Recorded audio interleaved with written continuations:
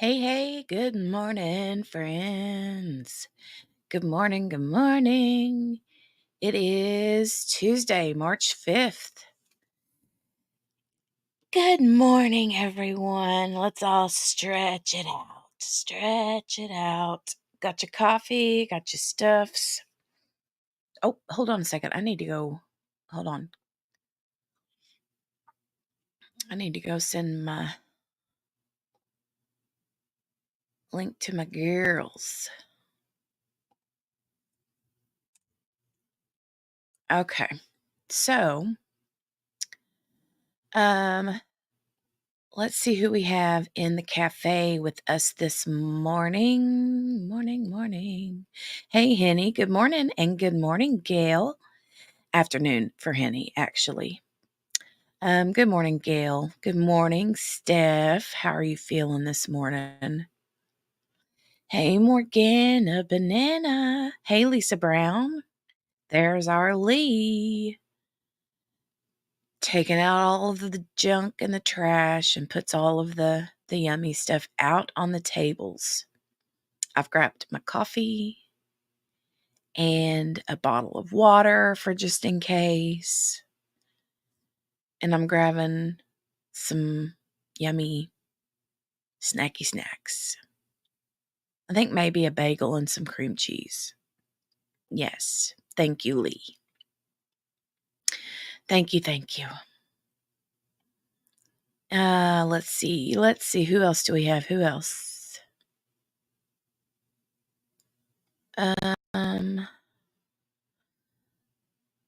Oh, let's see what Steph says. Henny, I'm so sorry about yesterday. I must have had it in top chat because I didn't see any of your messages until I got the replay. I wasn't ignoring you on purpose. I just didn't see the messages. Oh, no.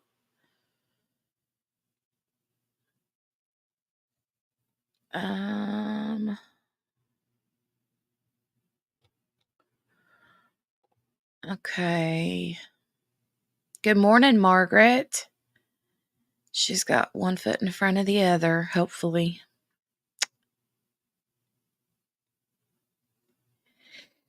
I'm yawny this morning. Good morning, Shirley.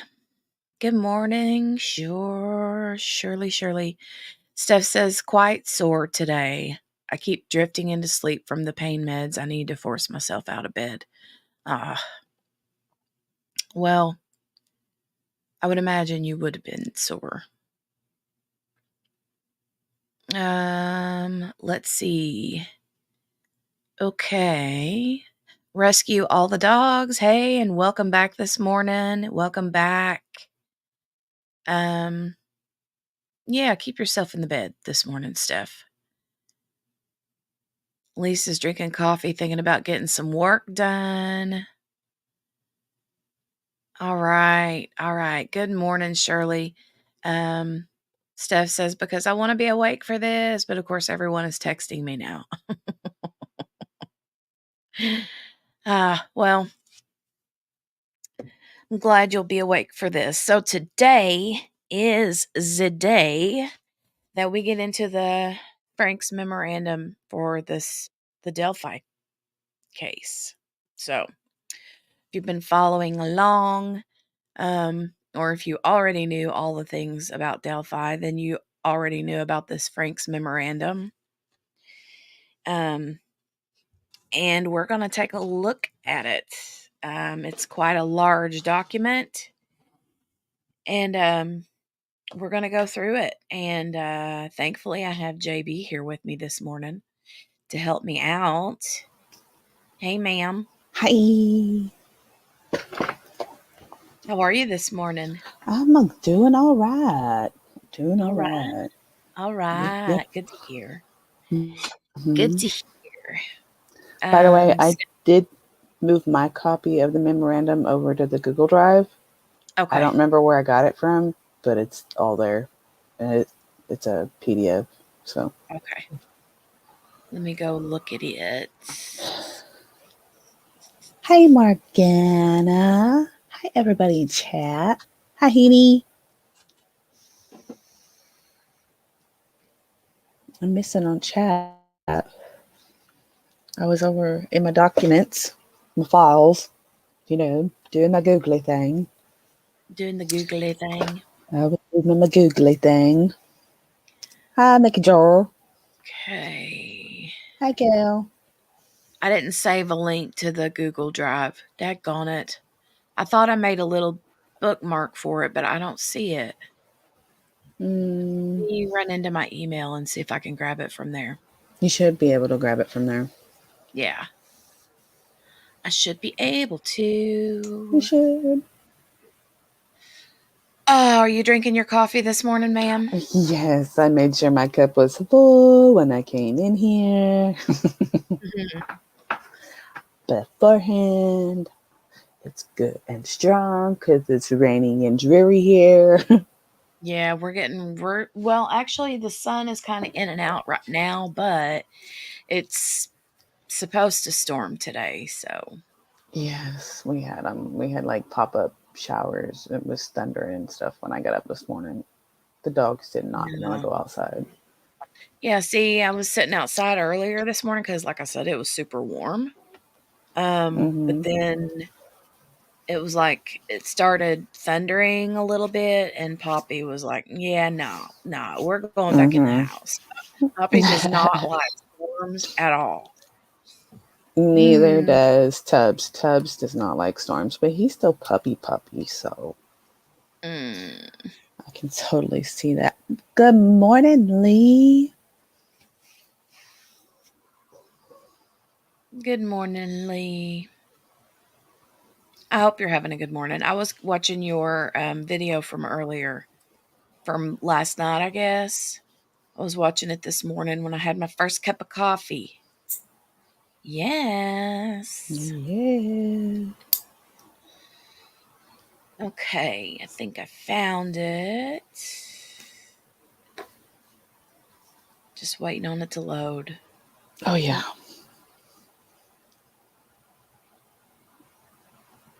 Okay, let me And click it's on it. down past December. And then you Yeah. should have it. Yeah, I found it. I just wanted to let me see.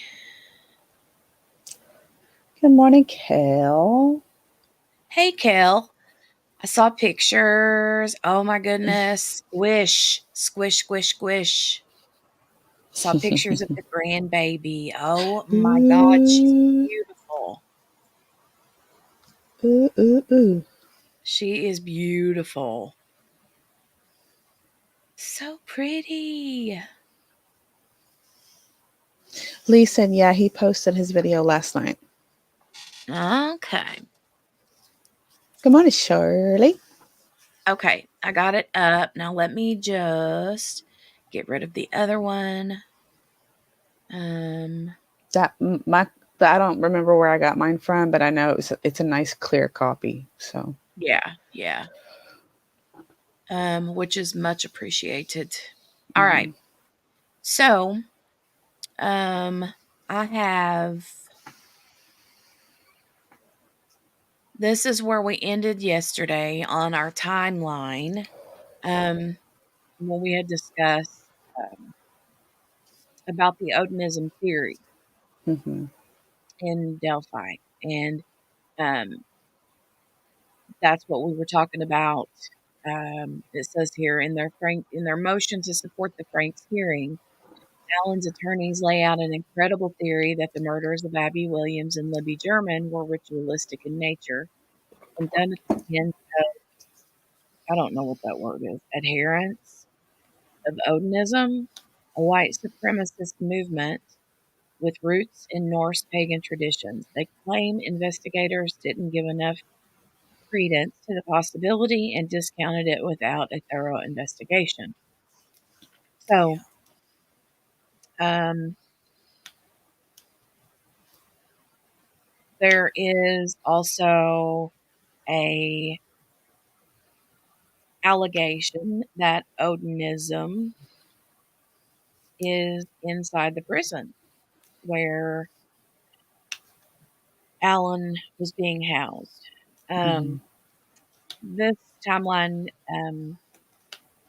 here says again, saying they feared for the safety of their client. Alan's attorneys claim guards at Westville Correctional Facility are followers of Odinism and have been tormenting and intimidating Alan in captivity.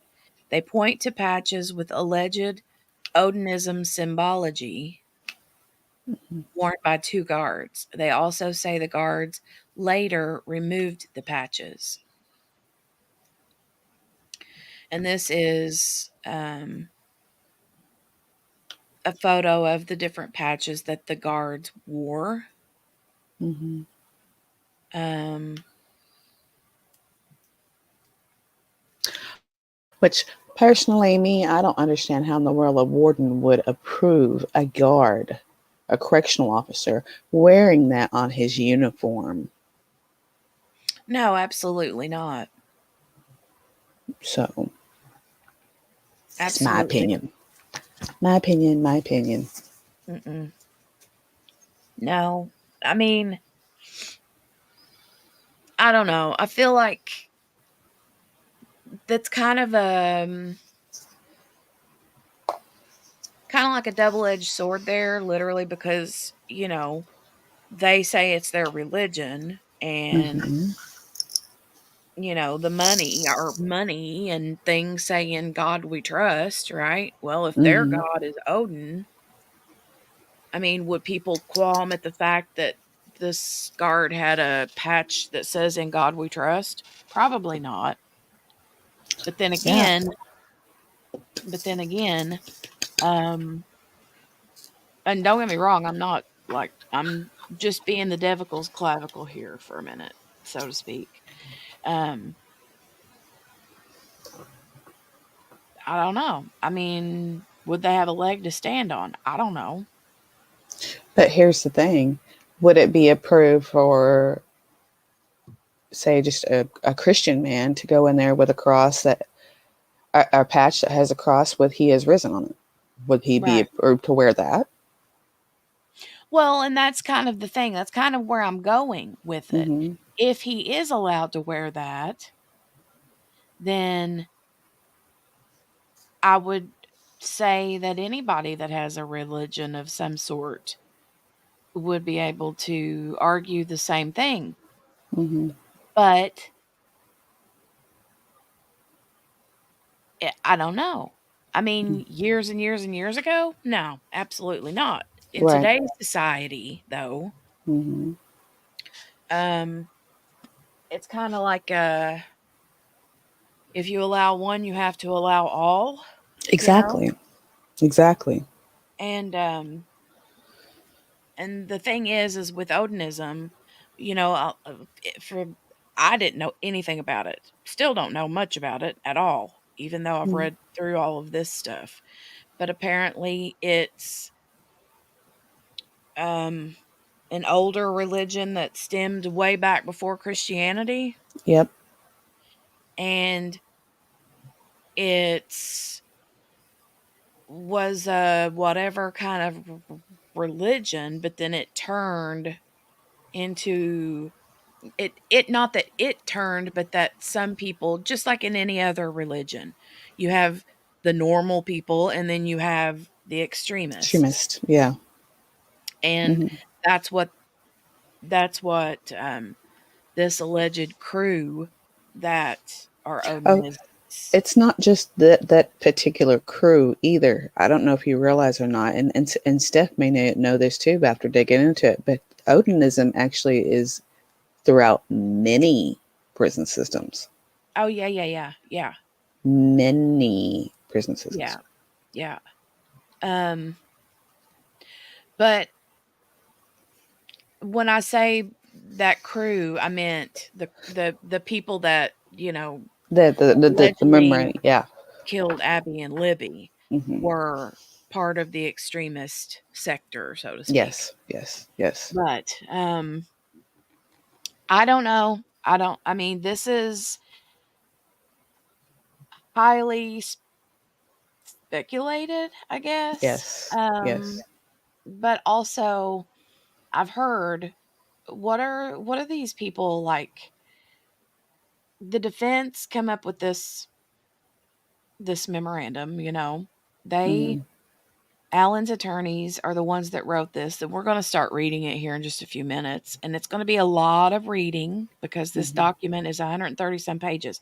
But there is so much information, so many details in this, about Hmm. the crime scene, about the girls, about the key players they feel like are involved in the actual murders, It's a lot of receipts, y'all. It's a and a lot lot of of receipts. receipts.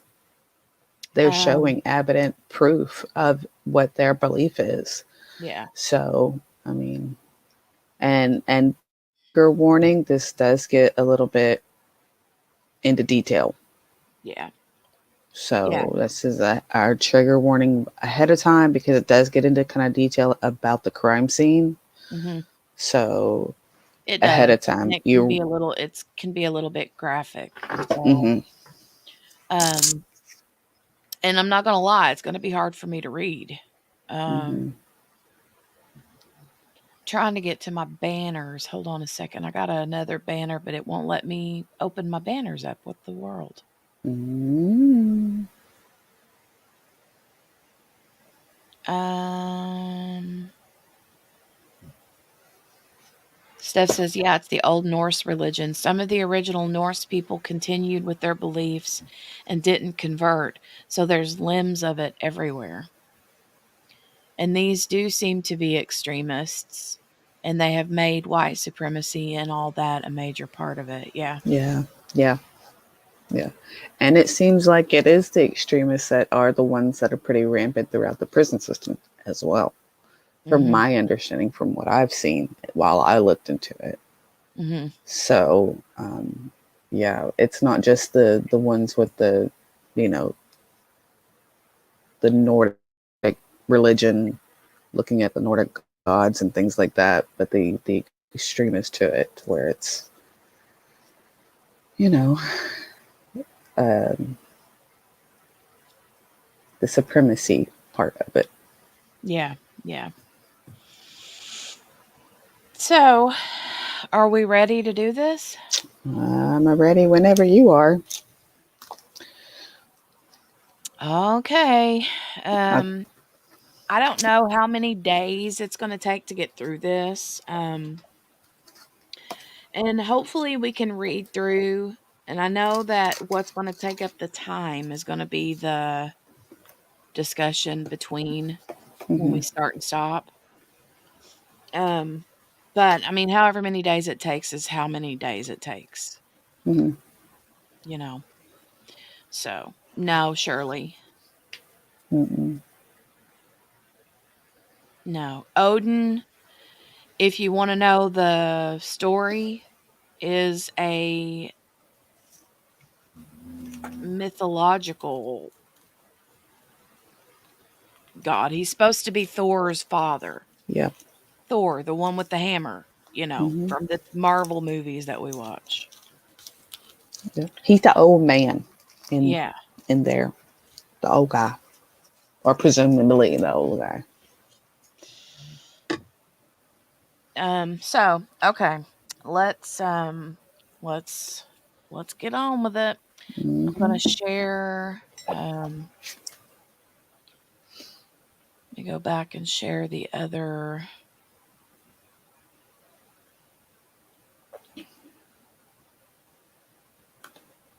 Make sure this is the right one. Yes. Okay.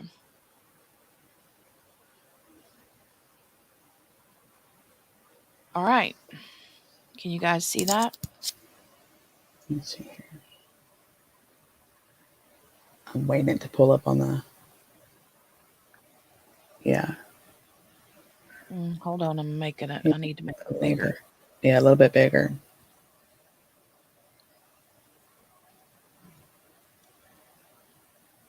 Is that good? There you go. Or was that the same? No, that looks pretty good. Okay, let me see what happens if I click it one more time. I don't think it's going to go much bigger than that. Mm-mm. All right. All right. So, um, this is a filed document. It was filed on September 18th, 2023 at 2:06 a.m. Mm-hmm. In the Carroll Circuit Court. And this is a memorandum in support of the accused's motion for the Franks hearing. And it says, comes now the accused Richard Allen by and through counsel Andrew J. Baldwin and Bradley A. Rossi, and files his memorandum in support of his request for a Franks hearing. Let me get a drink of coffee. Mm-hmm. I can already feel my throat being all hacky. Hold on a second. Hold on. I'm going to mute myself and get a drink and blow my nose real quick. I'll be right back. Mm-hmm. Lee. How long it takes will depend on how many food squirrels run by. Lee. Oh, He didn't lie. that's That's the true. truth. It is the truth. It is the truth. That's Okay. why I was So, giggling. introduction. Um, and it says one there. There's a little like notation there on the one right here. Mm-hmm. And the one down here, footnote. says, for the court's convenience, the defense has provided a glossary of names marked as Exhibit 125. This glossary provides an alphabetized list of almost every name mentioned in the memorandum, along with a brief description of their involvement. So, Mm-hmm. all right, introduction. Because the facts in this memorandum are dense for anyone not yet completely familiar with this case, the defense is providing this introductory section, similar to the syllabus that often precedes a long and complex U.S. Supreme Court opinion. The purpose of this introductory section is to provide the court a general understanding of what to expect concerning the facts upon which the defense will be relying and how those facts impact the legal arguments, before providing the necessary detail, minutia, and notation to the record that could bog down the court as it attempts to unpack the defense's arguments. The defense, therefore, will provide little attribution as to the source of the evidence in this introductory section, but will then provide proper attribution to the sources of the evidence throughout the body of the memorandum following the introduction. Mm-hmm. So basically, it's just saying we have receipts Mm-hmm. and source information of what we're going to be talking about, um, and that they will show the source throughout the body of the memorandum. So, Mm-hmm. all right. And then we have a table of contents. So they've got this memorandum like completely organized, which I Yeah. love, right? Yes. So we have the introduction, and then we have a table of contents. We have 8 things to know, which is where we're going to start. And then we're going to look at Odinism, Odinites, and runes, failure to pursue the Odinites' links, Odinites and Westville Correctional Facility guarding Richard Allen, Liggett concealed certain witnesses' testimony and falsified other witness testimony in order to prevent Liggett's bogus timeline from being exposed to Judge Diener. Mm-hmm. Evidence supporting these facts were needles in a giant haystack of discovery. And then the last part in this introduction is the 5-part breakdown of the memorandum.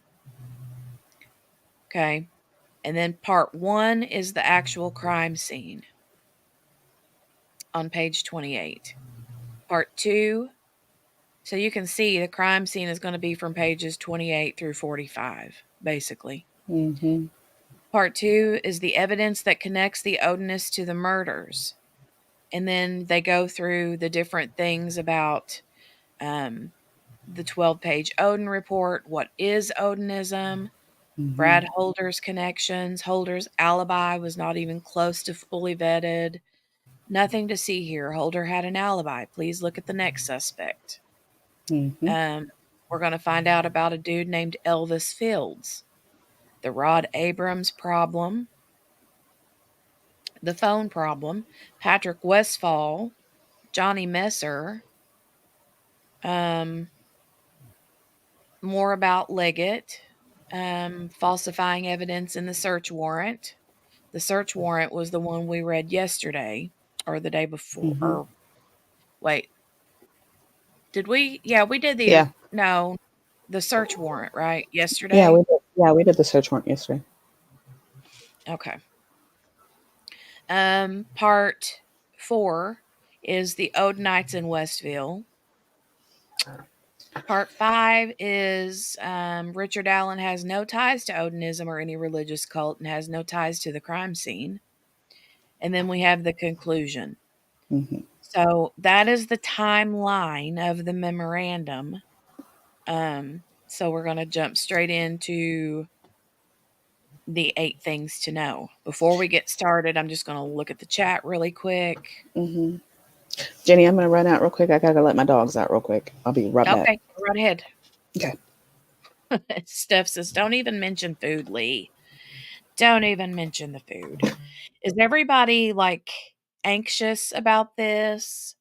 What are your thoughts? Are you like, this is going to be a bunch of hogwash, or are you thinking that there could potentially be like legit to this?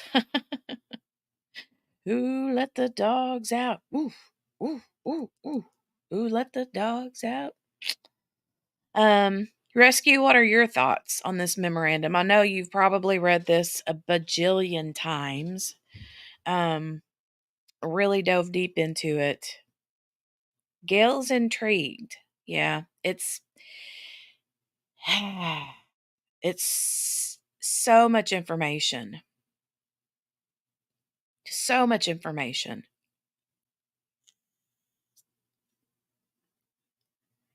I'm glad you guys are intrigued. Um, Rescue says the memorandum, though filled with errors, is compelling. What kind of errors do you think? I mean, what kind of errors are you talking about? I'm back, Jenny. Okay.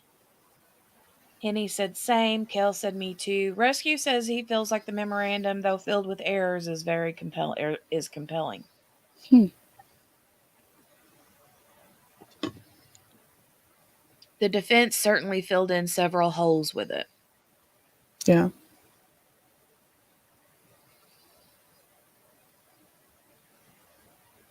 Well, from the time that it came out, this memorandum came out, like we said, September. So it's been out now for October, November, December, January, February, 5 months, 8 months? No, 5 months. going into 6 months. And so there's still a lot of debate going on. Mm-hmm. Like this memorandum was all anybody talked about, Yeah. and still are. I mean, like, people have gone from reading it, inspecting it, looking at it, and all of that into like deep diving every nook and cranny. Oh yeah. There's a lot of people that went real like we are deep diving on DIFL. They went like deep in just to this memorandum. Yeah, deep just into the memorandum, and that would Mm. be easy to do Mm-hmm. if you're a googly. You know what I'm saying? And so, I mean, I'm a googly, but no, I'm not like a JB googly. No. So, um, Shirley says, I think hidden gems are hiding in the details obvious, and it probably not hard to find if they just look without your feelings. Well, good assumption there. That's why I threw a fit about being here for this part. we Rescue says spelling errors, grammar errors. Sounds like it was written by a kindergarten law class. Okay, I gotcha. Yeah. Um, and I understand that. I do. I feel like it was maybe rushed. Yeah, it was. I think it was rushed. I mean, I feel like it was something they were working on for a long time, Yeah, but I I mean, feel they, like it was probably put together by a few different people on their team. yeah. Well, they may have been working on it for a while, and then they were like, "Oh, bam! Here's our opportunity." So they threw it together real fast. Granted, they may have had all the information for a while Mhm. and the abundance of it, but to actually put it together to present to court, there maybe have been rushed on that. That's just Mhm. my assumption. Yeah. Yeah. Yeah, I feel like that too. I feel like they saw an opportunity to, now's the time to do it, and we didn't think it was gonna come this quick, so now we need to do it now. Exactly. Oof. Oof. Oof. He helped write it as well? Mm. Wow, okay, I did not know that. Hmm. Mm, mm, mm, mm. Hmm. Eh. Might have to have Rescue, get with us. Rescue and, Pit Bulls. Poor pit Mm-hmm. bull. Shirley says, I didn't mean to have typos. That makes it worse. No, honey, I know what you meant. I knew what you meant. Look, English is not my forte, Shirley. Mhm. So I know how to dig into stuff, but I don't mean it's going to be grammarly correct. Right, right, right. Okay, so here we go. 8 things to know. Now we're getting into it. Hmm.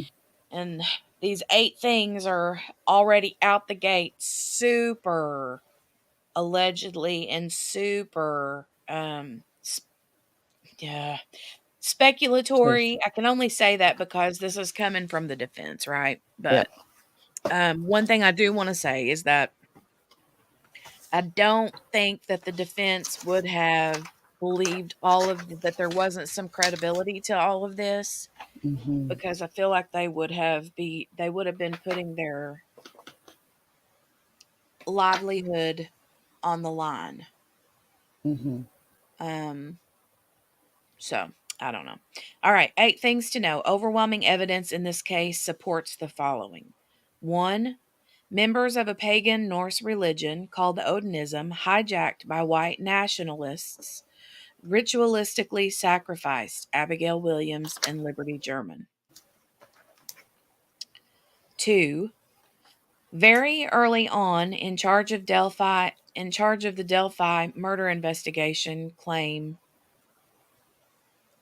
let me start that over. Very early on, those in charge of the Delphi murder investigation claimed that they consulted with a Purdue professor concerning what resembled possible Odinism signatures left behind at the crime scene. After the Purdue professor proclaimed, according to State Trooper Jerry Holman, that it was not Odinism or any type of cult worshiping or any type of group that would have conducted the crime, the Odinism angle was essentially abandoned. However, as of September 7th, 2023, which would have been about a week and a half prior to this memorandum coming out, the leaders of the Delphi investigation team, one, claim that they can't identify who this purported professor was.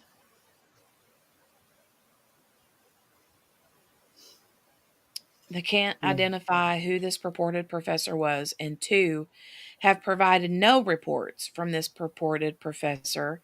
And three, have further indicated they may never be able to figure out who this professor is. Based in large part upon this mystery, Purdue's professor's opinion, the Delphi investigative leaders claimed that it essentially abandoned considering Odinite involvement in the murders. And then the years passed: 2018, 2019, 2020, 2021, 2022. Thankfully, during those passing years, law enforcement officers Kevin Murphy, Greg Ferenczi, and Todd Click continued to pursue the truth. Because of their curiosity and investigative efforts, the evidence establishing the names of the likely murdering members of this Odinite cult became known to the Delphi investigative leadership no later than February 2018. Due to either incompetence or a concerted intentionality, those in charge of the investigation refused to arrest or even properly investigate these obvious suspects. Okay, so I want to stop and chat. Hmm. Um, so we start out up here on the Purdue professor, right? Right. Right. It says again, I'm just going to kind of read this and then chat about it for a minute. Very early on, those in charge of the Delphi murder investigation claimed that they consulted with a Purdue professor concerning what resembled possible Odinism signatures left behind at the scene. Hmm. After the Purdue professor proclaimed, according to State Trooper Jerry Holman, that it was not Odinism or any type of cult worshiping or any type of group that would have conducted the crime, the Odinism angle was essentially abandoned. Mm. So, according to State Trooper Jerry Holman, this Purdue professor and the investigation team said that this Purdue professor proclaimed that it was not Right. Odinism Right. Right. or any type of cult-ish Right. thing. So I'm assuming that the investigators and that um, are this investigation team. Is it like the defense's investigators, the prosecution's No, this investigators? this would be the prosecution's investigators that did it originally, because this is what they're proclaiming originally. Right, right, right. That's what I'm saying. Yeah, And so, I'm just trying to show that this is, you know, they the literally had like same. one guy look at it and say nope. Well, but who's the guy? And so Exactly. whenever they go to trial, Hmm. and you have someone saying, "Oh, this wasn't a cult that did this," Hmm. and the defense is saying this was totally a cult that did this, then so what they were doing was trying to shut it down. They were trying to Exactly. shut the whole cult thing down, but then when questioned about it, oh, well, we don't know this. The prosecution says, "Oh, well, we don't know who this professor was, and we don't know where he's at. We don't." And then they say, one says they claim they can't identify who this purported professor was. They have no report from this purported professor, and they may never, it says, have further indicated they may never be able to figure out who this professor is. Exactly. So they didn't get a name, they didn't get a report, like who was the person that talked to them to begin with. Exactly. And the thing is even in a case like this, that kind of information is privy to the defense. So that should have been readily available for them to review. But if there's nothing there, what are they going to review? Oh, you just word of mouth. Okay, Mhm. no, that don't fly like that. Okay, so Rescue says Professor Turco was the expert. All right, so here's my questions. I got a couple of questions, Rescue. Why couldn't they ever find out who that was to begin with? Were they lying and trying to cover up that they did talk to someone? Or was it because Professor Turco actually said that it was and they didn't want that to come out? And by said that it was, I mean, agree that it did the professors, because I thought I read somewhere maybe in this memorandum that there was a professor that actually said that they did agree that it was a cult thing. Okay, there, there she comes. There they come. I say the overall feeling was that the investigations were playing dumb into the last minute. Then they gave his name. Okay. There you go. So it wasn't There until you after the memorandum came out that they go, "Oh, wait, here he is." Which, again, defense is privy to all that information. Mhm. So, yeah, Well, they're supposed to be, exactly. but in this case, they weren't privy to it, you Yeah, know? yeah. His name came out within a couple of days of the memorandum. Okay. So,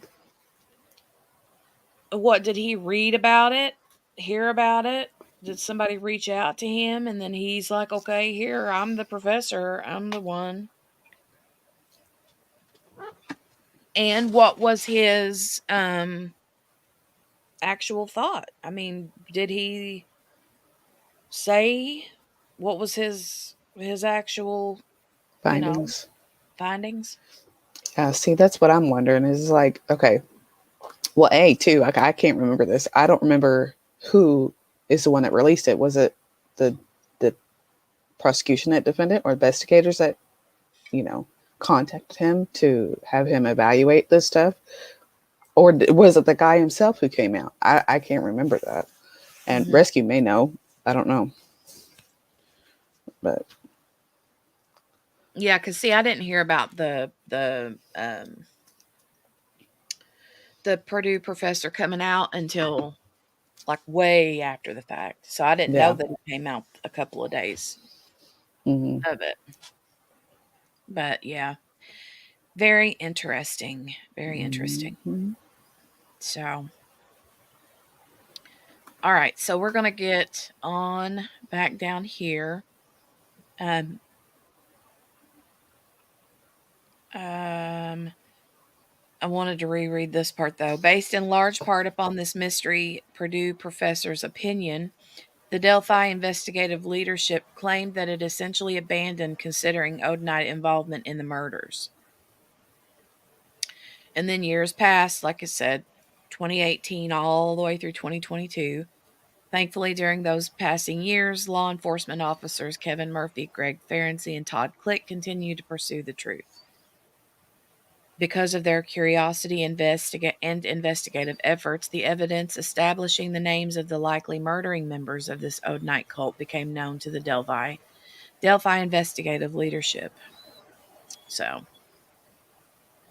okay, on May 1st, 2023, the state of Indiana, by way of prosecutor Nick McClelland, received a letter from former Rushville Assistant Police Chief Todd Click, now retired.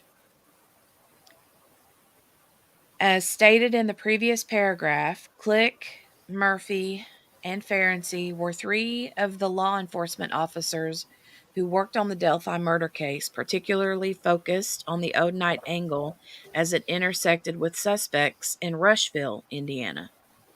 After reading Richard Allen's probable cause affidavit, Click became concerned that the information contained in Richard Allen's affidavit pointing the finger at Richard Allen was far less compelling than the totality of the information that Detective Ferenczi, Detective Murphy, and Officer Click had accumulated during the Rushville portion of the investigation. The information that Murphy, Ferenczi, and Click had gathered during their investigation connected men who practiced Odinism in or near Delphi with another group of men who lived in Rushville, and then connected both groups of men to the murders. So, what this is saying is that um, the information that they had gathered, they had basically led them to people in Delphi, and that also there was connections in Rushville. Yeah. So you have, I don't know how far Rushville is from Mm. Delphi, but I don't think it's that far. I think they're pretty much like neighboring towns or cities. Stand by. Um, but let's see.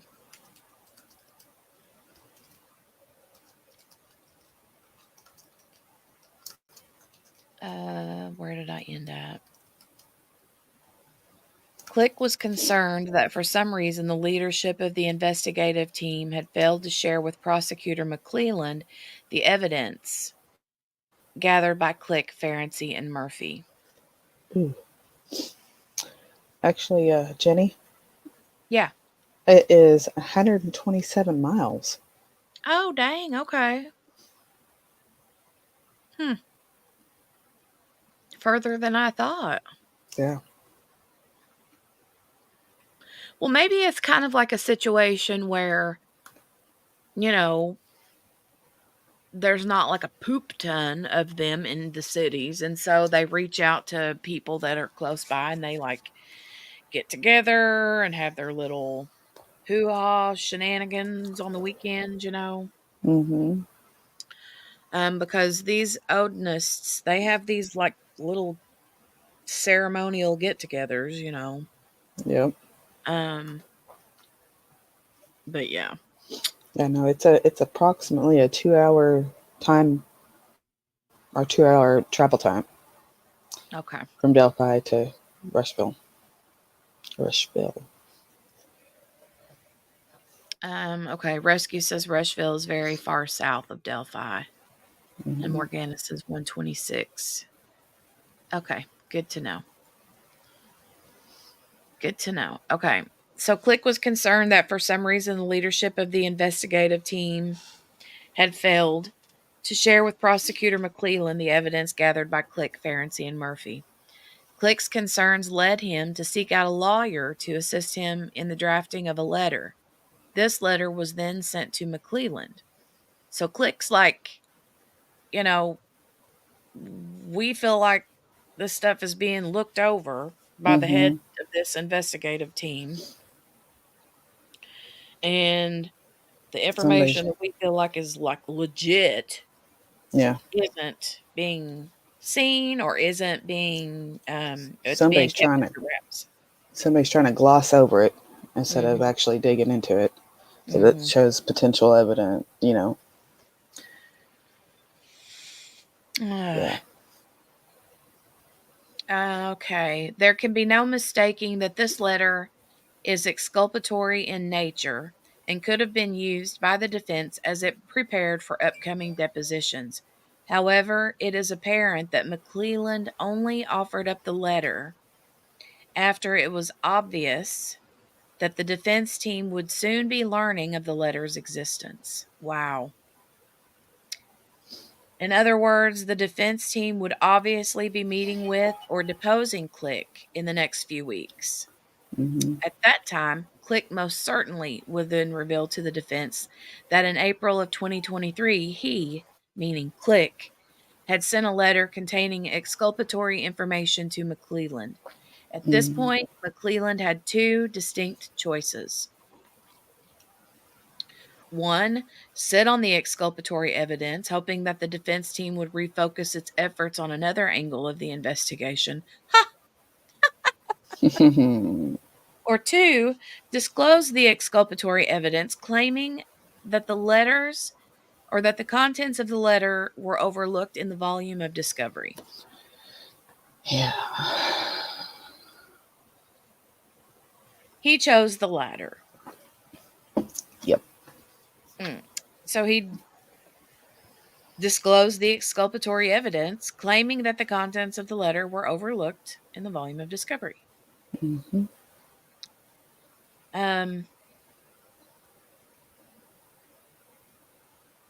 he chose the latter. Unfortunately for the state, neither approached, or wait, unfortunately for the state, neither approach explains away the fact that Click specifically directed the letter to McClelland himself, and further, Click was so determined to ensure his information was consumed by McClelland that he directed the information directly to McClelland via certified mail. Mm-hmm. Okay. The letter is stamped, received May 1, 2023, Carroll County Prosecutor. Click's report landed at Ground Zero, a prosecutor's office with no more than 2 full time prosecutors and a handful of full time staff members at best. Could this exculpatory evidence have been completely overlooked? Not plausible. No. No, not plausible. Mm-mm. Mm-mm. I don't Um, see how in the world they could say it would be because, I mean, yeah, they were probably ciphering through tips, but to get something where it's certified directly to that office, that means somebody had to sign for it and go, oh, wait a minute. This is from so and so. mhm. There ain't no way. Ain't no way. Steph, what do you mean here? She says, hell is sus if it ends up being Alan.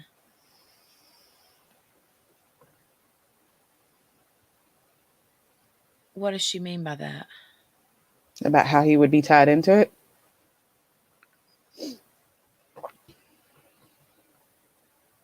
Mm, I don't know. we're waiting.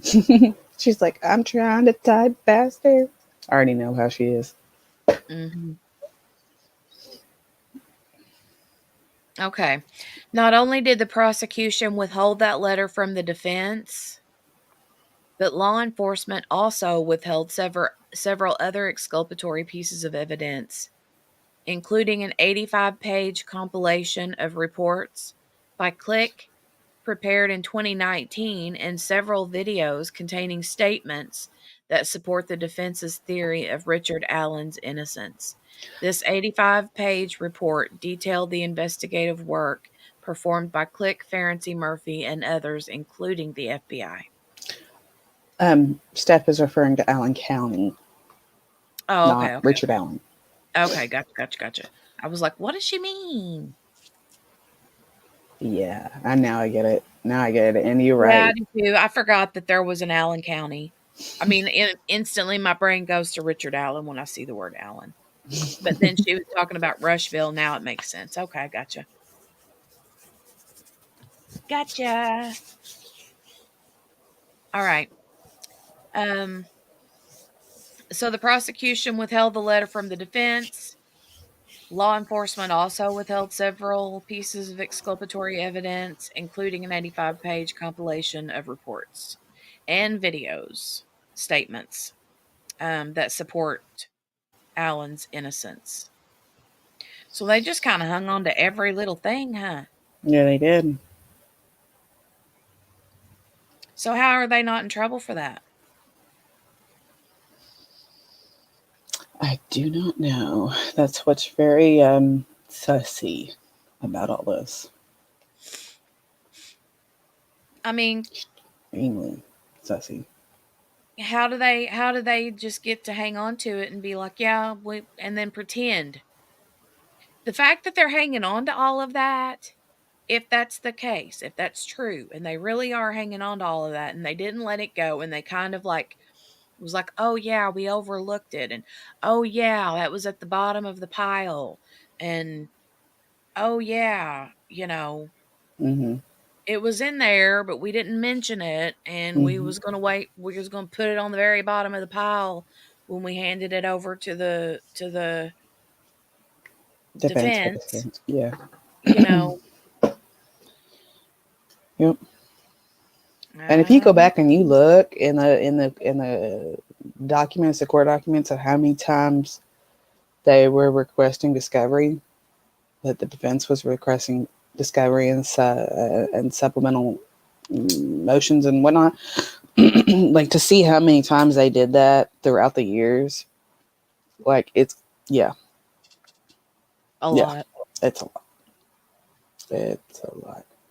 I was actually looking at his, case file, or not file, Hmm. but his case, like, docket, Yeah, not yeah. whatever you wanna The call it. breakdown of every yeah. Yeah, and it was like boom, boom. I mean, I scrolled forever and Hmm. ever and ever, and it's just good grief. Hmm. Um, all right, so we start back here. According to the summary of Click's investigation that he attached with his letter, the Behavioral Analysis Unit of the FBI determined that the individual or individuals responsible for the homicides were involved in Nordic beliefs. Mm. Now, this is what you have right here. Okay. According to Click's investigation that he attached with his letter, it says the Behavioral Analysis Unit of the FBI determined that the individuals responsible for the homicides were involved in Nordic beliefs. Hmm. So that's not saying the FBI thinks it's possible. They're saying the FBI determined that they were responsible. The That was person's responsible. the FBI's Yeah. factual findings.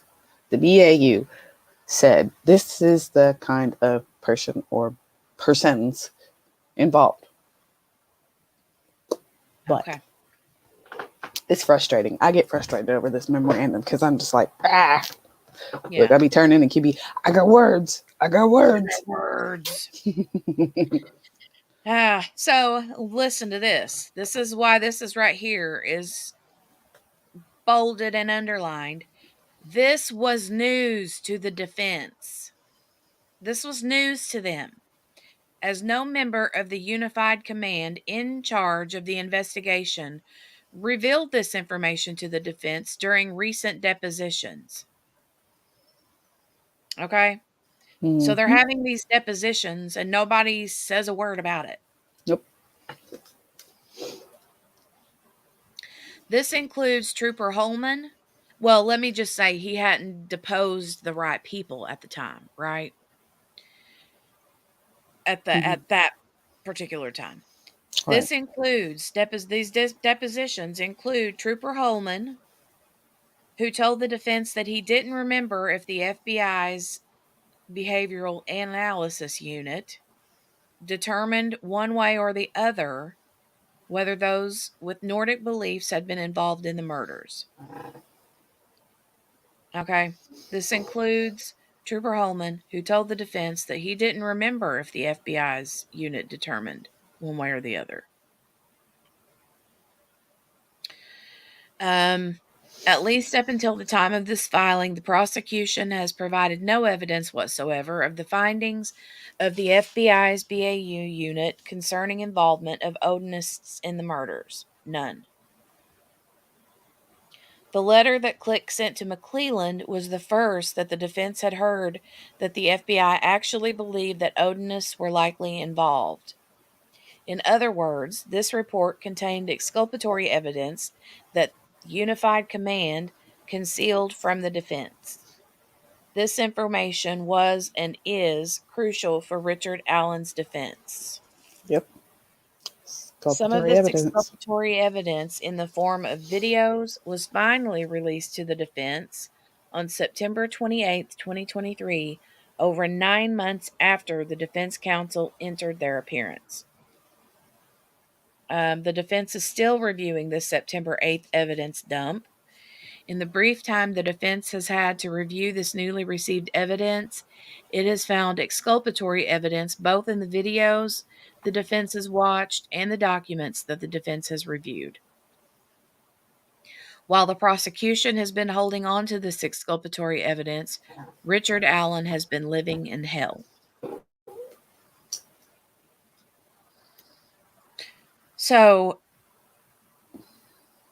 you just Yeah. have all of these key players, and I don't like have the list off the top of my head. Maybe JB does, because she's good at that kind of thing. But the list Dropping of stuff. key players who knew about this and just kept it shushed about the evidence, about the FBI saying, "Oh well, yeah, that's for sure culty." You know, this is culty AF, basically.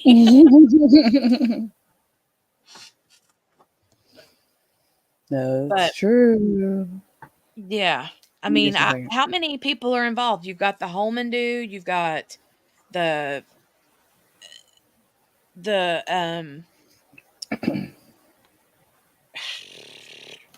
I don't know. Give me just a second. I'll pull it up here in just a second because remember they listed it in that exhibit list.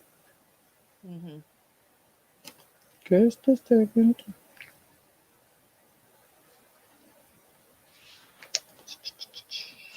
There's a bunch of people, I believe, or several at least. Well, you have like Liggett, Mm-hmm. whether or not like Tobe Lesenby was involved, not involved, but like knew things, Mm-hmm. um, and didn't say anything, or if he's like, yeah, I mean, because he's the sheriff, or I don't know if he was the sheriff or he was just a sheriff at the sheriff's department, or was he the actual sheriff? I forget. Who's that? Lesenby.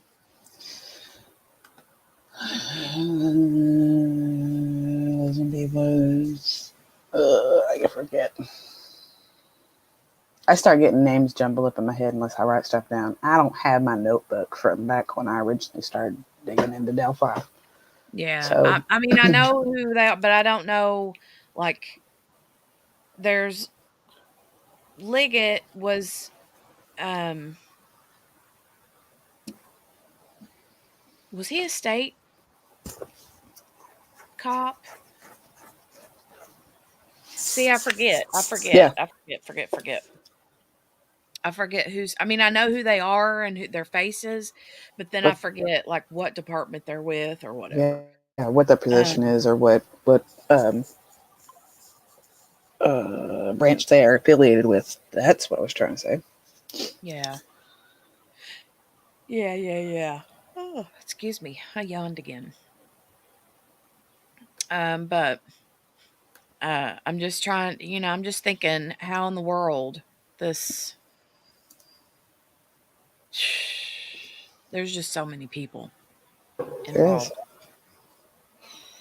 Let me see, where did I end? I ended right here. Okay. Yeah, lastly. Lastly, the evidence will show that the week of August 28th, 2023, prosecutor McClelland and state okay, so okay, Holman is a state trooper.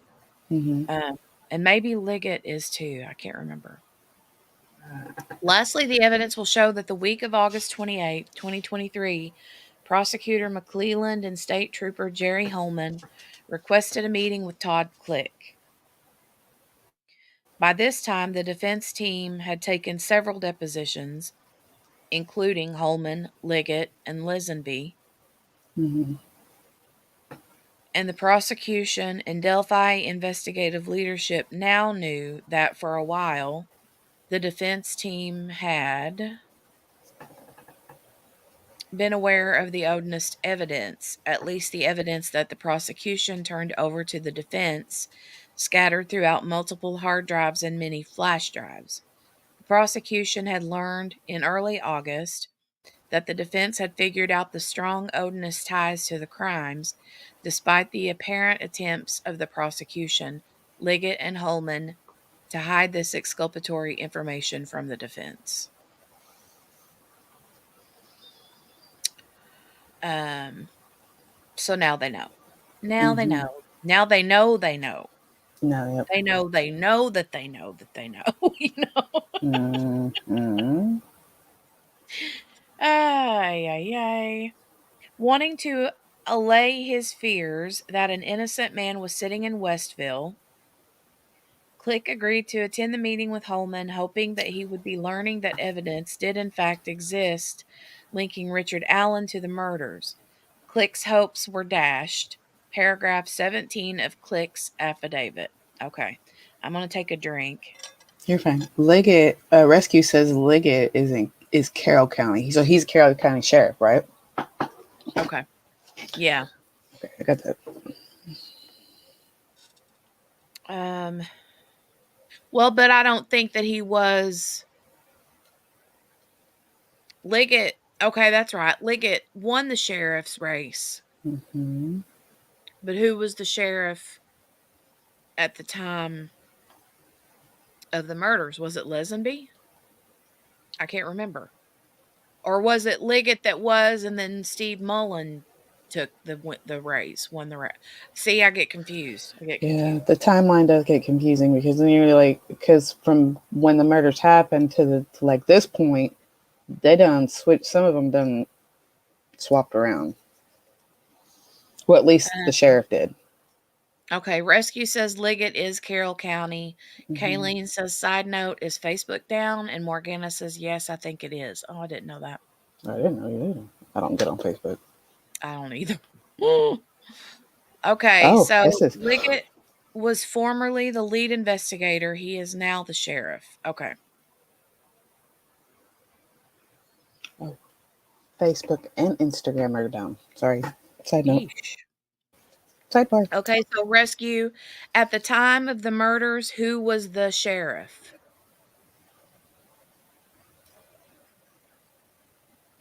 And then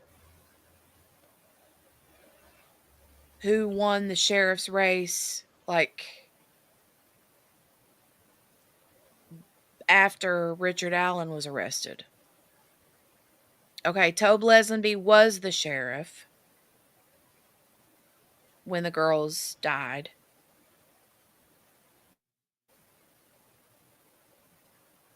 Okay.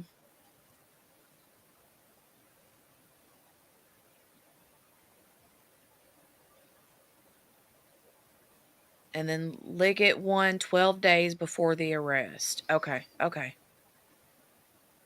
All right, I'm writing all this down. That way we could try to keep it straight. Gotcha. And then Mullins, Steve Mullins. Yeah, Steve Mullen became.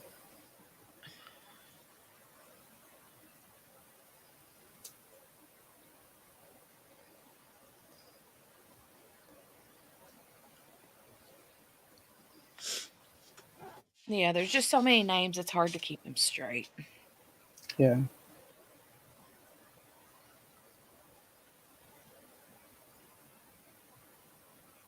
I gotta go back and look at this. Oh, I know I wrote some stuff down about Mullen. Okay, I'm turning my bus alarms off so they don't bust our eardrums.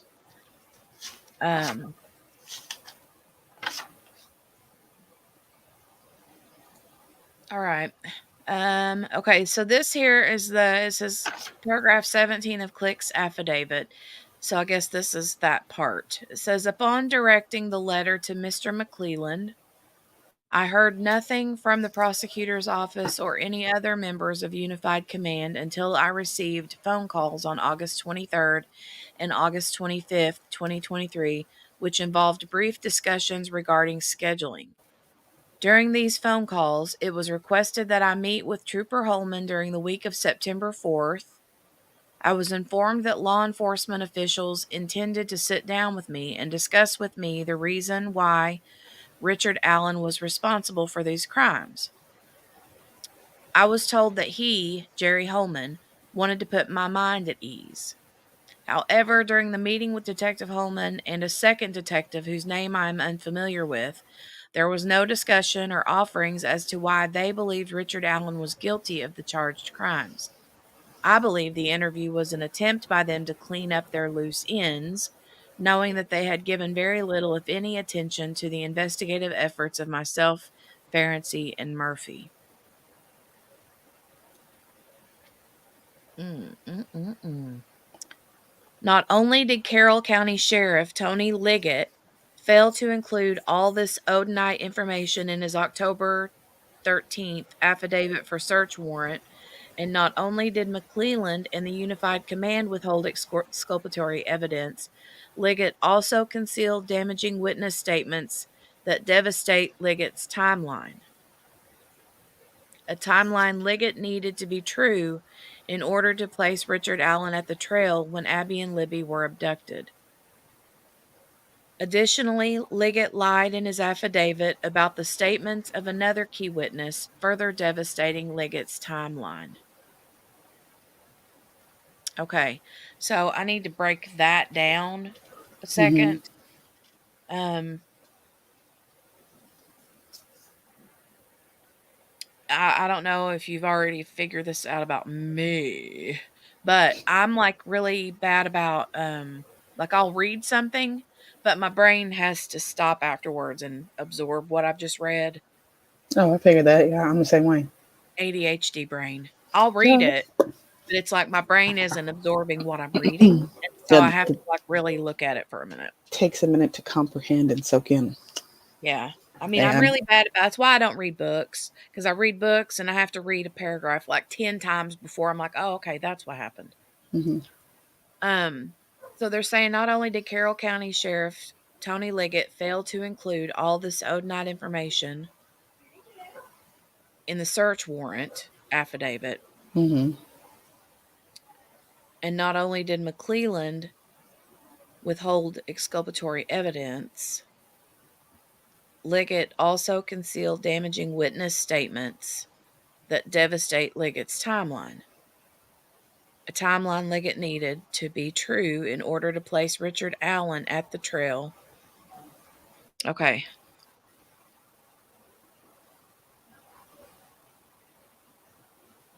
So is it saying that basically Liggett what Liggett's statements or what he let into the timeline actually like untied what he tried to tie up? Yeah, there were some witness statements that didn't really align with the chosen witness statements that were put in the affidavit.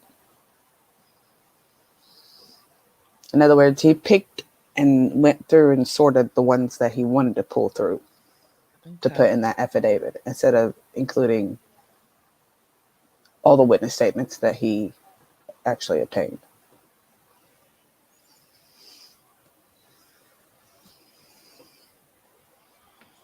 Okay. I see what you mean. He cherry picked. Pretty much. Mm-hmm.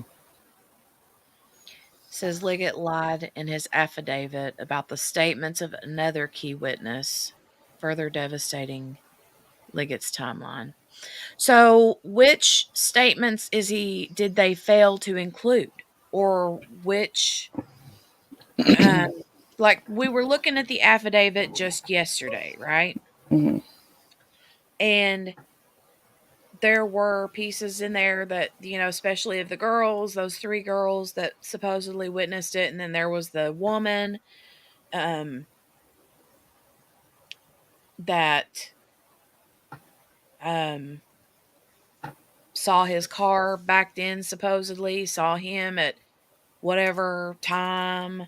um so yeah, and I know that one, either pit bulls or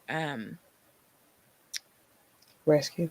rescue, had put, I think it was pit bulls, that said something about the one chick, the Teresa something. Mm-hmm. Yeah. She has ties in with it too. And I think that might be the one that was lied about. Okay. Okay. All right. Well, I'm going to hold on just a second. Let me go check my phone real quick. Let me send a text to Eli's bus person. Mm-hmm.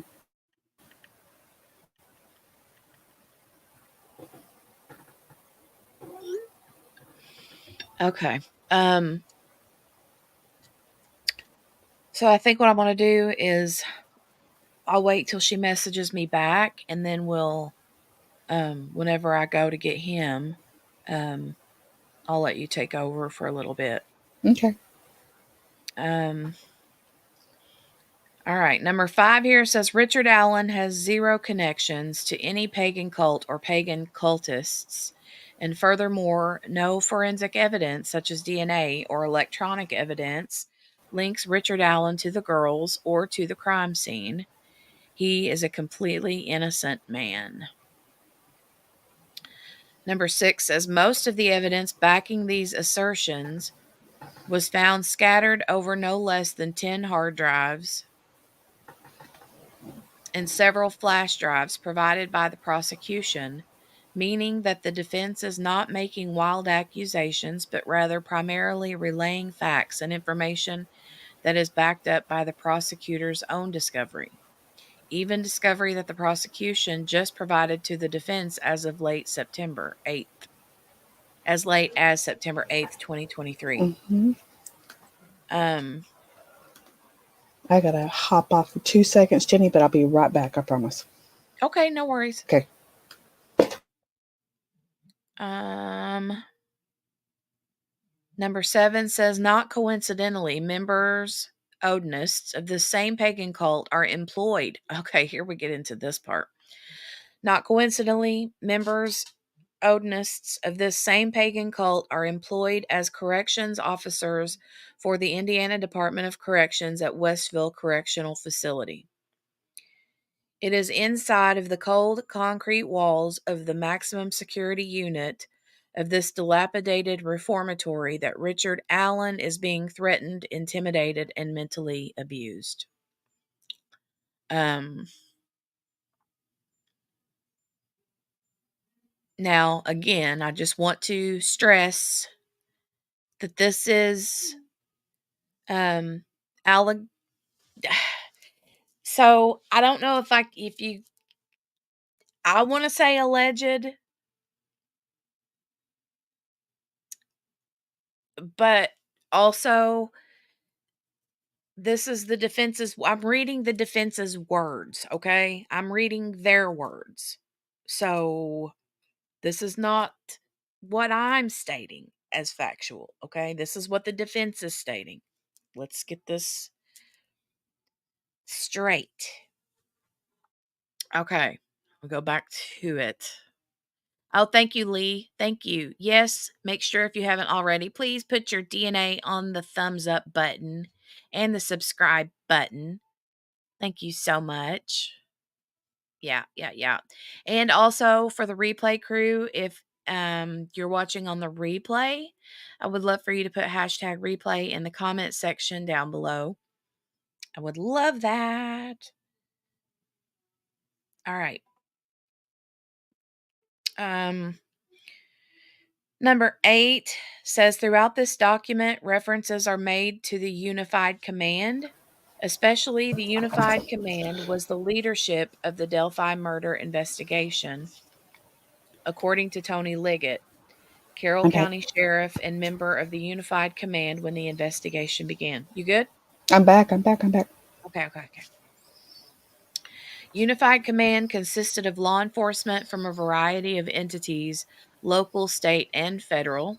Unified Command were overseers of the entire investigative operation. According to Liggett, the members of the Unified Command are/were from Carroll County, Tony Liggett and Kevin Hammond, and from the state police, Jerry Holman, Jay Harper, and Dave Vito. From the FBI, Rich Davies. So these are the people that make up the Unified Command, right? Mm-hmm. And again, it says here, references are made to the Unified Command. This is the leadership of the Delphi murder investigation. So these were the main leaders of the people investigating this whole story. Mm-hmm. All right, Odinism, Odinites, and runes. All right, dear, I'm going to let you take over from here because Okay. they're about probably about 10 minutes out from me right now. Okay. Not a problem. So I'll let you take over. And even though you can't scroll, Yeah. um, I got my oh, copy up here. Oh, we got oh, somebody. wait. We have Morgana. Morgana. Hey, Morgana. You're muted, Hi. Morgana. Yeah, you're muted. Don't hit the Don't hit the camera button. Ooh, robot. Hi, robot.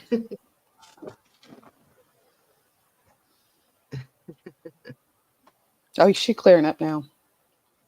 Is she? Mm-hmm. Oh, am I? Oh, this Yeah, a weather. little bit. All right, I'll be right back. They're on their way here. I'll see you Okay. in just a few minutes. I'm going to All right. read. Hi, Morgana. Hi. So am I robot or not? No, you cleared up now. Okay, good. Yep. All right. Yeah. Odinism, Odinites, and runes.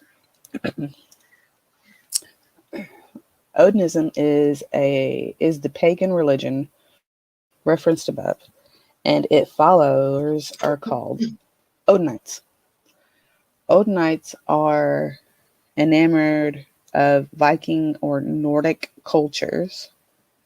Evidence supports that the crime scenes these murdering Odinites left behind various signatures, symbols in the form of runes. These ruins were 1. Formed with sticks, 2. Fashioned with tree branches, and 3. Painted using the blood of Liberty German. Sticks and tree branches were deliberately, carefully, and proficiently placed on each girl in a certain arrangement mimicking certain ruins. At least one of the branches appeared to have its ends cut off cleanly by some type of tool like an electric saw, providing proof of preconceived plan. I think I lost Morgana. I did. It's okay. I just keep reading. All right. Additionally, the blood of Liberty German was used as the paint to mark a tree with a rune that looks similar to the letter F. With a simple Google search, these runes would be identifiable as to one of the many calling cards of this pagan religion cults. Yet law enforcement in charge of the Delphi investigation seemingly and quickly abandoned the obvious correlation between the crime scene and Odinism.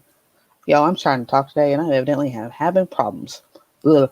Anyways, despite an obscene amount of evidence linking Odinism to the crime scene,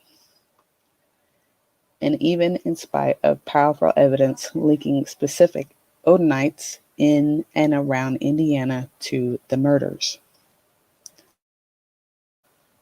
Also, the court will learn in his affidavit of a search warrant that Sheriff Liggett failed to inform Judge Diener that nothing, absolutely nothing, links Richard Allen to Odinism or any religious cult.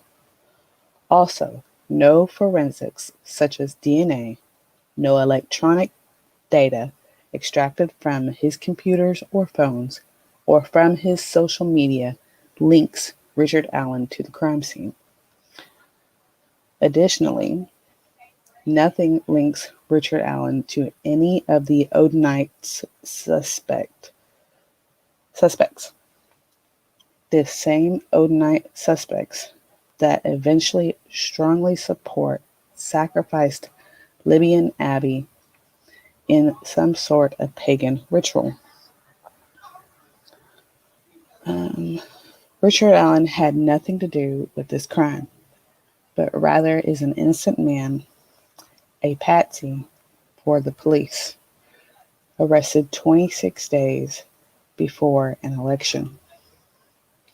Failure to pursue the Odinist link. Law enforcement failed to actively pursue the obvious link between the crime scene and Odinism. Is confounding. It is even more confounding when days and weeks after the murder, a particular Odinite from Logansport named Brad Holder posted on social media images mimicking the very ruins found at the crime scene. A crime scene unreleased and unknown to the general public even to this day. Who was Brad Holder? He was an Odinite whose son, Logan, had been quote-unquote dating Abby. Brad Holder's social media posts seemingly taunted the very police that refused to fully investigate him. The defense believes that the court will be shocked at the number of clues or Easter eggs, both before and after the murders, that Holder openly posted on his Facebook page that pointed the finger to his involvement in the murders. However, a fact that is simply mind-blowing to the defense is that Brad Holder was never considered a suspect in the murders of Abby and Libby. State Trooper Jerry Holman, one of the law enforcement officers in charge of organizing and investigating the Delphi murders, claimed in his August 10, 2023 deposition that Brad Holder was not really even ever a suspect.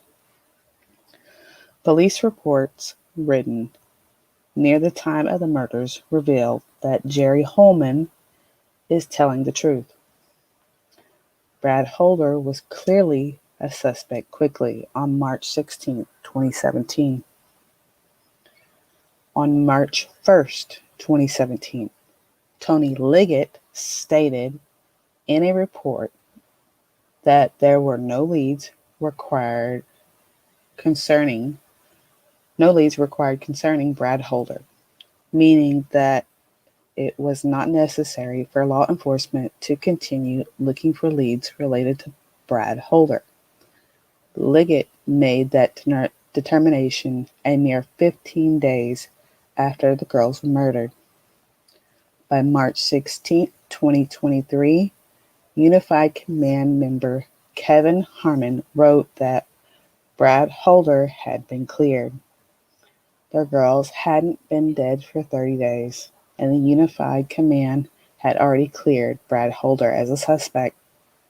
Unified Command had already cleared Holder as a suspect within 30 days, knowing that Brad Holder's son dated Abby.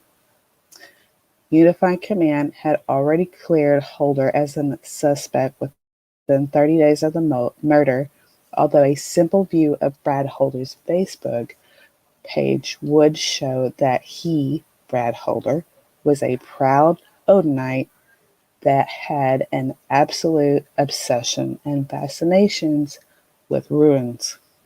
Police knew, or had to know, that the ruins had been left at the crime scene.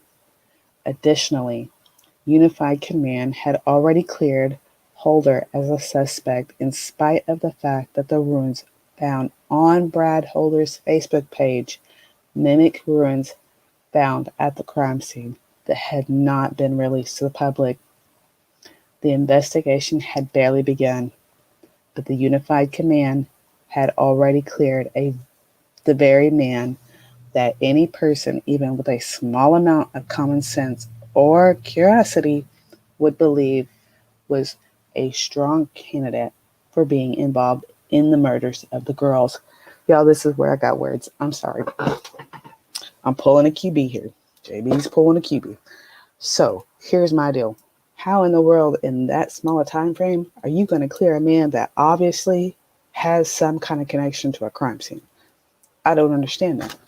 Because if he's pulling and posting pictures of ruins that are an identical simulation to the ones that were at the crime scene, how does that not tie in together? They supposedly weren't released to the public. They still, to this day, supposedly aren't released to the public. So, yeah.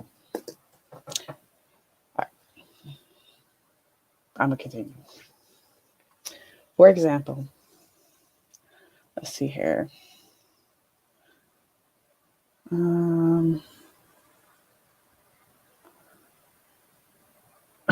Morgana, it's okay.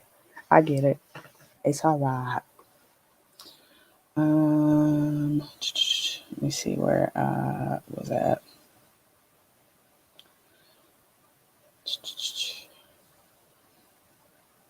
All right. For example, the court will also learn that the Unified Command was aware of a very disturbing image on Brad Holder's social media account that actually mimics the crime scene. On April 12, 2017, Trooper Joseph Ryan Winters received a phone call from a man in Georgia named Ryan Boucher, who had discovered disturbing images in Brad Holder's social media account. Having somehow learned that Brad Holder's son, Logan, had dated Abby Williams, Mr. Boucher began reviewing Brad Holder's social media history. One of the images viewed on Brad Holder's social media account was an image of two women, either dead or posed as if they were dead, on the ground in what appeared to be in a forest. Both women had tree limbs and sticks arranged on their bodies.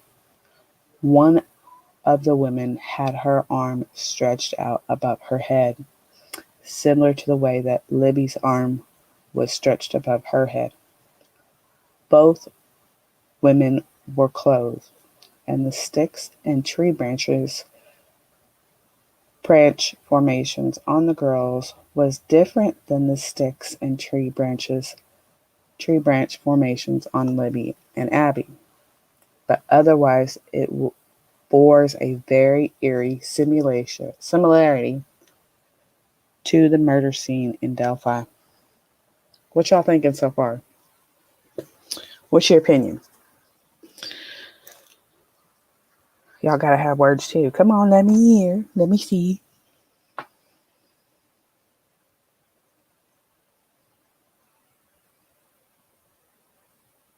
What do y'all think so far about Brad Holder and how they have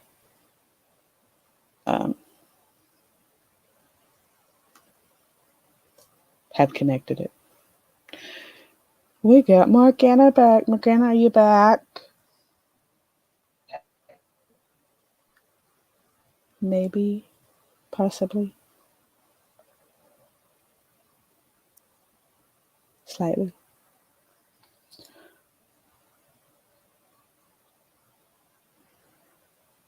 Yeah, I agree, Steph. This is more obvious than Richard Allen admitting to wearing the same clothes as Bridge Guy.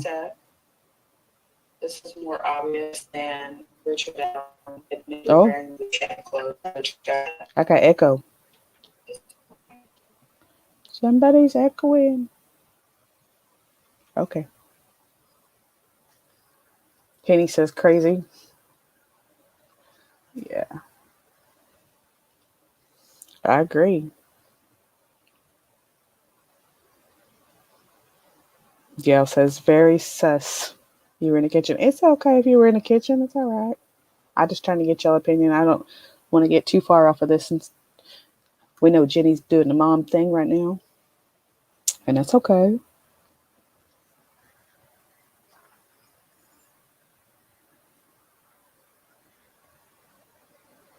So, all right, I'm going to keep going.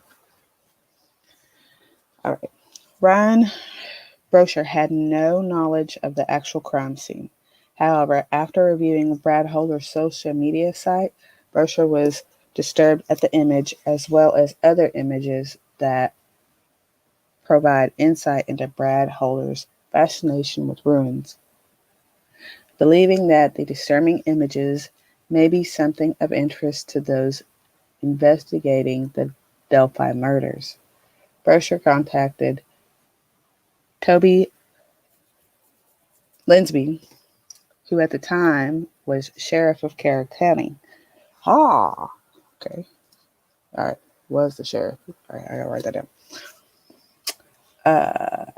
Linsby quickly rebuffed Brosher, telling Brosher that Holder was not a suspect.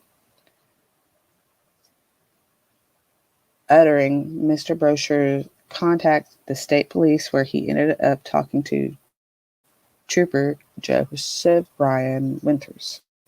After their conversation, Winters memorandized the interaction and placed the image provided by Brosher into a Dropbox account. After creating the report, Winters then discussed his findings face-to-face with Jerry Holman of Unified Command. The body of this memorandum will provide details of that interaction. In his report, Winters requested law enforcement to re-interview Brad Holder. The defense does not believe Unified Command ever followed up on Winters' request. It should be noted that the disturbing images found by Brosher in Georgia and placed in a Dropbox by Winters were not and still have not been provided to the defense. In his recent deposition, Winters said that he had attempted to locate the images but was unable. However, because of the potential importance of these images to Richard Allen's case, the defense team located Brocher and then traveled to Georgia to meet with him. Those images are now in the possession of Richard's defense team, who then provided these images to law enforcement.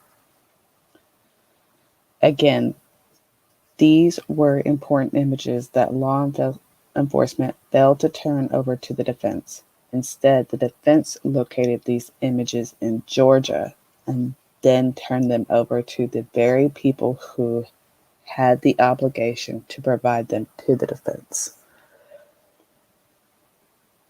Unified Command, which include Tony Liggett, who drafted the affidavit for the search warrant, was fully aware of the mimicked crime scenes on Brad Holder's social media, as well as other posts that mimicked the exact ruins found at the crime scene, but failed to do anything about it, and failed to inform Judge Diener of the obvious suspect, Brad Holder, and all the evidence that exists against Holder, making him a prime suspect. Let's see here. I'm back.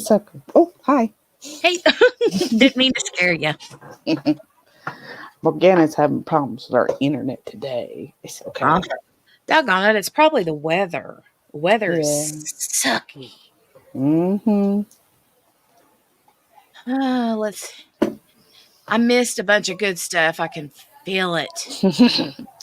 The introduction of Brad Holder. Oof. But yeah.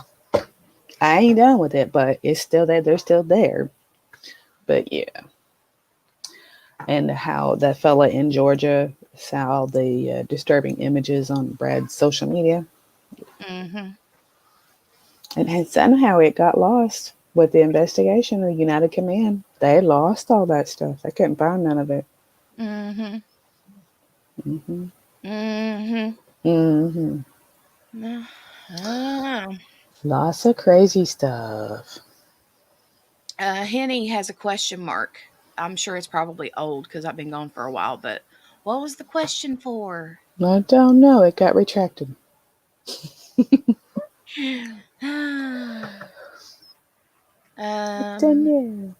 Sorry, I'm just catching up on comments. Oh, you're good. Internet is wonky today. I think QB sent me her signal. Lee says, "Hey Jenny, to go off topic for a second. Are you having issues with IG loading? I haven't been on IG since earlier this morning. I haven't tried since we've been live. So I've been live an hour and 45 minutes. I have no idea. I haven't tried it. My local news came out just a few minutes ago saying that Facebook and IG are down right now. So I bet the internet's completely freaking out. Mm-hmm. I bet X is going crazy. Probably. I bet it is. Oh, Henny said it was a typo. LOL. Okay. Yeah, sorry, Lee, but everybody else is saying IG and Facebook are totally screwy today.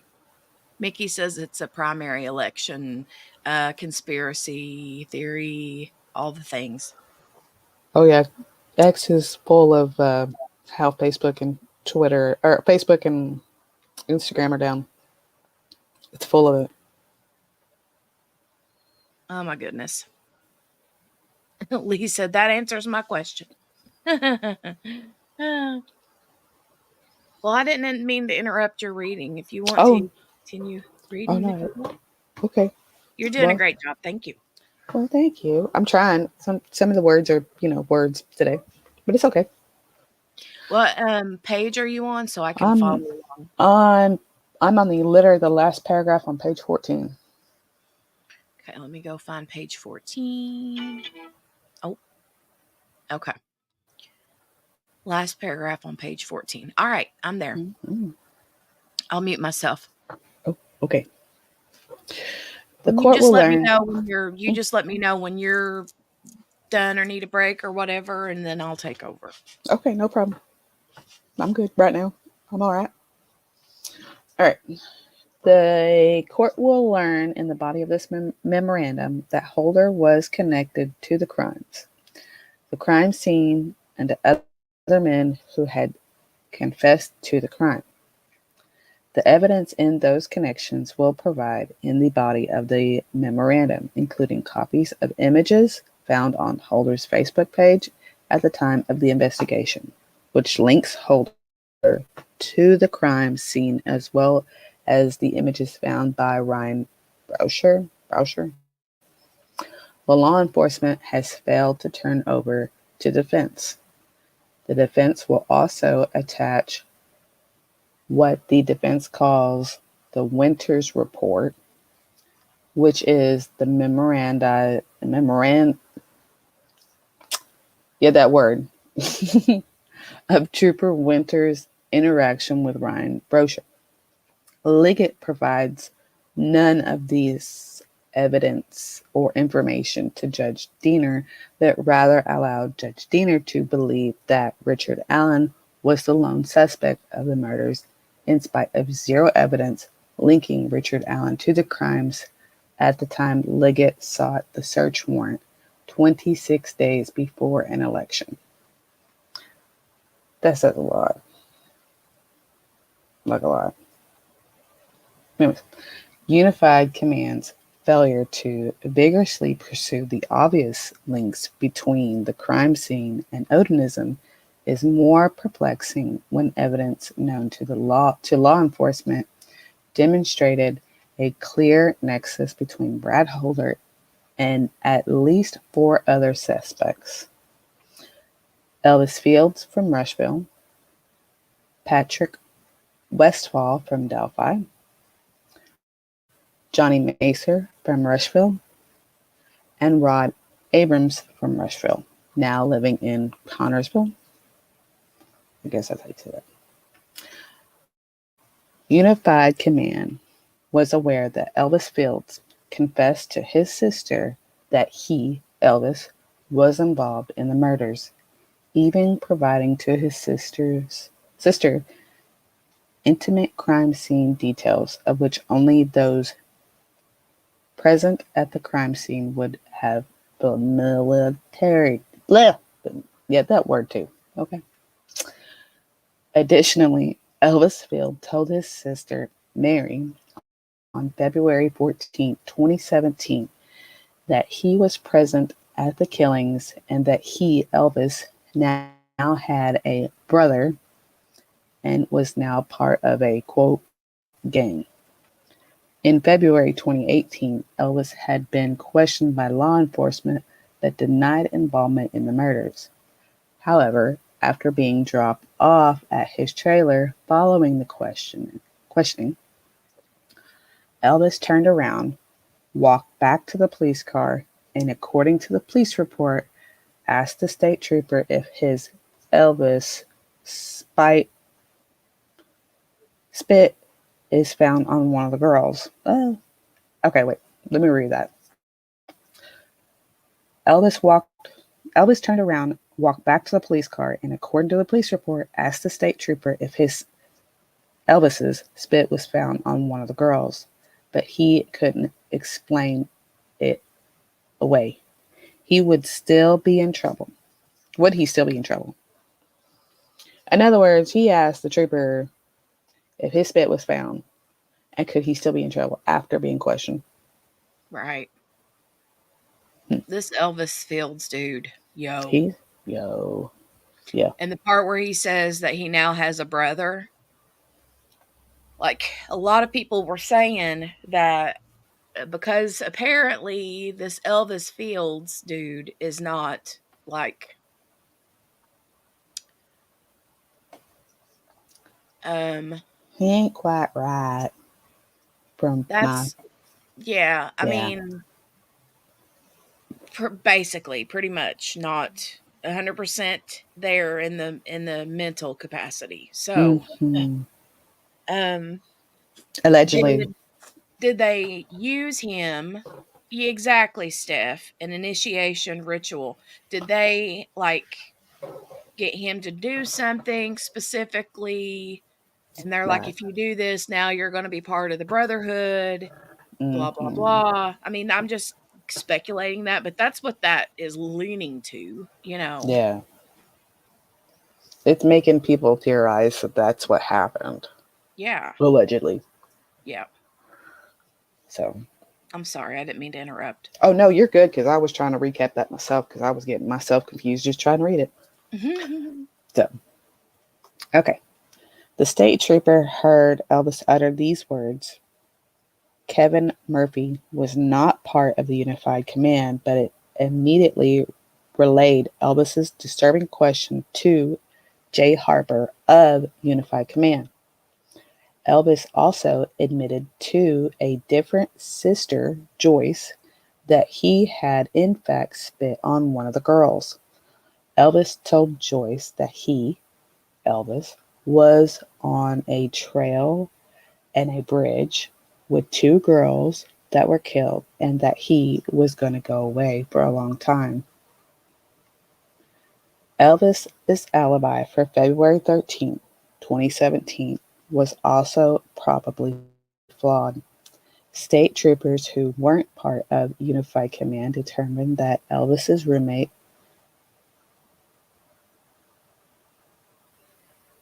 I can't read the word.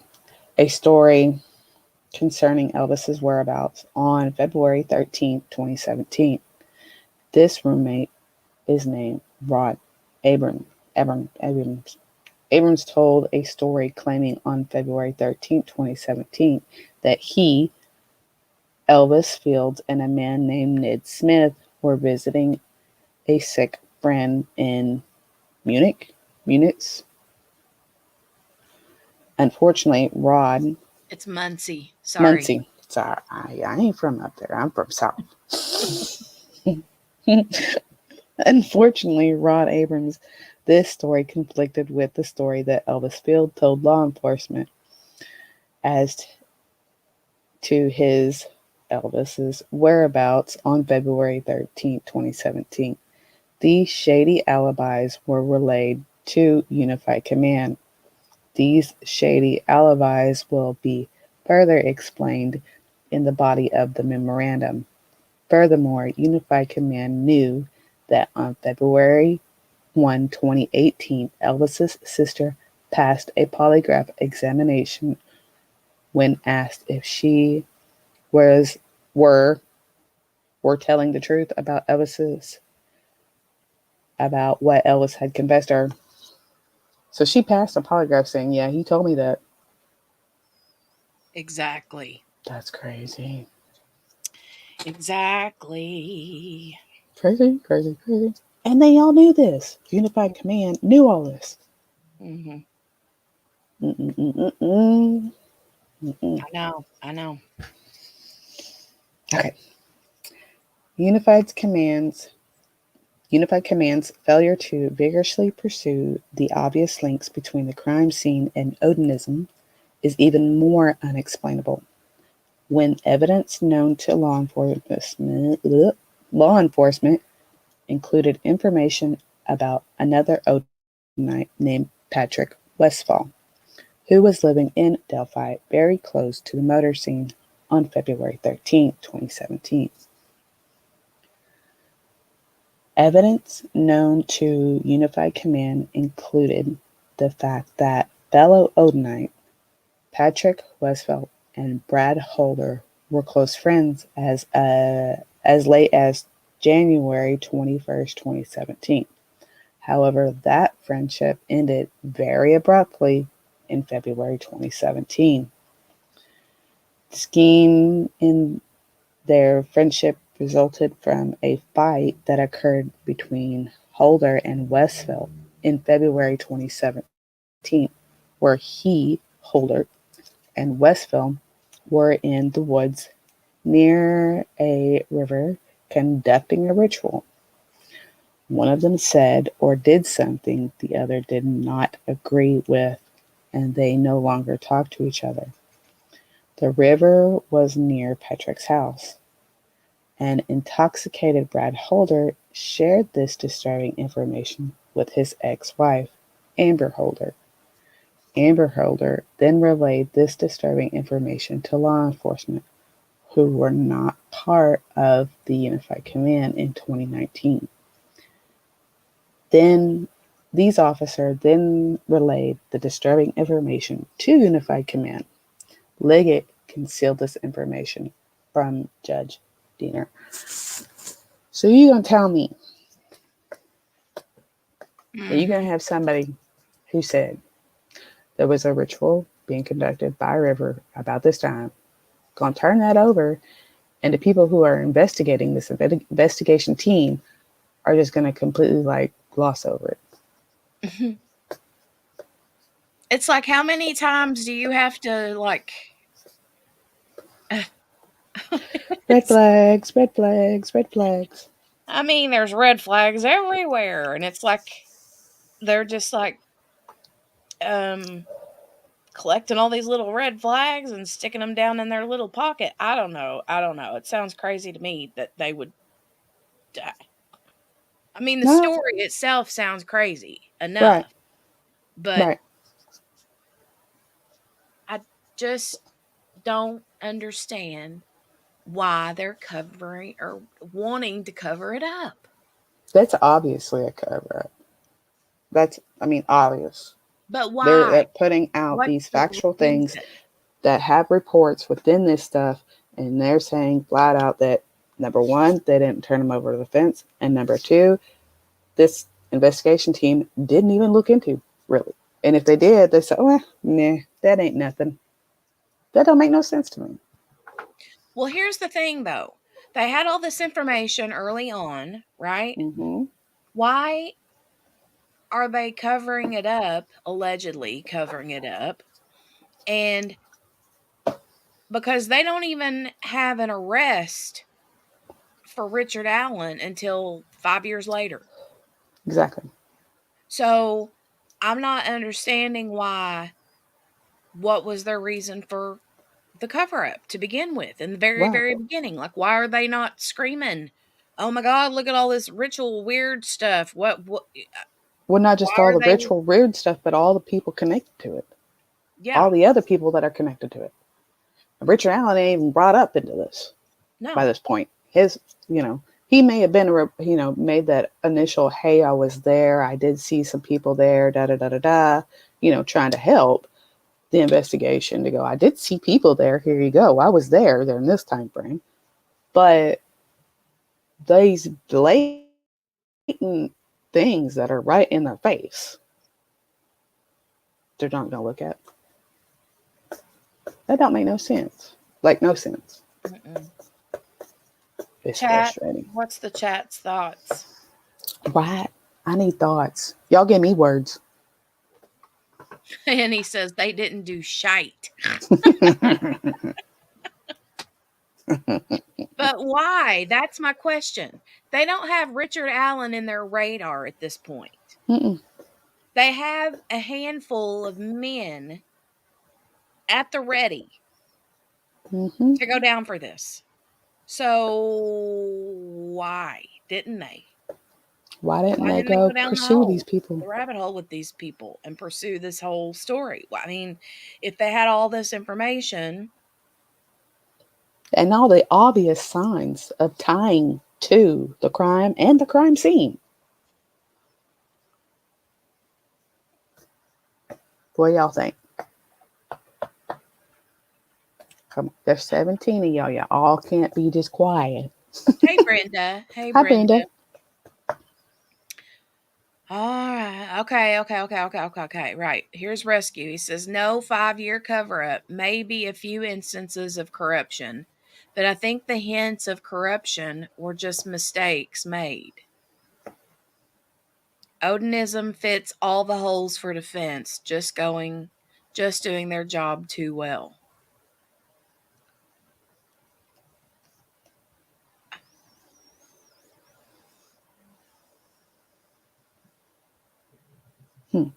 So you don't think that there was a cover-up, Rescue? just a few instances of corruption, but I think the hints of corruption were just mistakes made. Odinism fits all the holes for defense, just doing their job too well. So do you feel like that Odinism isn't part of it? That's a stretch on the defense's part.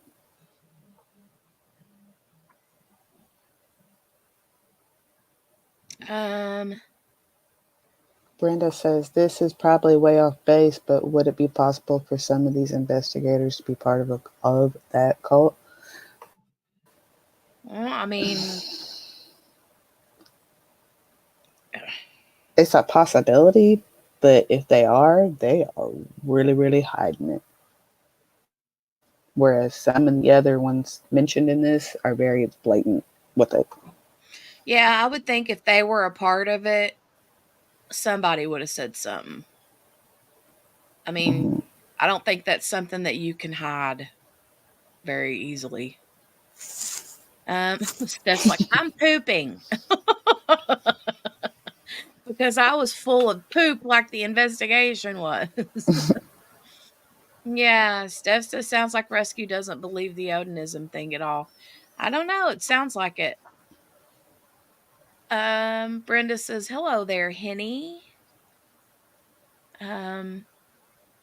Rescue says if Odinism is part of this and it's just to make up. Wait. If Odinism is part of this and it's just to make it look like it at the crimes.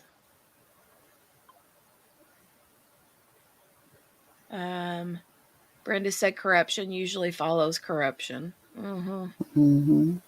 Yay, Margaret. Good to know. Yeah, Margaret made it back. She said, whoosh. Yay. Cool. Jenny, do you mind picking up for a minute? I got to have a tinkle break. Got to have a potty break. Oh, you got to go tinkle, do you? I do. I got to go to the bathrooms. Okay. All right. I will take over. Okay. You remember where I'm at? I will find it. Page 17, paragraph begins with in 2019, Unified Command.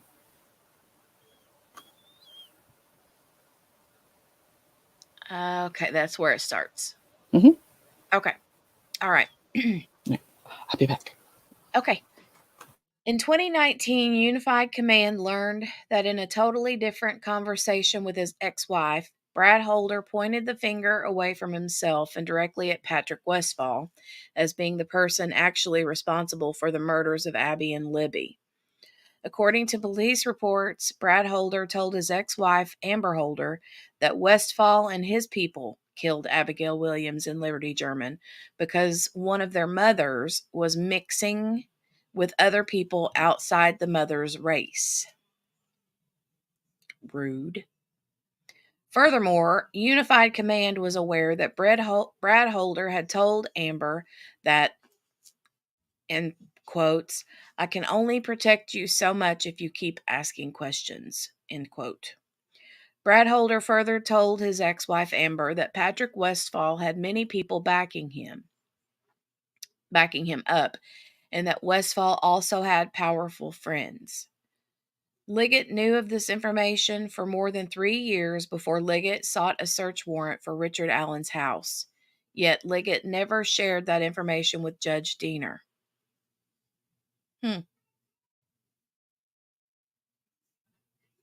Additionally, Westfall provided a very weak alibi as to his whereabouts on February 13th, 2017. Westfall told law enforcement that he was at home the afternoon of Monday, February 13th, 2017. The defense is unaware of any search warrant that Liggett sought to enter Westfall's house or whether Unified Command instructed law enforcement to knock on a single neighbor's door to verify Westfall's alibi. So they literally, that's all they did. They did nothing. They did nothing. Wow.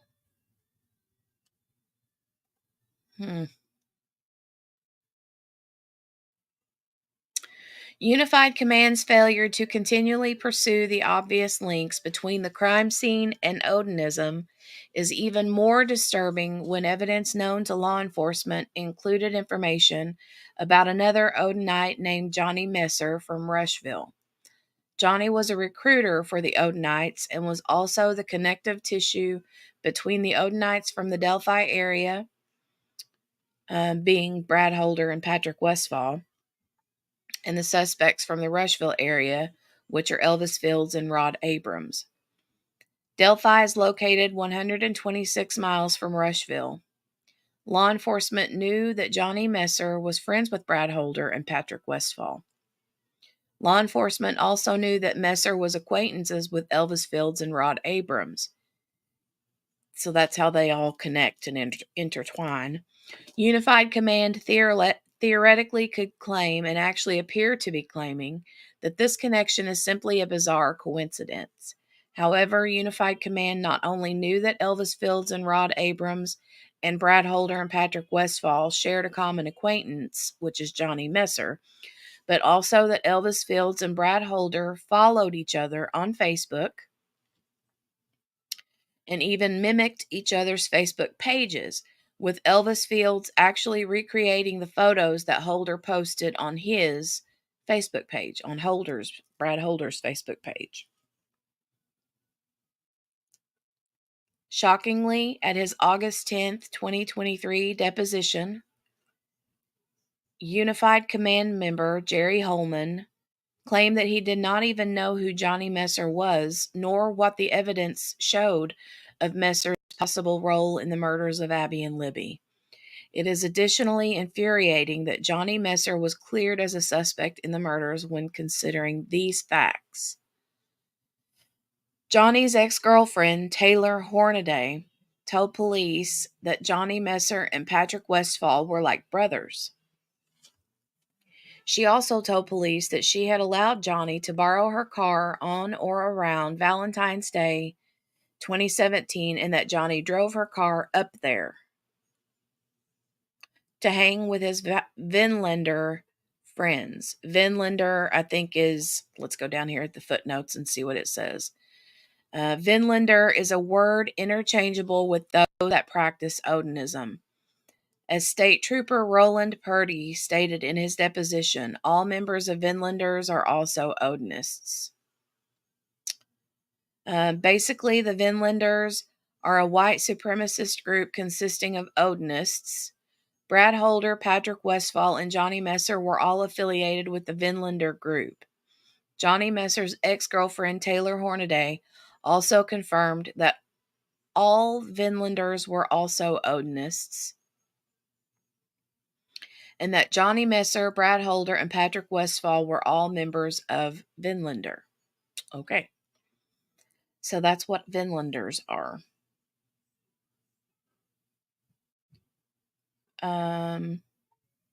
So let me start back up here. Johnny's ex-girlfriend, Taylor Hornaday, told police that Johnny and Patrick Westfall were like brothers. She told the police she had allowed Johnny to borrow her car on or around Valentine's Day 2017.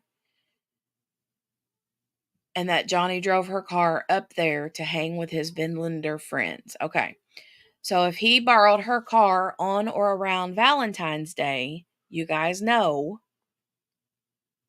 that the girls went missing on February 13th and were found murdered in the woods on February 14th, which is Valentine's Day. Okay, when he returned her vehicle, it had dried blood over one side of it. Johnny Messer refused to discuss the details of how the blood got there. Johnny Messer's ex-girlfriend further stated that it took her several car washes to finally remove the blood. Meanwhile, Messer has claimed that he had never, not once in his life, been to Delphi, home of his brother, Patrick Westfall, and near the home of his other Odinite brother, Brad Holder. Okay. I'm going to go back and read the comments for a minute, you guys. Hey, Pitbulls. Pitbulls is here. How are you? Pitbull says the defense strategy is for defending the defendant. They can use whatever defense they wish.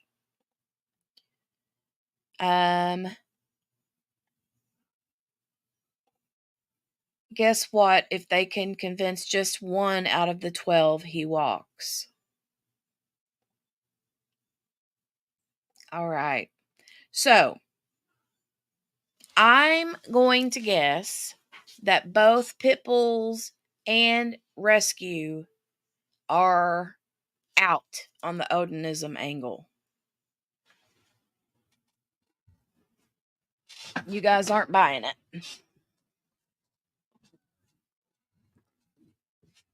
And here's what I want to know. If you're not buying it, why? What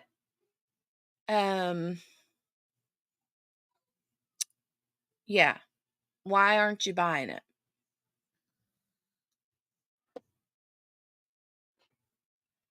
Anybody else for that matter, not just you guys. I mean, if anybody else is like, nah, I'm not buying the Odinist angle, then why not?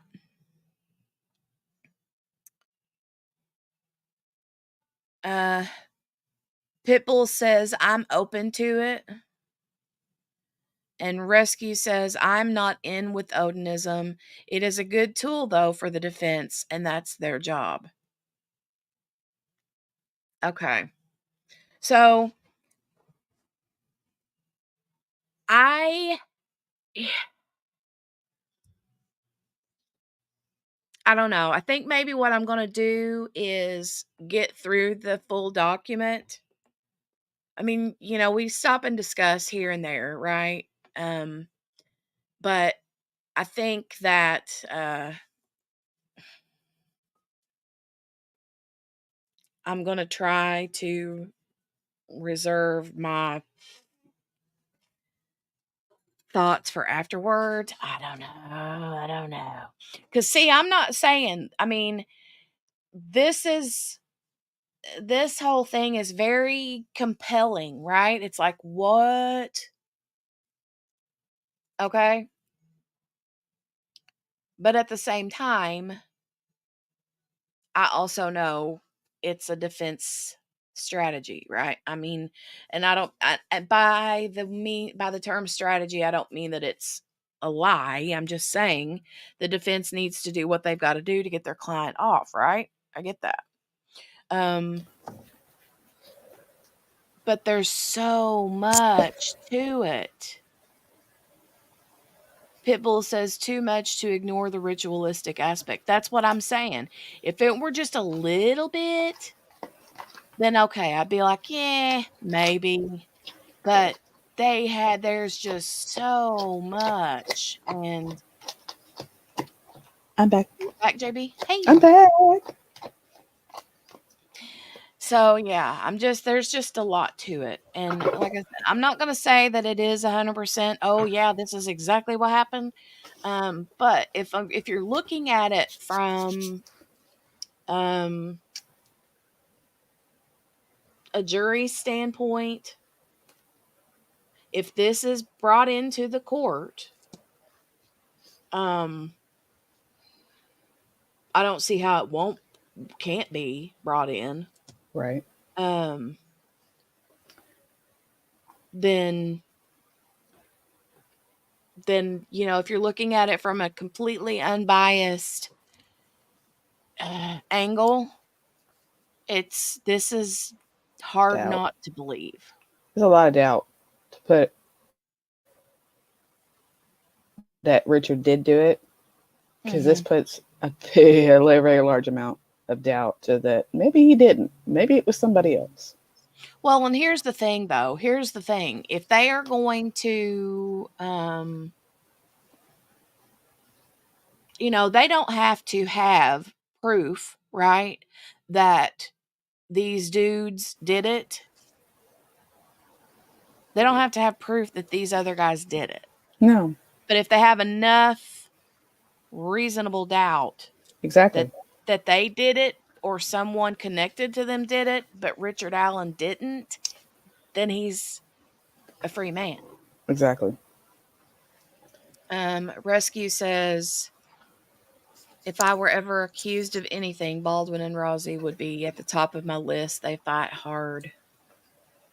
Pitbull says Cass County, Carroll County, turf wars, Rosie versus McClelland. Oh, okay. Gotcha. Nice. Gotcha.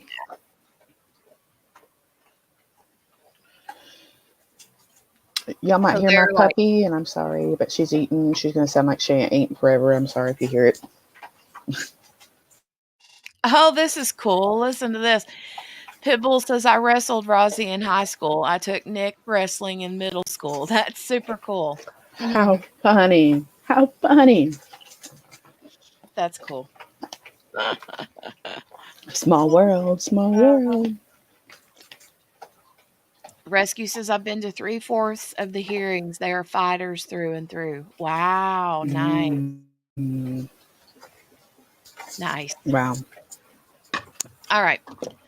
Let's continue on. I'm going to keep on reading. All right. So here we go in the next part. Messer's ex-girlfriend also told law enforcement that Brad Holder and Johnny Messer were two of the most violent people she knew, and they were fully capable of having been involved in the murders. Johnny Messer's ex-girlfriend further stated that a motive for their involvement in the murder of Abby and Libby might be the concept of blood in and blood out, which means social acceptance into their secret circles.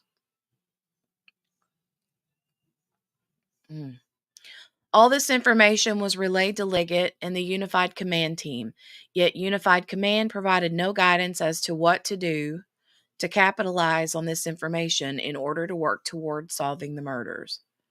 So they get this information and they're just like, yep, just throw it over our shoulder like it's no big deal. Okay.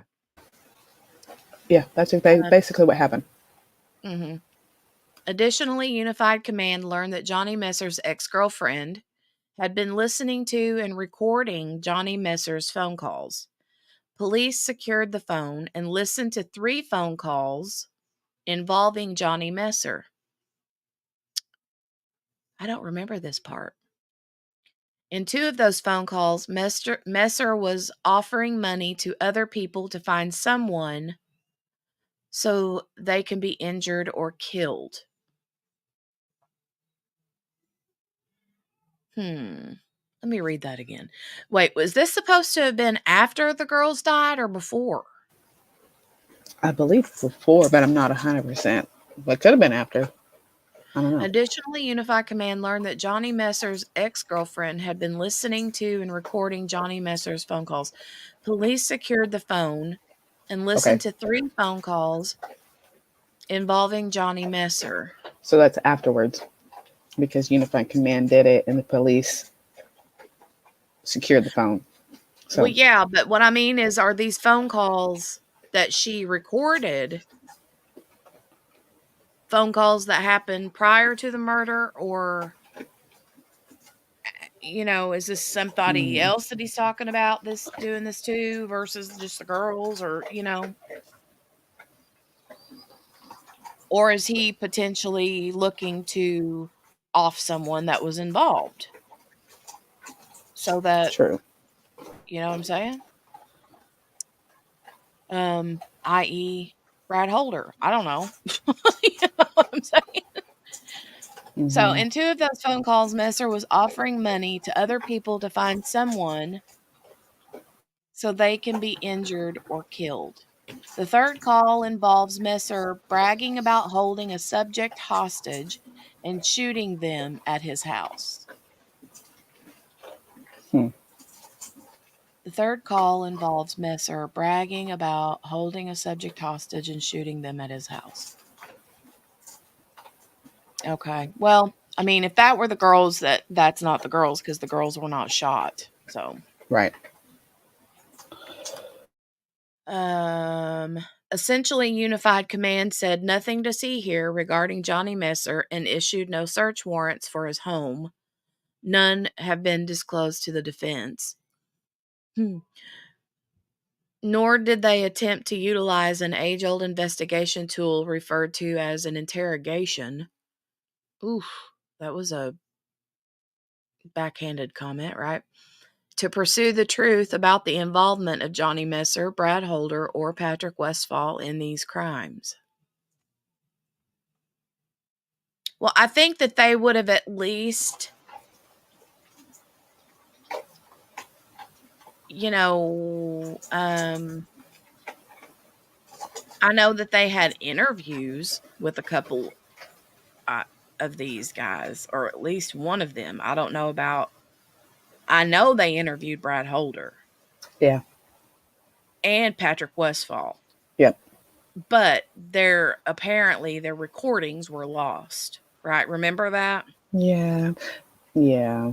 We Yeah. just found out about that recently, Mhm. that their recorded interviews were like deleted or recorded over or something like that.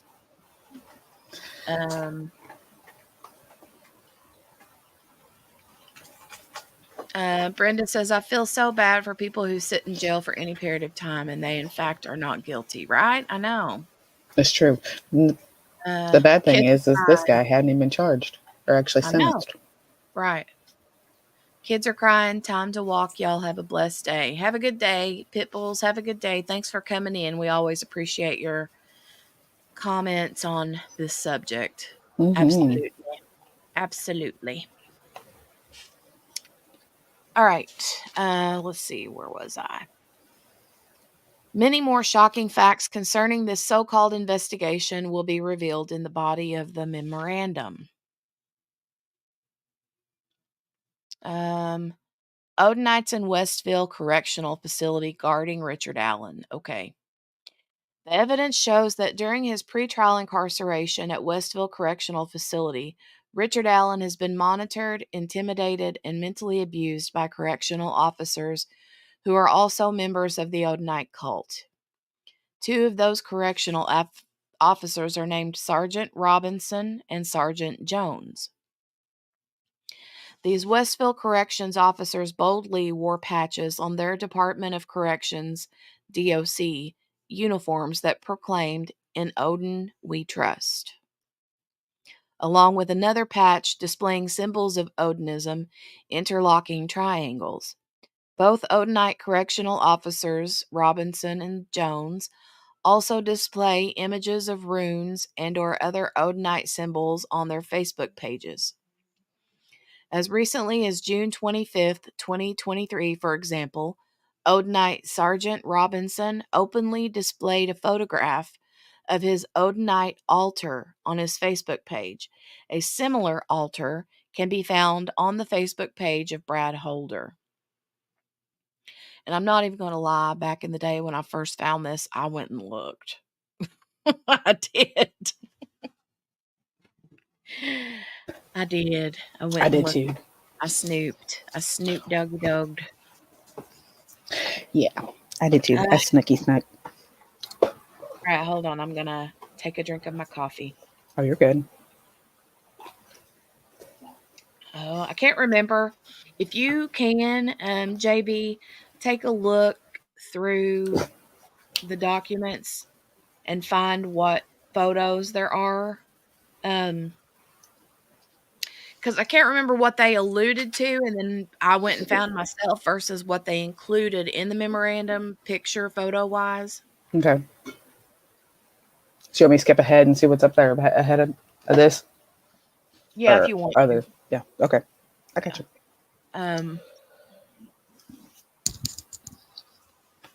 Let me see. But I'll keep reading. Beginning at least on April 3rd, 2023, Sergeant Jones and Sergeant Robinson wore their Odin patches when the defense team visited Richard Allen. That's pretty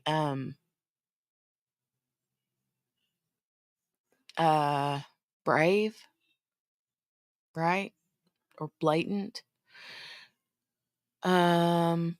Literally, it says Sergeant Jones and Sergeant Robinson wore their Odin patches when the defense team visited Richard Allen. Yeah. However, Sergeant Robinson's and Sergeant Jones's brazen display of their Odinites patches came to an end on August 17th, 2023. So that's April, May, June, July, August, 4 months later. What changed? Why suddenly did they no longer display their Odinite patches beginning on the 17th of August, 2023? Visit between Richard Allen and his defense team. Here is your possible answer. It was not until an August 10th, 2023 deposition of Trooper Jerry Holman that Richard Allen's defense team finally revealed to the prosecutor and to the Unified Command that for many months, they, Richard Allen's defense team, had been fully aware of the strong evidence linking Odinism to the murders. It was also at the August 10th, 2023 deposition that the Unified Command learned that Richard Allen's defense team was not only aware of this information, but also intended to expose the linkage of Abby's and Libby's murders to Odinism and would also be revealing the names of the Odinists at trial. At that deposition, Holman and the prosecutor also learned that the defense team obviously intended on exposing the Unified Command's utter failure in pursuing the Odinist suspects, in spite of the powerful evidence of Odinite's involvement in the murders. However, and this is important to note, at his August 10th, 2023 deposition, Richard's defense team did not let Holman or anyone else know that the defense team, was fully aware of the Odinite corrections officers at Westville wearing an Odin We Trust patches. So they didn't tell them. They told them everything else, but they didn't say, we know that the corrections officers at Westville are wearing these patches. Did we find anything? I'm still scrolling. Oh, okay. I'll keep reading. I'll keep reading. You keep scrolling. That's how we're working. All right. Richard Allen's defense team their next visit with Richard Allen at Westville following the August 10th. Okay. I remember. It got back to them.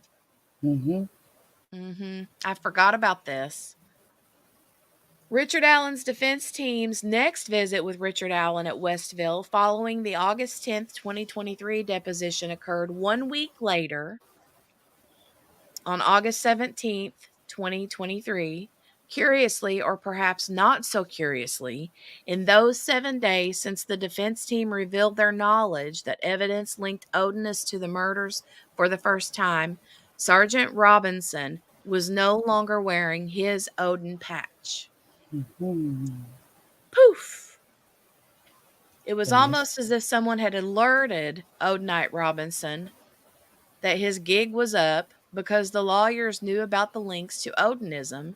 So lose the patch and pray that the defense attorneys had never noticed the patches on prior visits. Unfortunately for Westville and Unified Command, Rick's defense team absolutely noticed the Odinite patches worn by Sergeant Robinson and Sergeant Jones beginning April 3rd, 2023. Furthermore, Rick's defense team absolutely noticed the conspicuous absence of the Odin patches following Trooper Holman's realization that Rick's defense team was fully aware of the connection between the murders and Odinism, as well as the failure of the Unified Command to follow through on the evidence that linked the murders to Odinism. So basically, he has the deposition. Holman is like, oof. And then word gets to whoever, the warden, I'm sure. And it's like, you need to tell your officers to take those patches off, and you need to tell them to do it now. Allegedly. Right. Supposedly. Allegedly. All right. Pat, is it just me or is this just ridiculous? I mean, are you all sitting there with your mouths dropped open? Like, what? Does this sound like a sci-fi movie? Does this sound like A book? it's a book? Literally, does this not sound like a book? Like a fiction what theme would that be? Like a cultish drama Greek? series, book Greek series. drama? I don't know. I mean, come on. Brenda Mm-hmm. says, so who is it to say those sergeants didn't use this Allen fella for the fall? Or are the other people suspected? Mhm. I mean, Richard Allen was a known person in Delphi. I mean, he worked in a very public place. He was a pharmacy tech. Yeah, he worked at the local CVS as Mm-hmm. a pharmacy technician who And would the randomly help families, process their photos in the photo lab. mhm. And the only pictures in the document are the patches. Those are the only photos? Those are actually photos in this memorandum. Okay. It's the photos of the patches. Okay. Um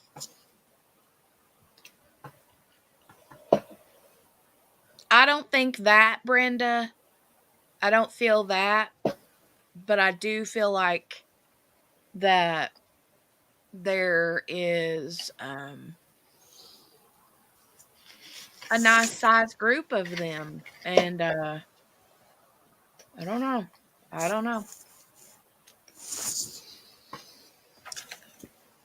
Sheesh.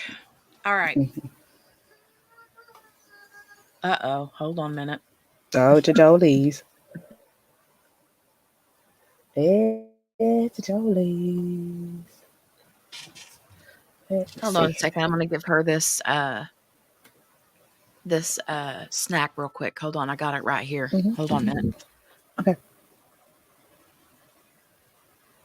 Let's see here.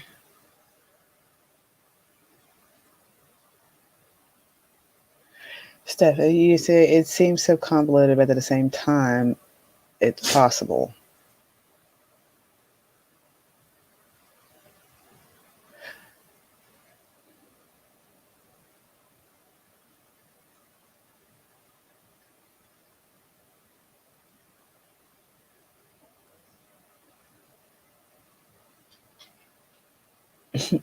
Mickey Joe.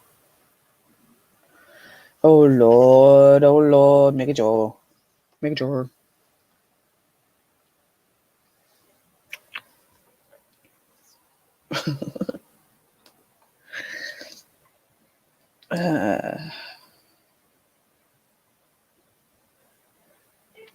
Okay, I'm back. All right. I was reading comments. Mickey Joe got one going. What is it she's got? Her comment. She says she's back. She was over on Facebook causing ruckus, trying to convince everyone it was all hacked. She's goofy.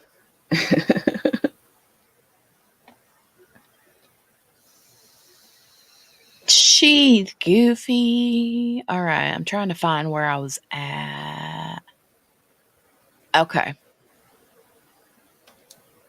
All right, so I found myself. I found where I was at. I think that's where I'm at. Yeah, okay. The court will also learn in the body of this memorandum that Sergeant Jones and Sergeant Robinson were seemingly always by Richard Allen's side during most, if not every, visit.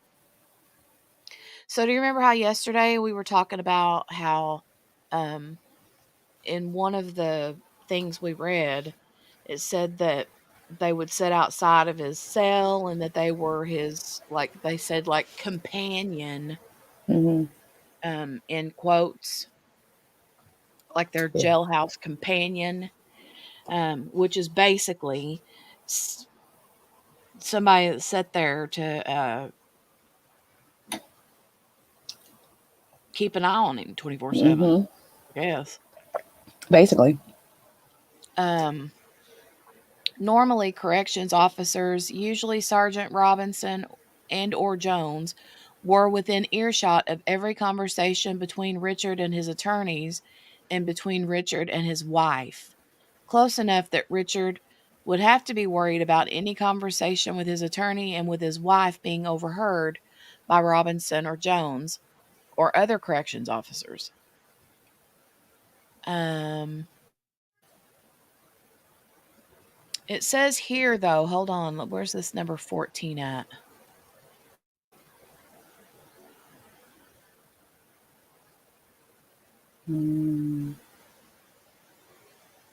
Sergeant Robinson was no longer wearing his Odin patch. Well, that don't make sense. Why would it say? Oh, okay. It's saying Sergeant Jones was not present at that visit. So the only one that wasn't wearing their patch was Robinson, but that's because Sergeant Jones wasn't there that day. Mm-hmm. Or he probably wouldn't have been wearing his either, is basically what they're saying. Exactly. Um,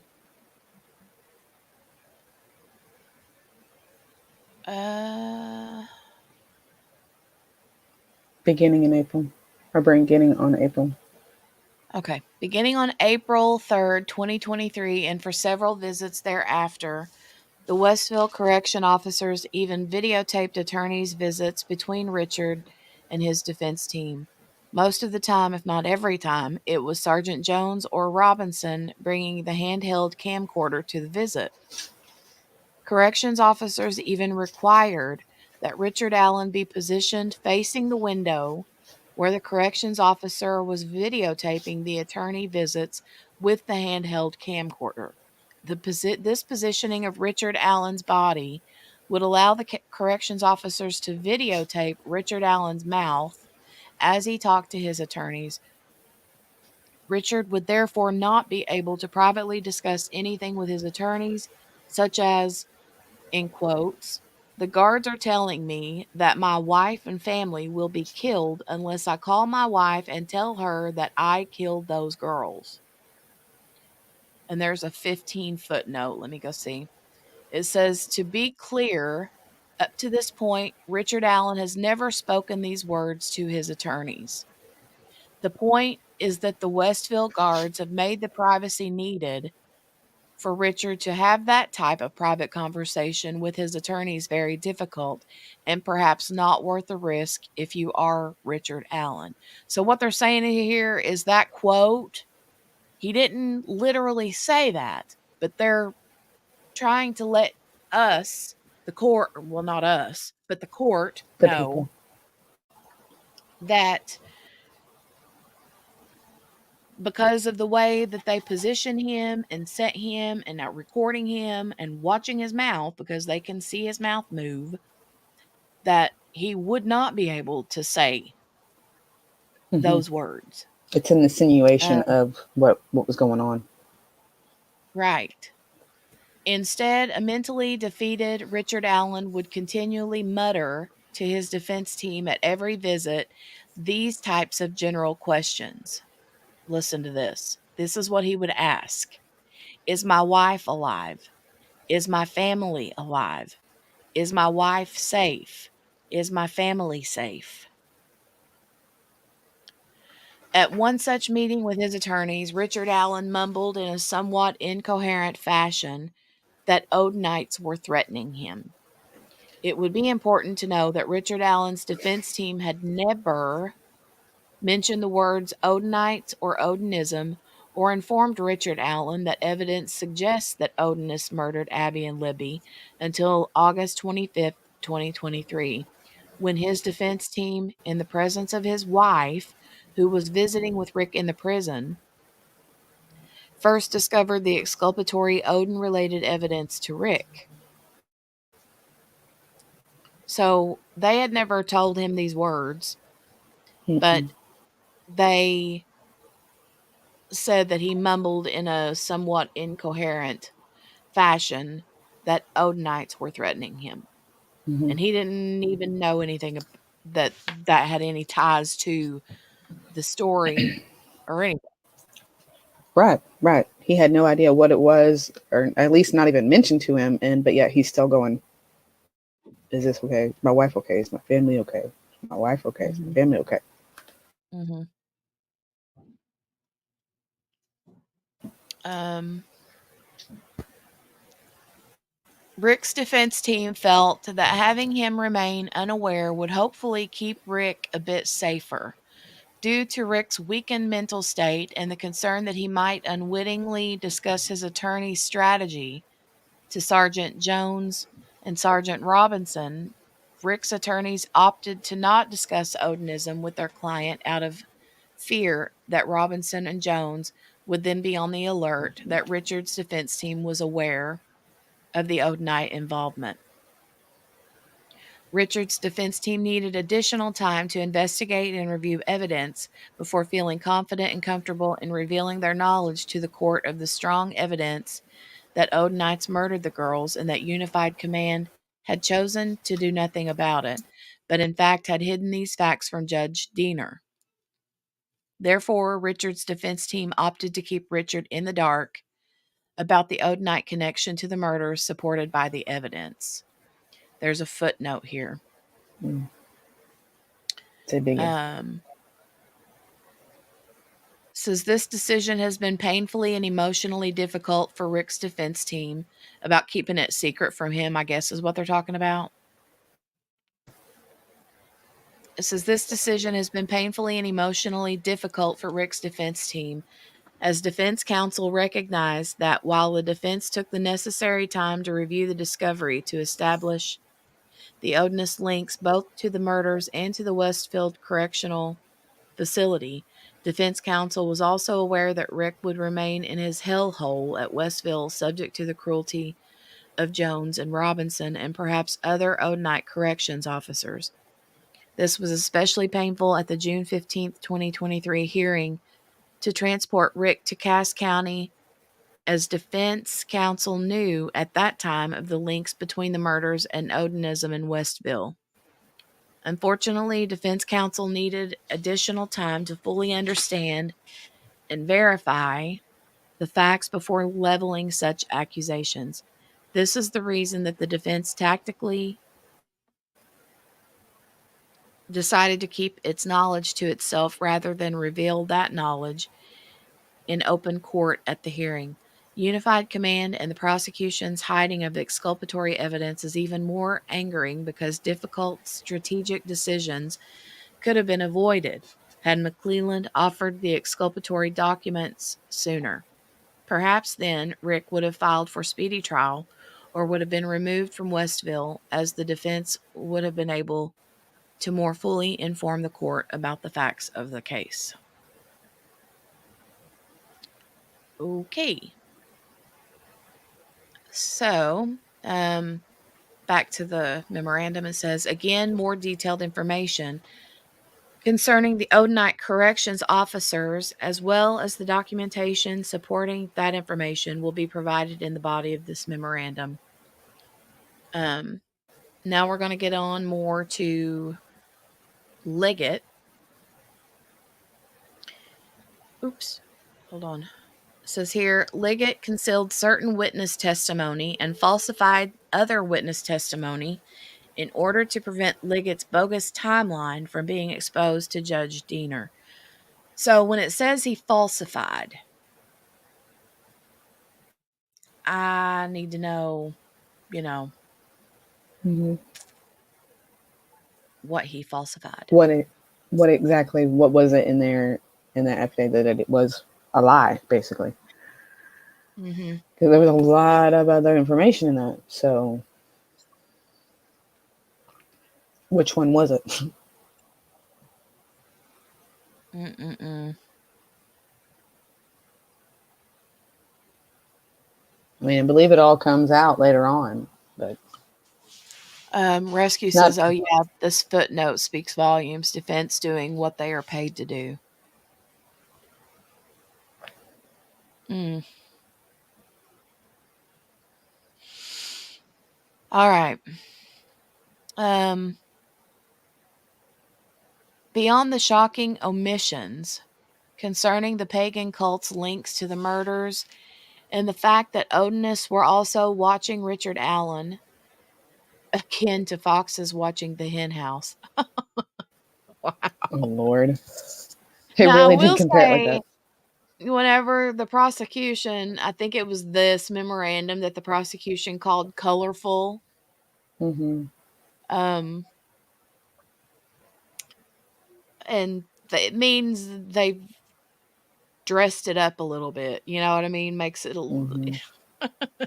because of the wording and stuff, you know. But anyway, akin to foxes watching the hen house cracks me up.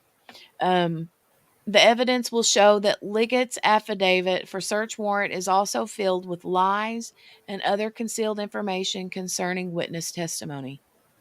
This false and concealed information completely eviscerates the state's timeline.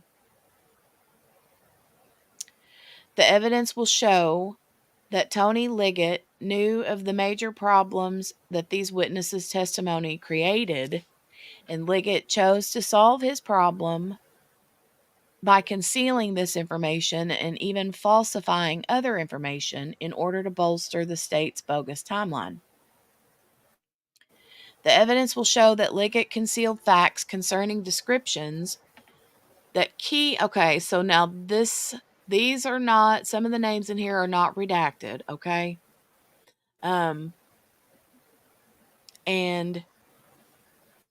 I'm not going to redact them either. The evidence will show that Liggett concealed facts concerning descriptions that key witness Betsy Blair made directly to Liggett face to face in 2019 concerning one, the person that she, Betsy Blair, observed on the bridge, and two, a vehicle that she, Betsy Blair, observed at the CPS parking lot at around 2:15 p.m. All right, so I want to stop there and look at this again. Evidence will show that Liggett concealed facts. He hid these facts concerning descriptions that key witness Betsy Blair made directly to Liggett face to face. Concerning. Now, this was in 2019. Mm-hmm. Unless that date's wrong. Oop. Puppy cough. Huh? A puppy cough. Oh. The person that she observed on the bridge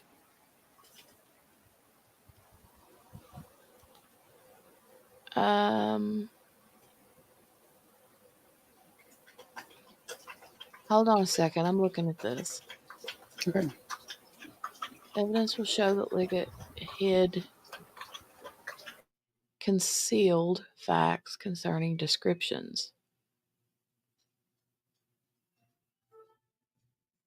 Concerning the person that she observed on the bridge, and two, a vehicle that she observed at the parking lot. Okay, so I think what it's in reference to is that they met in 2019 face to face to talk about it, about what she okay, saw back in 2017. okay. That's how I'm taking it.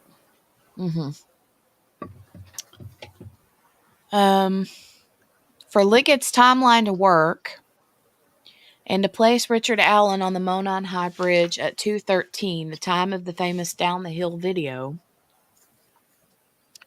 Liggett desperately needs Betsy Blair to describe a man on the bridge that looked like Richard Allen, and furthermore desperately needed Betsy Blair to describe a car that she observed parked at the CPS parking lot at approximately 2:15 p.m. as looking like Richard Allen's black Ford Focus. Suffice it to say, the evidence will show that Liggett concealed from Judge Diener that Betsy Blair described a man on the bridge that looked nothing like Richard Allen and described a car at the CPS lot that looked nothing like Richard Allen's car, both in color and design. The evidence will show that Betsy provided these timeline defeating descriptions directly to Liggett face to face 2 times in 2019. And then italicized, it says, yet Liggett failed to inform Judge Diener of these descriptions as well as inform Diener of the fatal flaws that these missing descriptions created for the timeline. Okay. Okay, so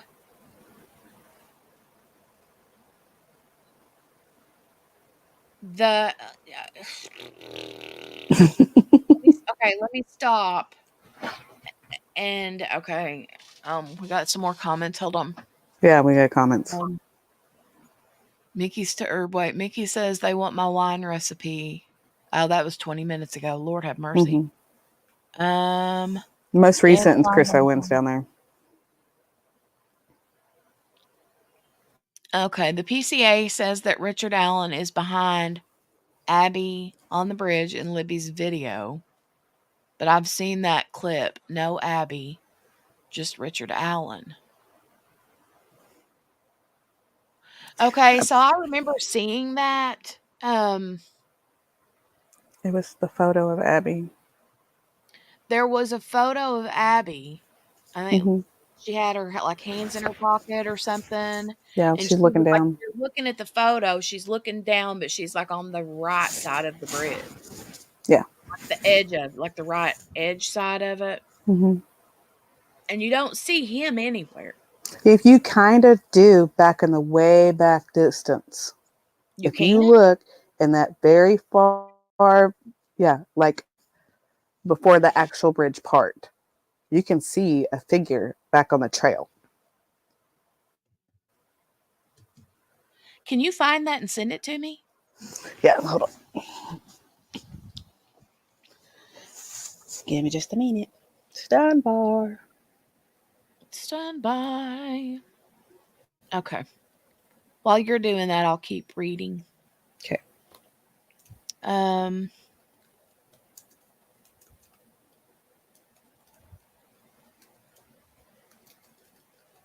What I was going to say is, though, before I read the Chris Owens, and hey, Chris Owens, hi, and welcome back to the chat.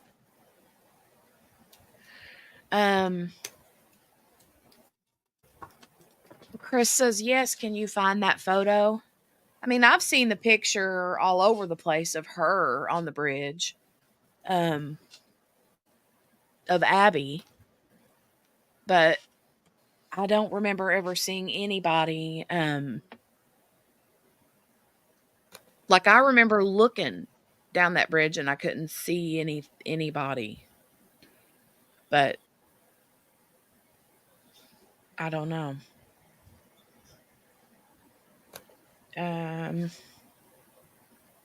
But I'm just thinking, okay, if Betsy's description of the man she saw on the bridge is nothing like what Richard Allen looks like, and then if the car that she saw parked at the CPS building isn't anything that his car looks like, then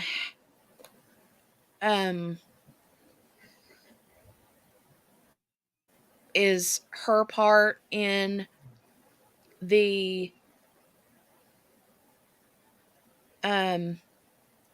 affidavit completely a lie?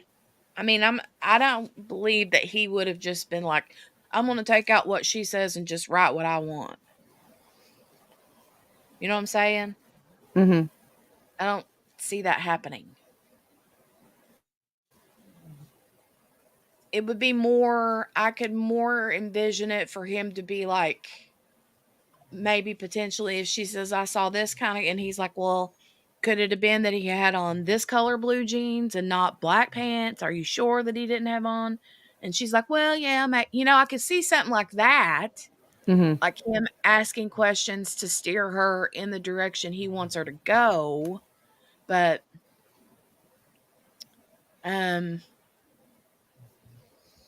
Steph says, I want to see that too. I don't recall being able to see anyone but Abby in that pic.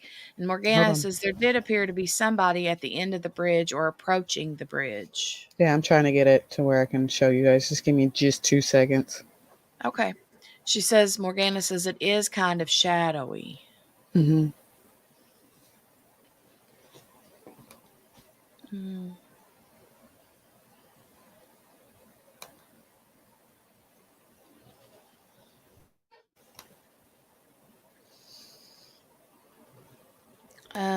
I'm going to continue reading here, though.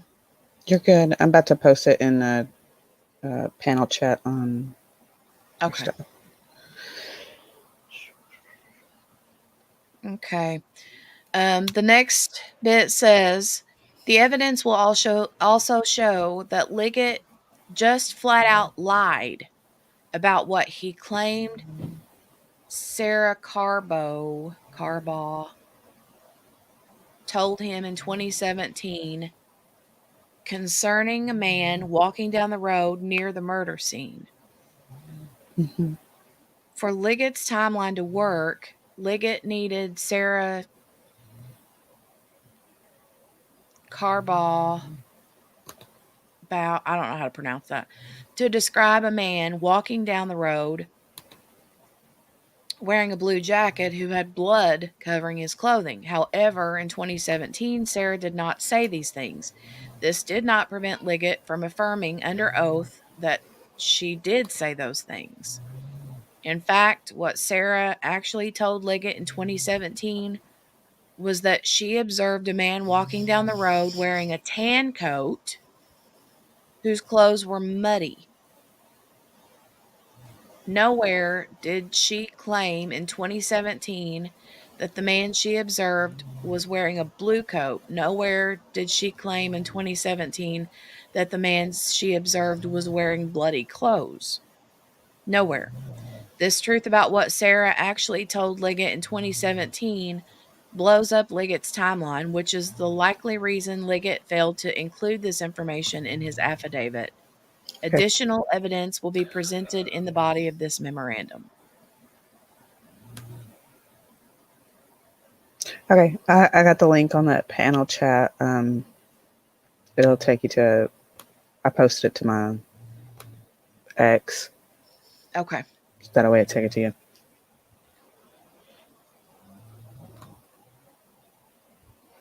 But if you look in the middle of that path, I do see it. you can see a figure. Yeah.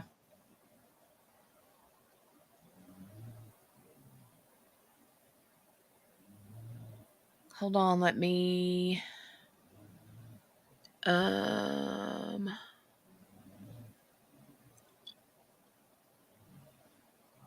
on just a second, you guys.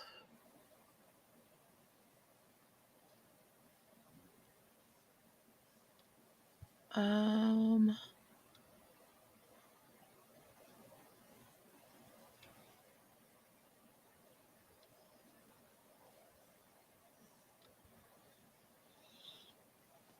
going to open. I need to send it a different way. No, I've got it. Okay. I just want to make sure that it's not going to show anything because I didn't want it to show your personal Okay. Twitter handle, you know? Mm-hmm. That was like Okay. the easiest way to send it. Got it. Got it. Okay, can you guys see that?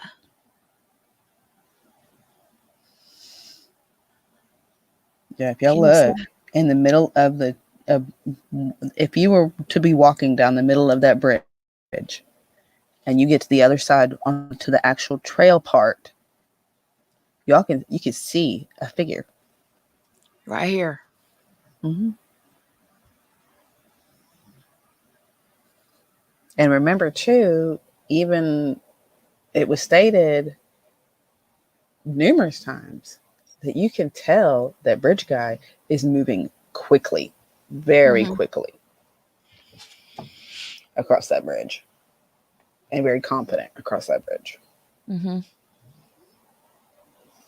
That's kinda why, and I'm not even gonna lie, that's one reason that keeps me from thinking it's Ronald Logan. Or Ron Mm-hmm. Logan or whatever his name is, but, um I know that he's in good physical shape, but I don't know. I just feel like I don't know.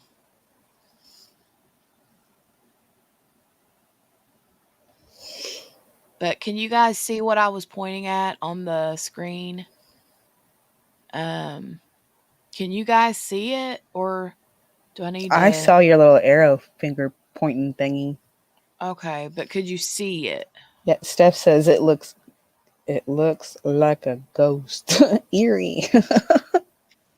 Yeah, To me me, it try. looks like you can't really make it out because it's too far away, but it definitely looks like a figure walking down that trail before the bridge. Yeah, like you can see it. You can definitely see it. Um, I just wish that I could blow it up to make it. Hmm. Hold on. I don't know if it's really going to be feasible because of the quality. Yeah, back then of what it was. Mm-hmm. You know what I mean? Yeah. Well, let's just stop though, and I'm trying to zoom in, Chris. It won't. Hold on a second. Let me see if I can save it from my end. Hold on, and let me stop sharing for just a quick second, and then go over back to this and let me save it.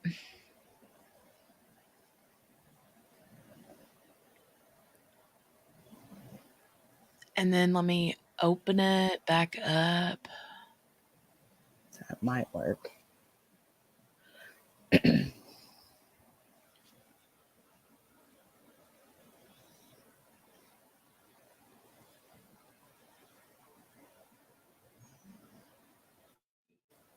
Mm, Chris, that's true too. I mean, also too, we got to think back about what the quality was back in 2014. We didn't have 4K back in 2017. You know what I mean? right. Not on our So phones. no, and probably yeah, she had a phone, but I don't think she probably had the top end to have the best camera. That I mean, that's just my opinion. Mm-mm. But Mm-mm. because I sure wouldn't be putting a very, very expensive phone, high dollar, in the hands of a teenager. No, absolutely not. So this picture here, let me save this one because somebody has like done a filter on this. You know how some filters will um like make dark images, make the colors lighter in spots so that the dark images pop more. Um Let me try this one.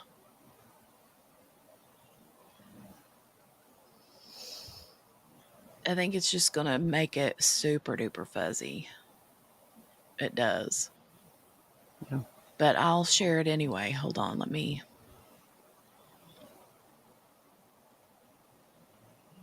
go back over here.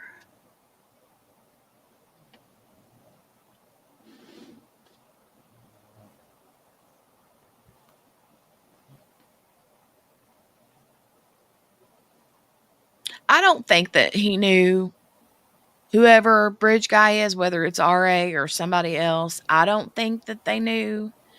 And back then, 2017,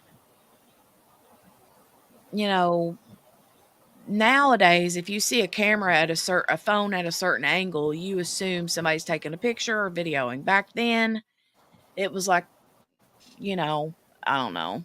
Girls take pictures of themselves all the time, and they're used to seeing phones at weird angles, but Mm-hmm. And probably at the time, um, she may not have noticed him all the way back there. So her main focus was Abby. Mm-hmm. You know, so Okay, so can you see this right here, CA or CA? Why am I calling you CA? Chris Owens. Why did I say CA? I don't Why did I say that? know. Because I was saying RA. Mm-hmm. I'm like, Chris, CA. It's sorry, Chris Owens. Pitbull says many tried to debunk it as the gate and post. Mm-hmm. Maybe. But here is where I'm talking about, okay? Where I'm circling with my cursor. I'm That going to zoom it in and make it bigger. But as I make it bigger, it's going to get more and more fuzzy, okay? Um, Hold on, I have to move this over so I can scroll it. gets too grainy. Yeah, you can see it right there. It's a little black up and down line right here where my cursor is. And yeah, I don't know. Could it be that it's a gate? I mean, it does at this kind of angle. It looks like A there's straight up and down lines or a that tree go post. this Yeah. way and then lines that go this way and then a line up and down the middle and then even a smaller, more narrow line that goes through the center. Is it a gate? Maybe. I mean, it could potentially look, the Oh, more you zoom it in, it's very possible that it could be. I don't know. But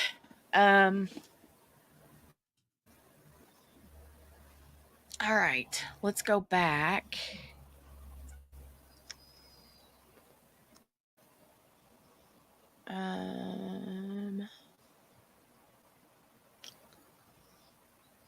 Hold on a second. I have to get my bearings about me because I got umpteen tabs open right now. Hold on.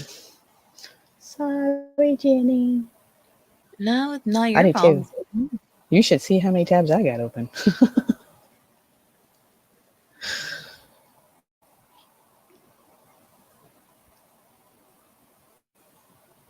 I don't think I could fit any more tabs on my computer.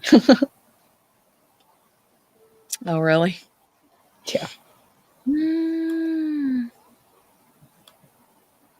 3G.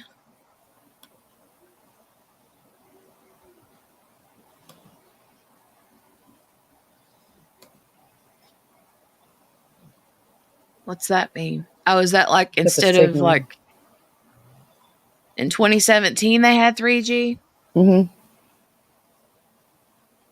I don't even remember. Yep. Okay, so we're back to this. Let's see, where do I start?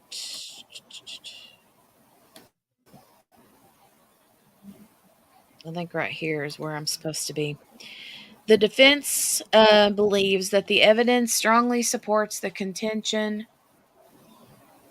that Liggett intentionally concealed evidence from Judge Diener and lied about other evidence to Judge Diener in his affidavit for search warrant. However, even if Liggett did not intentionally conceal evidence from the judge or did not intentionally place false information into the search warrant affidavit, at a minimum, Liggett behaved recklessly when he prepared the affidavit, omitting those facts from Judge Diener and providing false information in the affidavit. As stated in the motion accompanying this brief, the defense must show that Liggett either intentionally or recklessly omitted facts from the affidavit or provided false statements in the affidavit. Um, Evidence supporting these facts were needles in a giant haystack of discovery. Okay, I think this is where we're getting ready to get into some hardcore stuff, if I'm not mistaken.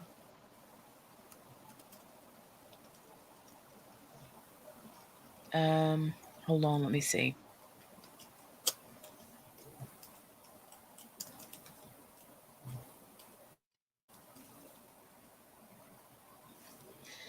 Oh, no, we'll see here in a minute.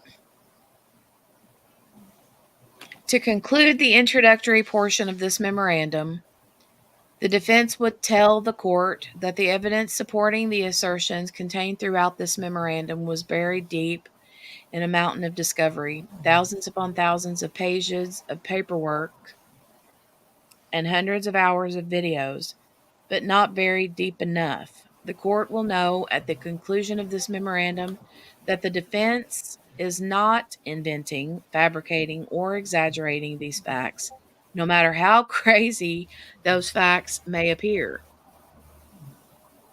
So, in other words, they're saying, we know this sounds cuckoo for Cocoa Puffs, and it is cuckoo for Cocoa Puffs, but it's true cuckoo for Cocoa Puffs.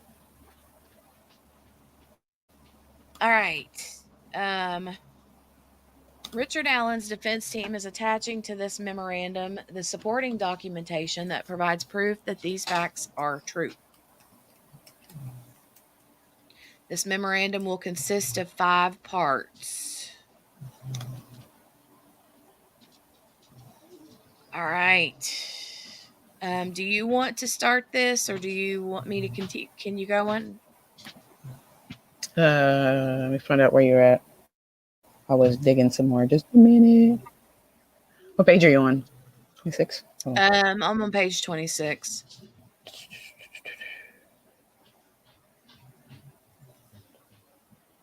We're on part 1.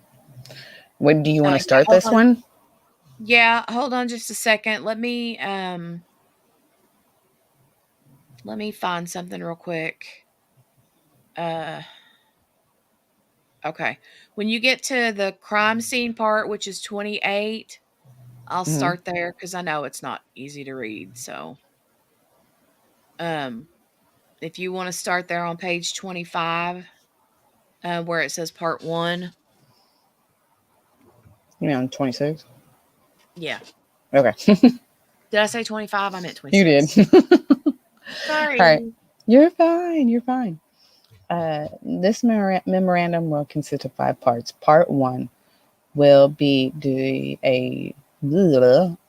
Part 1 will be a description of the crime scene. Look, I can't even talk. Hold on. Words. All right. Part 1 will be a description of the crime scene. This description will provide important and necessary context that will allow understanding for the rest of the memorandum, and will also provide insight into the preposterous claim by Sheriff Leggett that one and only one person was responsible for these murders. This will be important as Sheriff must claim that Richard Allen acted alone in order to dispel the massive evidentiary foundation that supports the likelihood that the pre-planned abduction and ritualistic murder of Abby and Libby required multiple Odinites in order to succeed. Part 2 will detail the evidence that connects the Odinites to the murders. Tony Liggett concealed this evidence from Judge Diener when Liggett prepared and signed under oath his affidavit for search warrant. This section is long, detailed, and factually dense, especially for those not living and breathing this case. At the beginning of Section 2, Defense Counsel has provided a Delphi Murder infographic and veritable visual representation of the major players mentioned in this memorandum, as well as a list of names and the relevance of those names found in the memorandum. These documents are offered as reference tools for assistance in unpacking these dense facts. Part 3 will detail the information that confirms that Tony Liggett concealed evidence in his search warrant affidavit concerning statements of Betsy Blair and fabricated statements in his search warrant affidavit concerning Sarah Carball. Part 5 will consist of evidence that Odinites, corrections officers, and leaderships have been positioned to watch, guard, intimidate Richard Allen since at least early April 2023. This section will also provide images of the patches worn by Sergeant Robertson and Sergeant Jones, as well as images taken from their Facebook pages. Part 5 will include information concerning how Richard Allen became a patsy in this investigation 26 days before an election. This section will include information that Liggett failed to provide in his search warrant affidavit concerning the trustworthiness of Dan Doolin's so-called report. Part 5 will also address the complete lack of evidence that links Richard Allen to the murders, including an analysis of the weak evidence that Liggett relied on his affidavit as he, Liggett, attempted to persuade Judge Diener that evidence of the murders would be found in Richard Allen's home. All right. Hey, Jamel, welcome to the chat. Good to see you here. Like I said, we're a smaller channel, just a couple, 2-3 months old, I think, maybe. Shirley says, I'm starting to get worried. I keep falling asleep for 3 days now. I must have had sleep, for Pete's sake. Well, we're just reading you to sleep.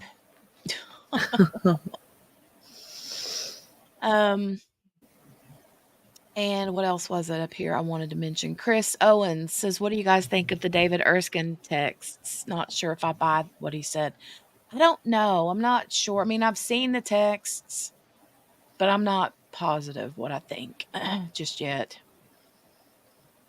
I'm not sure.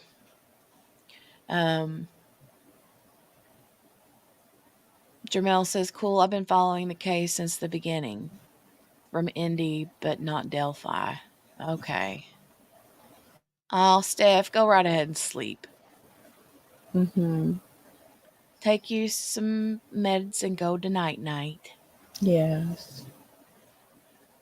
Kayleen says, I feel like all of this can be summed up with this statement. Seriously, you cannot make this up. I know, Kayleen, right?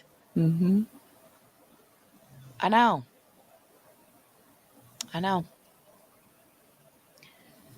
All right. Is the next page where it starts the crime scene? Okay.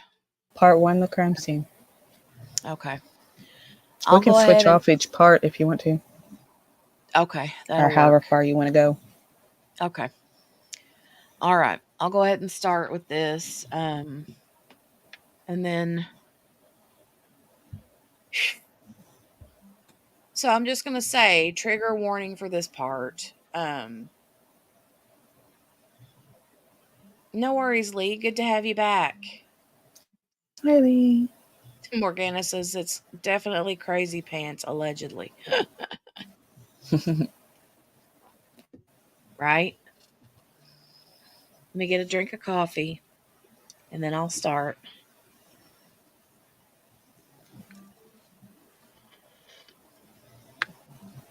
All right.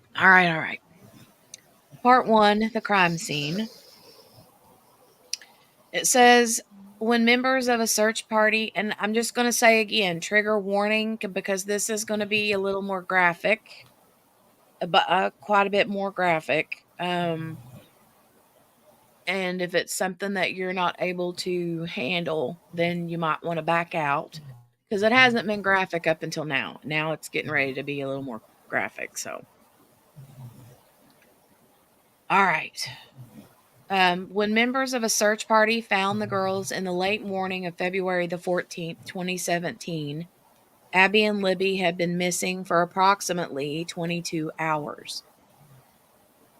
The scene was ghoulish. Libby was found at the base of a tree with 4 branches of varying sizes intentionally placed in a very specific and arranged pattern on her naked body. Libby was positioned flat on her back, with her left arm stretched above her head, touching the base of the large tree. Libby's right hand was covered in blood. Libby's left hand was covered in blood. Blood spots and blood drippings were seen all over Libby's body from head to toe. Libby's right arm was placed along the side of her body. One large tree branch had been placed on her left shoulder. This branch was so long that it extended above Libby's head several feet and below her legs for several feet as well. 2 smaller branches formed a V where her legs joined her body near her genitalia, with both sides of the V extending upward toward Libby's head, with one branch extending to the left of Libby's head and the other to the right of Libby's head. The last of the 4 branches extended across Libby's body on a line from her right shoulder to her left shoulder. This 4th tree branch also connected with the other 3 branches and was placed under both branches that formed the V. Libby's sliced neck was partially covered by this 4th branch. There appeared to be no blood sprayed or dripped onto the leaves or the tree near Libby's head and sliced neck.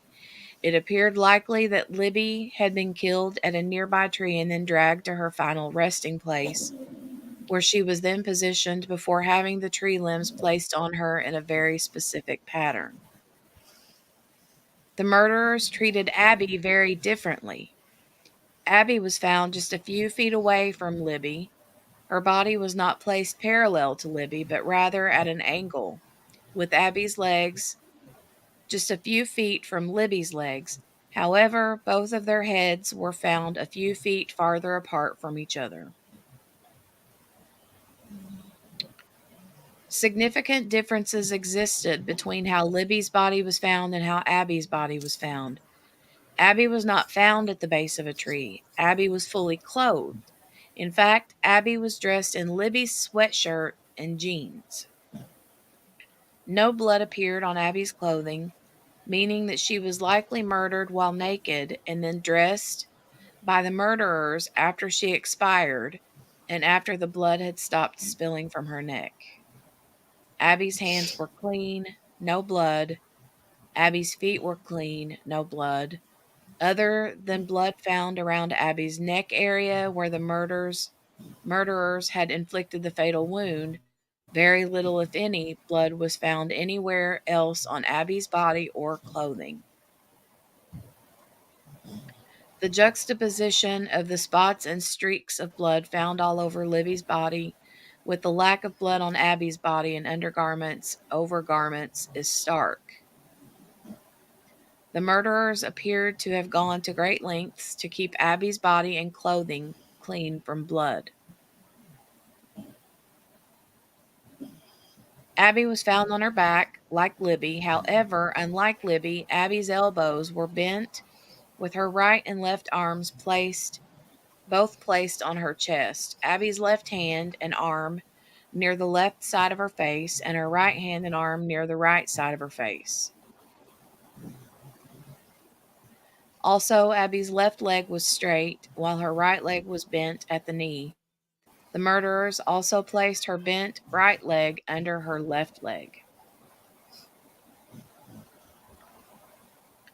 Like Libby, those involved in the murder had placed tree branches in a very specific pattern on top of Abby. The pattern looks very similar to an asterisk consisting of 3 branches all joined in the middle.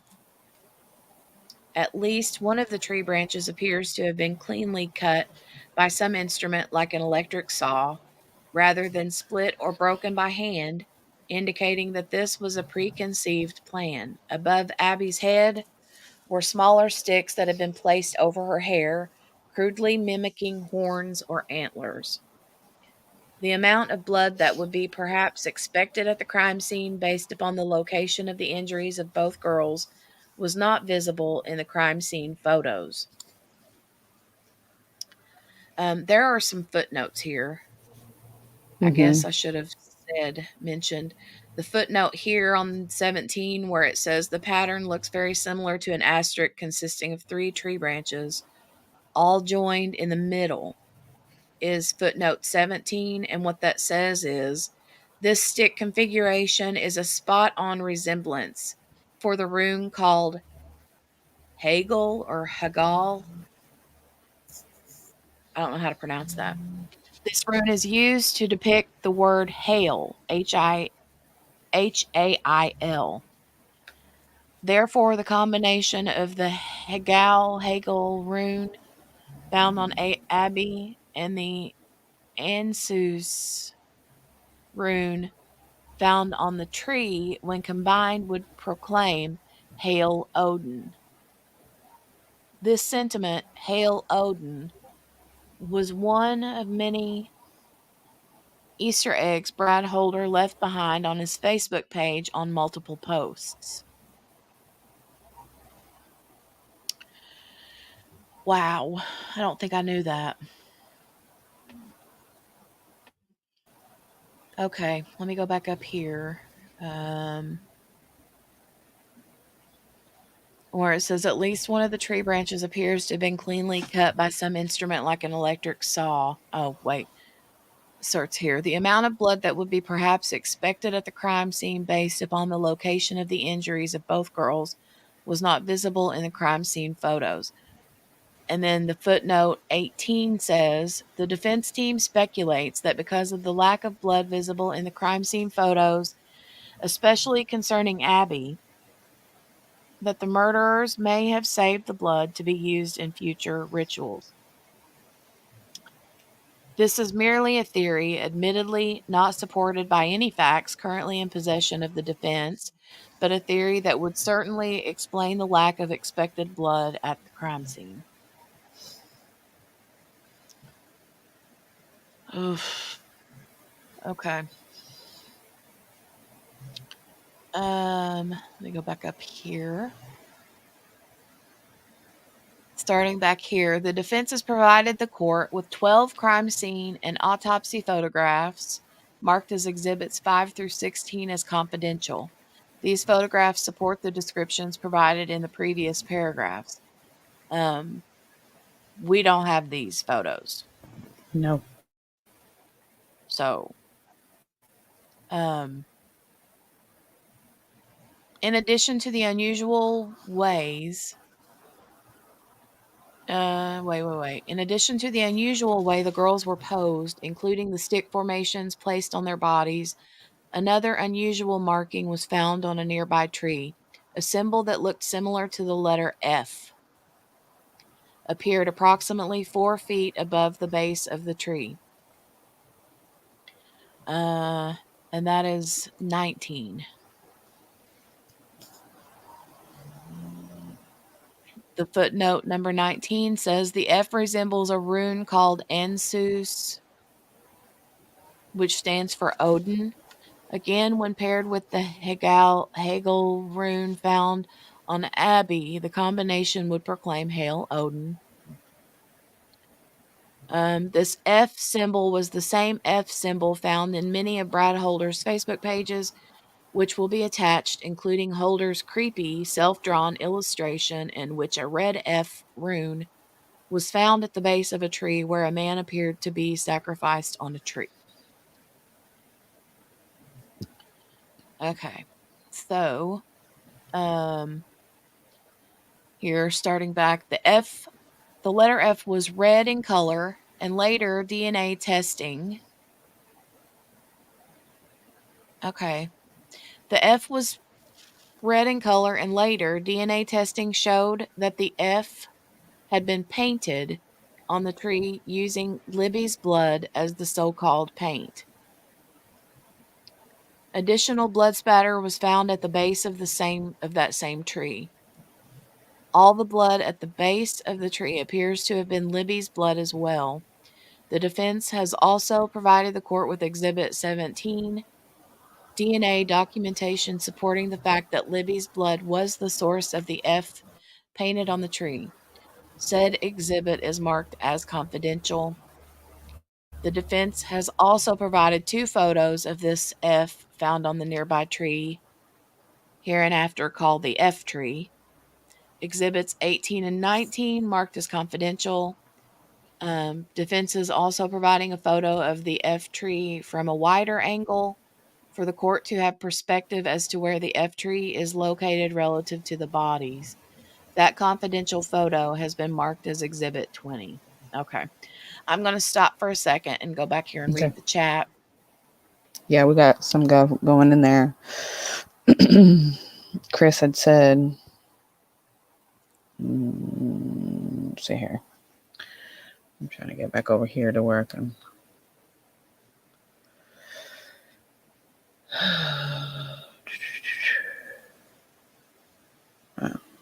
Okay. Should we even believe this memorandum? I mean, it's from Ari's defense attorney. I mean, it's still a memorandum that they're presenting to the court, and they're having factual basis too. They got the receipts to show. You know what I'm saying? Yeah. So, I mean, you got to put that into play. Well, and I mean, if the question, should we even believe this memorandum?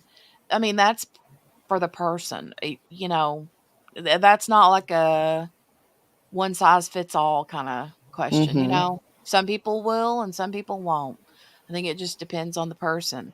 But what really matters is the 12 jurors or however many Exactly. jurors is going to be there to make that determination. And I don't even know that this information from the memorandum is going to be given to the jurors at all. I mean, I'm assuming it would be, but I don't know that they've came to any sort of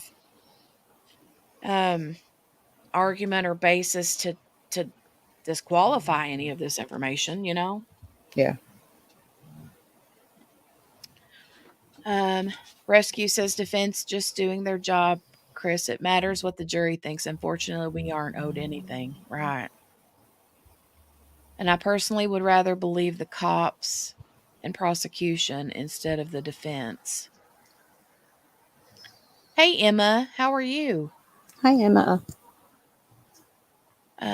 Are going watching Father is starting up soon. Oh, yeah. I was like, what? So yeah, I assume you're talking about Crumbly. The dad is going up on trial soon. I think the Mm-hmm. um uh jury picking is going to be today or has already started. So I would assume um that opening statements will probably either start this evening or tomorrow, Mm-hmm. depending on how long it takes them to pick a jury. I mean, that could take a while, but then again, they may have it done quick. I don't know. Mm-hmm. But I'm definitely going to be keeping my eye on it, depending on when we get done with our Delphi series. Um, I don't know. I might see if it starts this week. I might see if there's a way for me to. I don't know. Doing a trial and doing a deep dive at the same time is a lot, Jenny. It is a lot, but I don't mean. I mean like potentially just like recapping it. Recapping the trial. Yeah. Oh. Like not like daily, but like at the end of the week or something, you know what I mean? Okay. Maybe like recap one week, and then if we finish up with this, then we can start it. Or Well, this is what, September of 2023, this memorandum. So we're Mhm. really not far off from being to where we are at today. So, Right, right.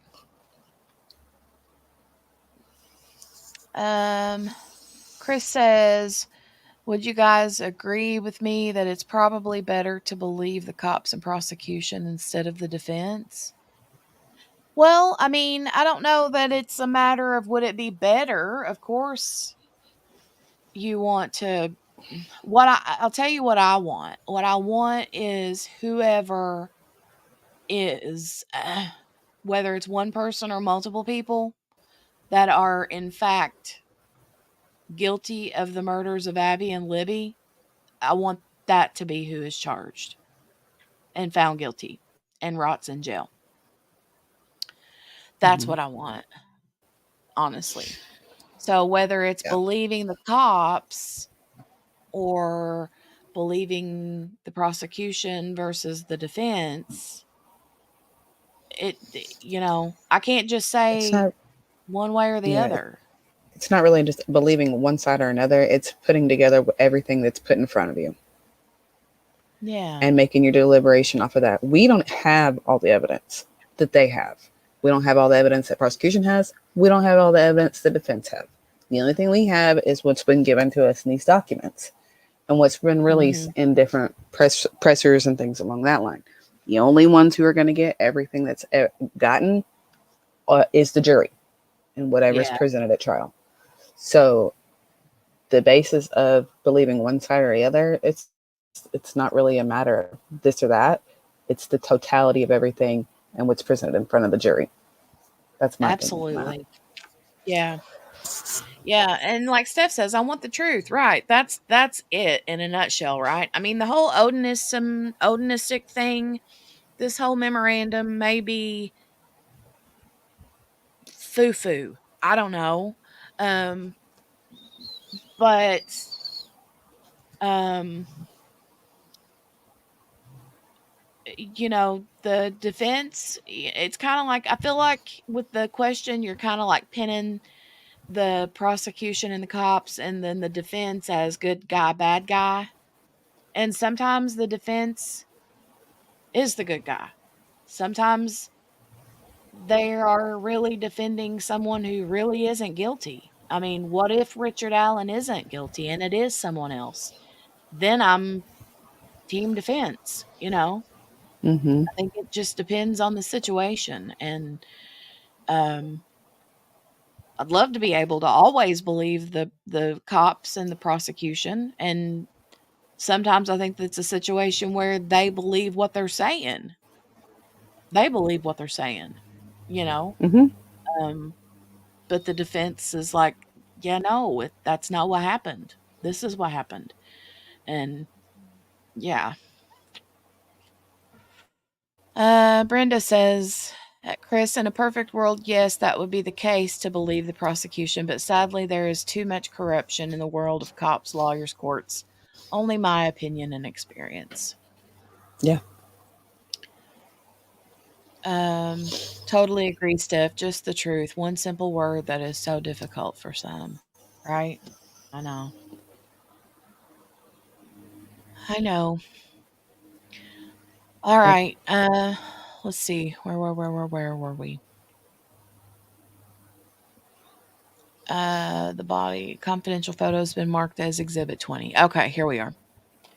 Under Abby's left lower back, a shoe was found. This shoe is believed to be Libby's shoe. Under the shoe, a cell phone was found. The cell phone was later determined to be Libby's phone. This information was confirmed by the recent deposition testimony of Liggett, Lisenby, and Holman. According to recent depositions taken of Sheriff Liggett, the famous video of the person that many people call Bridge Guy was found on this phone. Additionally, allegedly found between the two girls buried under the leaves and dirt was a single bullet.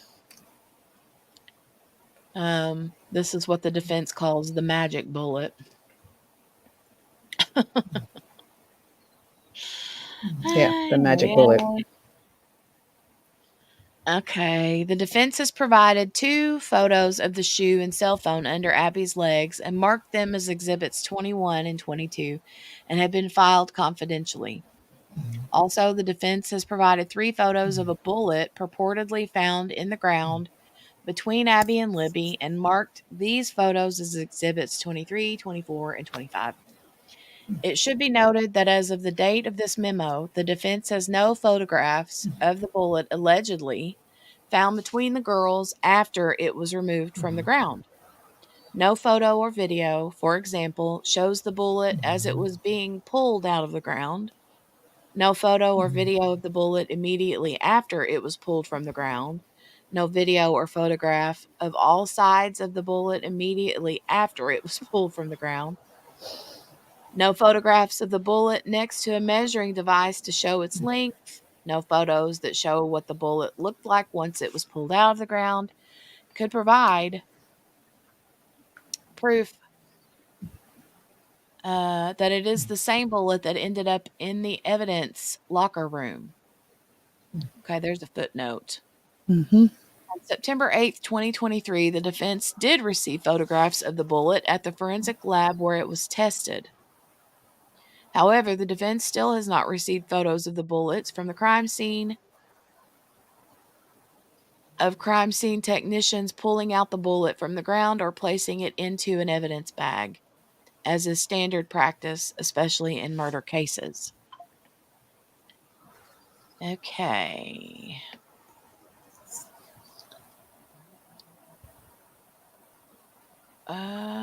Welcome, Yankee Ghost. Oh, hi and welcome. Welcome, welcome, welcome.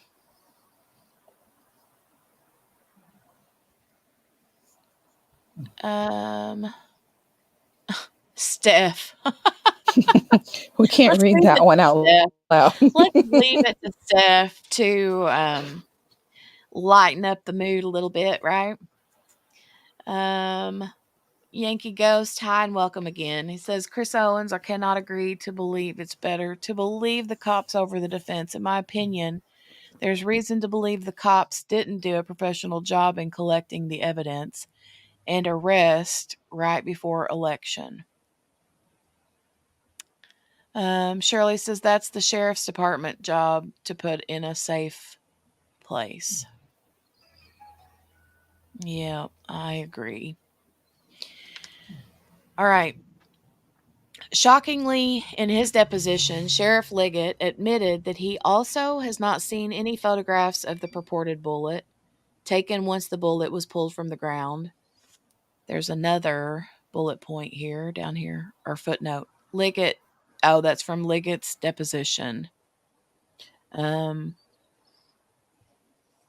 Another 23 says Liggett's deposition, and then 22 footnote says Holman testified in his deposition that investigators estimated the time of death as occurring somewhere between 2:30 and 3:30 p.m. Okay, so we'll have that for we'll put that in our pocket up here. Mm-hmm. Okay.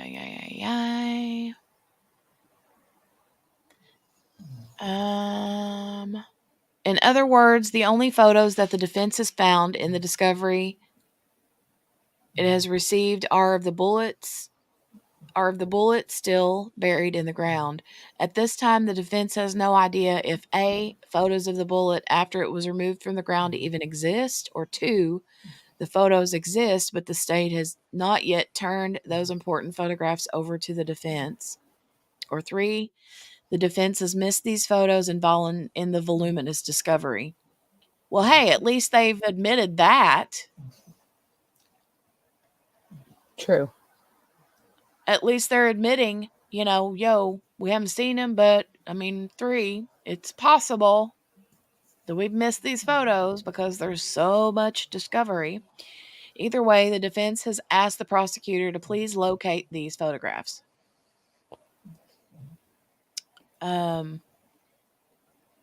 Do you want to go from here?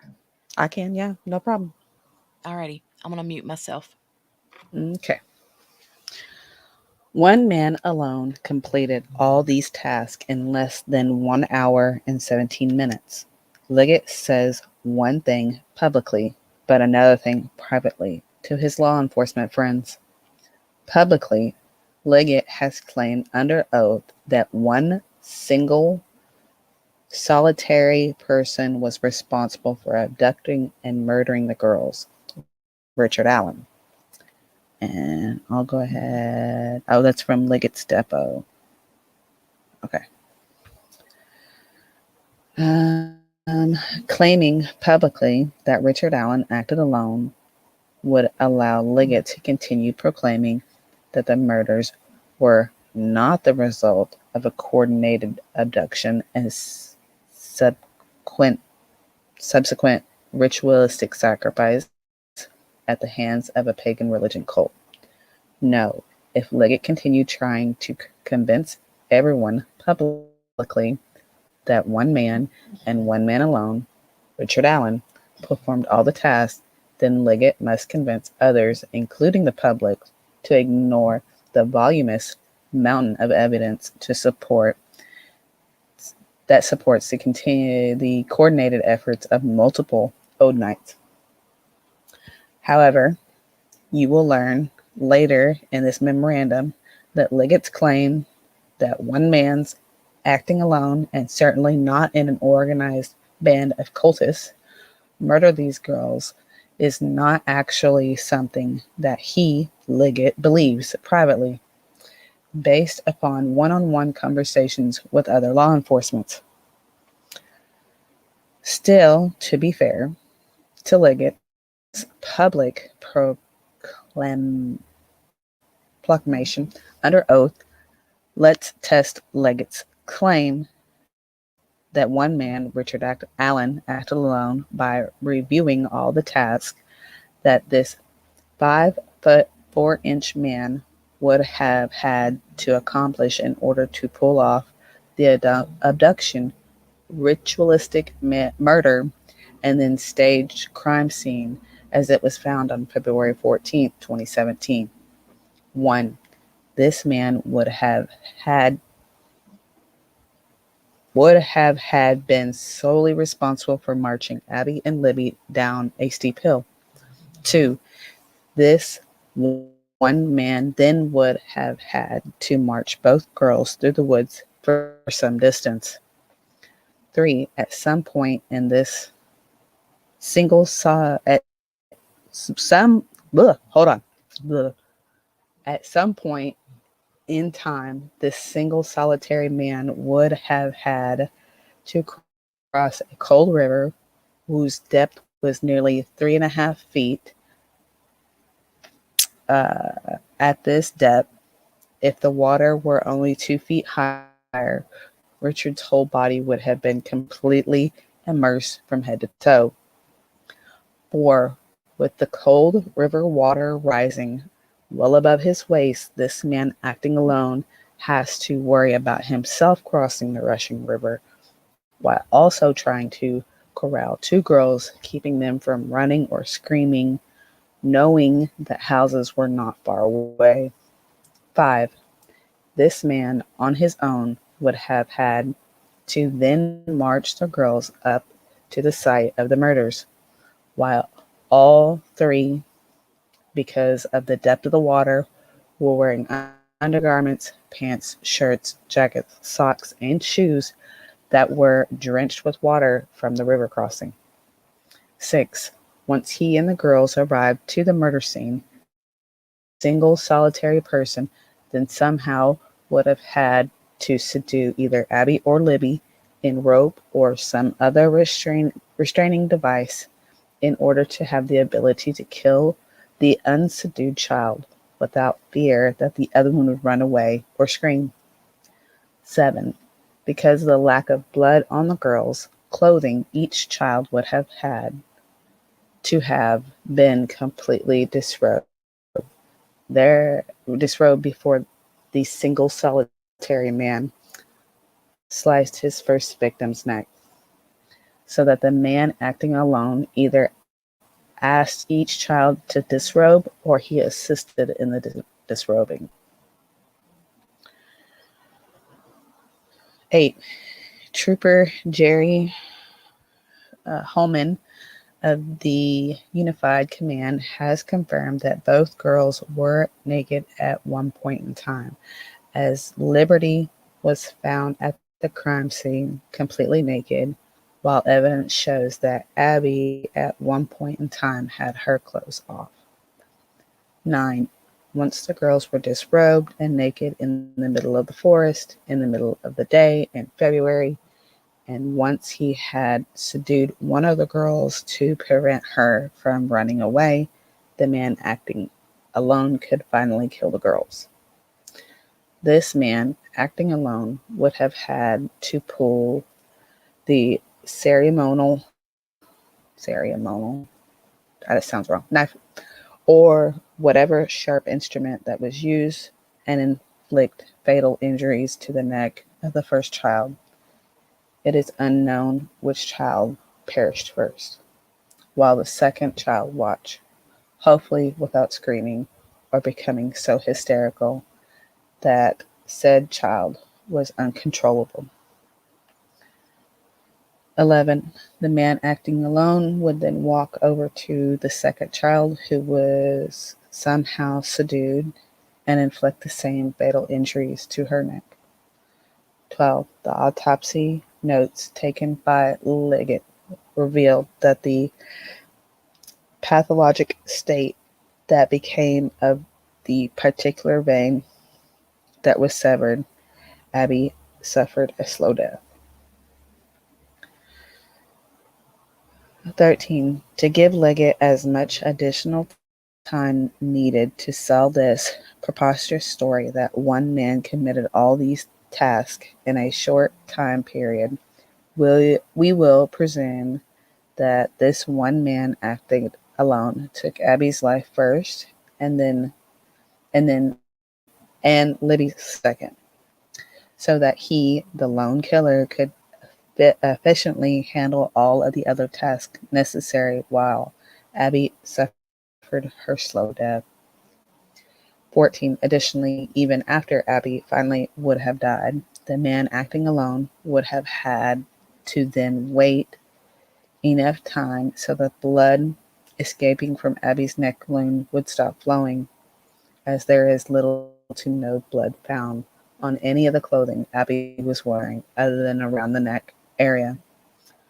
Both undergarments and outer garments, meaning that the single solitary man likely clothed Abby's dead body after the flow of blood ceased. 15. Once this man acting alone inflicted the injuries to Abby's neck and she was dying a slow death, he would have left Abby on the ground somewhere away from where she was ultimately laid to rest, as there was little blood at the scene where she laid to rest and posed, and where the man acting alone placed sticks on her body. 16.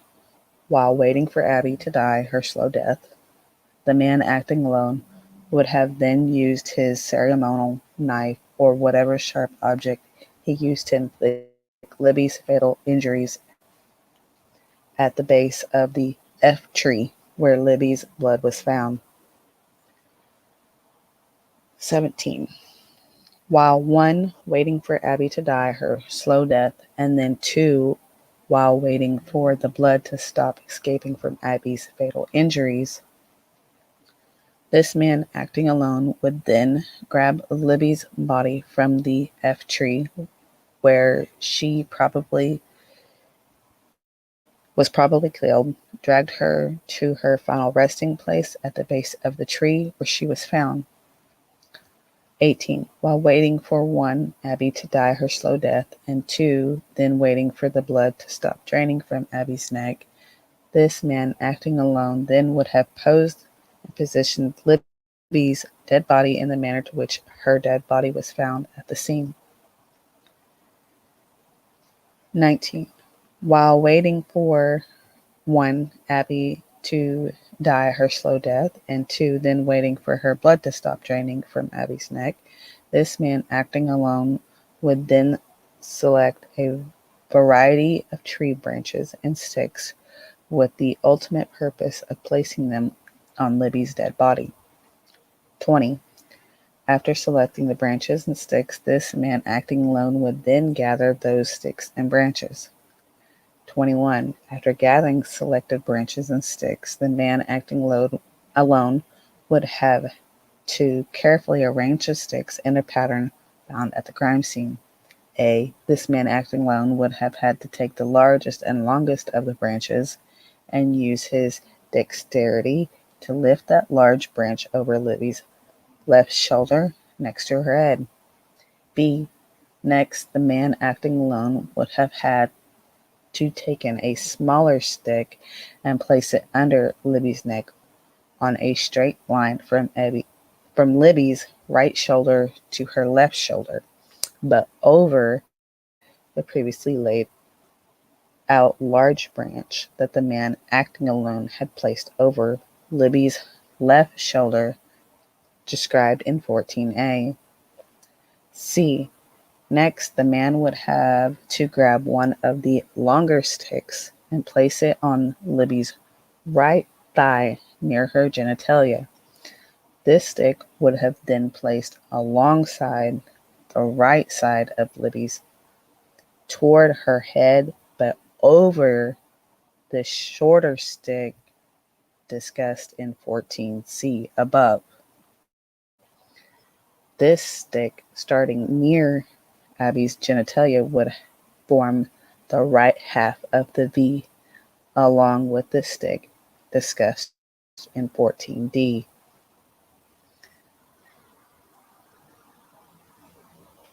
Next, in order to form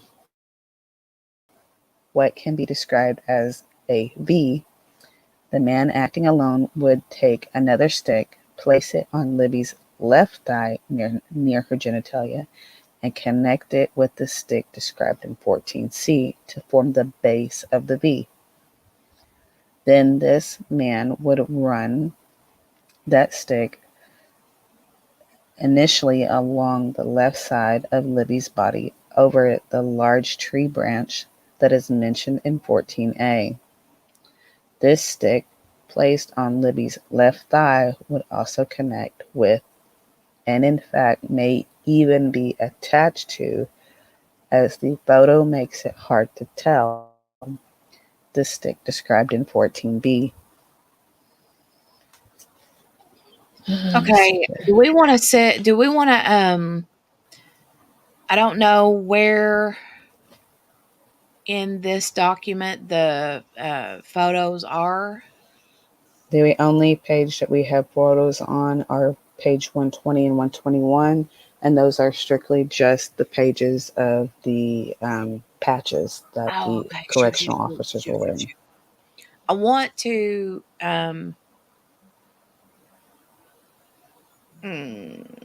let me go find hold on. Let me go find a picture of how it's not a picture of the actual girls. Right, but the It's black like and white picture, like generic picture. yeah, there's like a few different ones that I've seen. Let me go find it. You can keep reading. I'll go find it real quick. Okay. Yeah, because this is getting a little crazy with the way this stick is this stick and this stick is connected to this stick. And I don't know about y'all, but I'm a visual kind of person. So, yeah. But anyways, 22. At some point in time, once the blood draining from Abby's neck had stopped, this man, acting alone, would have then had to gather the discarded clothing from both girls. 23. This man would have then had to redress Abby's dead body, starting with the undergarments Abby was wearing, without leaving any blood, his, Abby's, or Libby's, on the undergarments. except for around the neck area where Abby had been mortally wounded. 24. This man, acting alone, would have had to use his dexterity to lift Abby's dead body in order to maneuver the first bra onto Abby's dead body.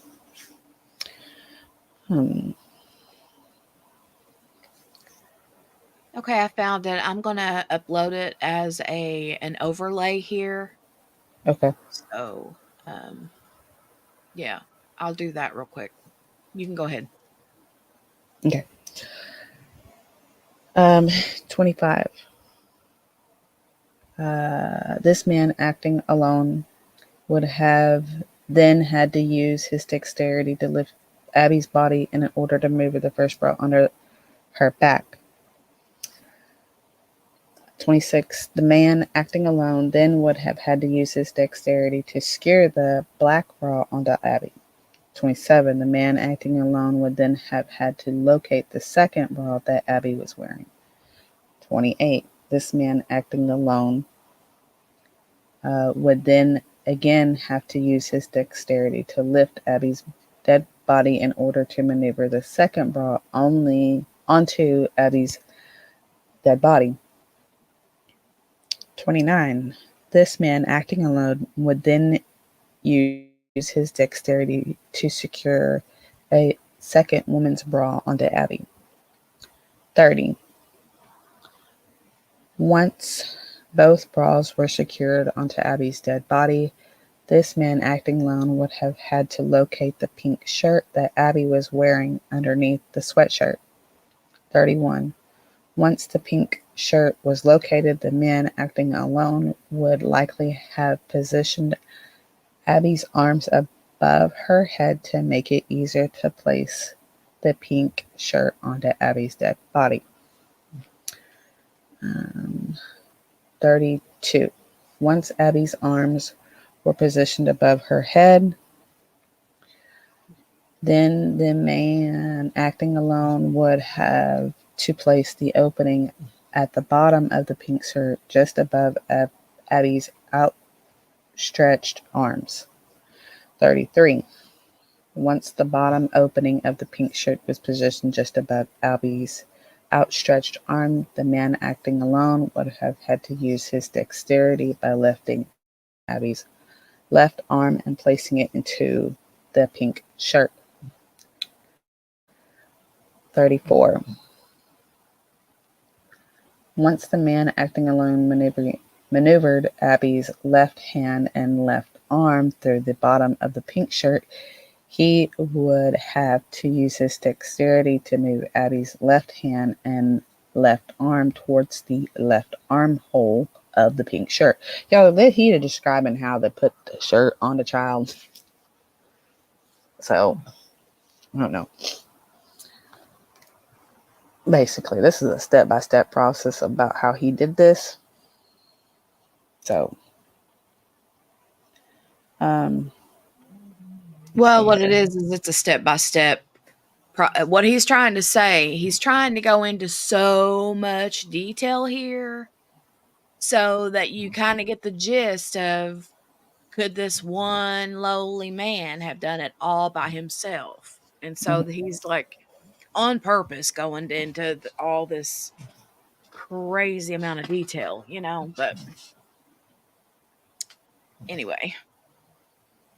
Hold on just a second. I've got this here. okay. So you can see here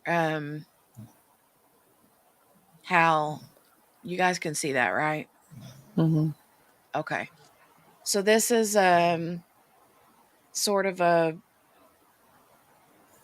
how Abby and Libby's bodies were positioned, and the red lines are the sticks, and then the circle above Libby's head is the tree, F tree. the tree, and it's supposed to be showing how her one arm is raised up touching the tree. So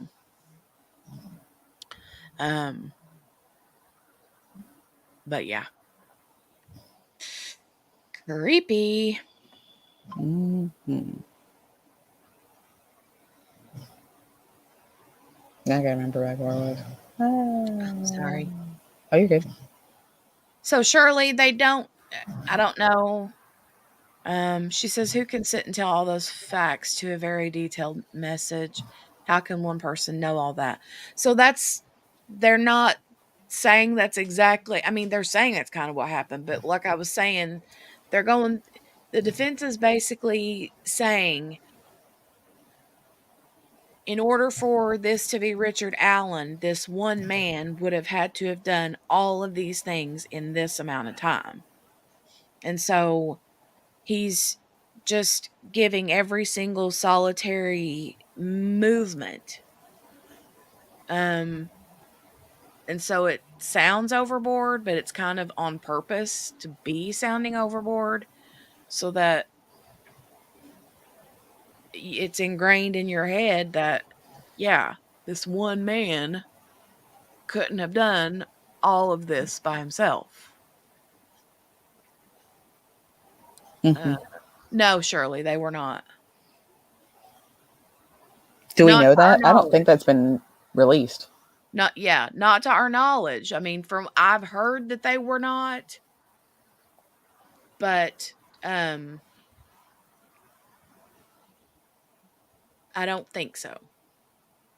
And I don't know that we'll know for sure until the trial, but according to some text messages and stuff prior to all of the information coming out, they said that they weren't, but I don't, oh God, I don't know that to be a fact. 100%, but I don't think that they were. So, Yeah, no, that's just something that I know of that hasn't been released. I mean, we know the manner of death, but the cause of death still hasn't been released about the right. girls. Mm-hmm. And typically, that's one of the first things that's put out is the cause and manner. But we just have the manner. So, I mean, we got a little more detail about what happened through the memorandum. Yeah. But generally, there hasn't been anything released to the public. So, Steph says, Jenny, you seem to be getting overwhelmed. Want to end soon? Oh. Do I seem to be overwhelmed? Shirley says, then why couldn't it have been a couple of women a sacrificial lamb? Yeah, that's a good question. Good question. Where are we at on the, goodness gracious, we're we're only on on 36. 36. Yeah, and there's still quite a bit, I believe. Okay. Quite a bit. How much further until like the next section? I Oh, guess. let me see here. There's 92 points on the points that we're on right now. Yeesh. Yeah. What page did you say we were on? 37? We're on point 36. That is on page 37.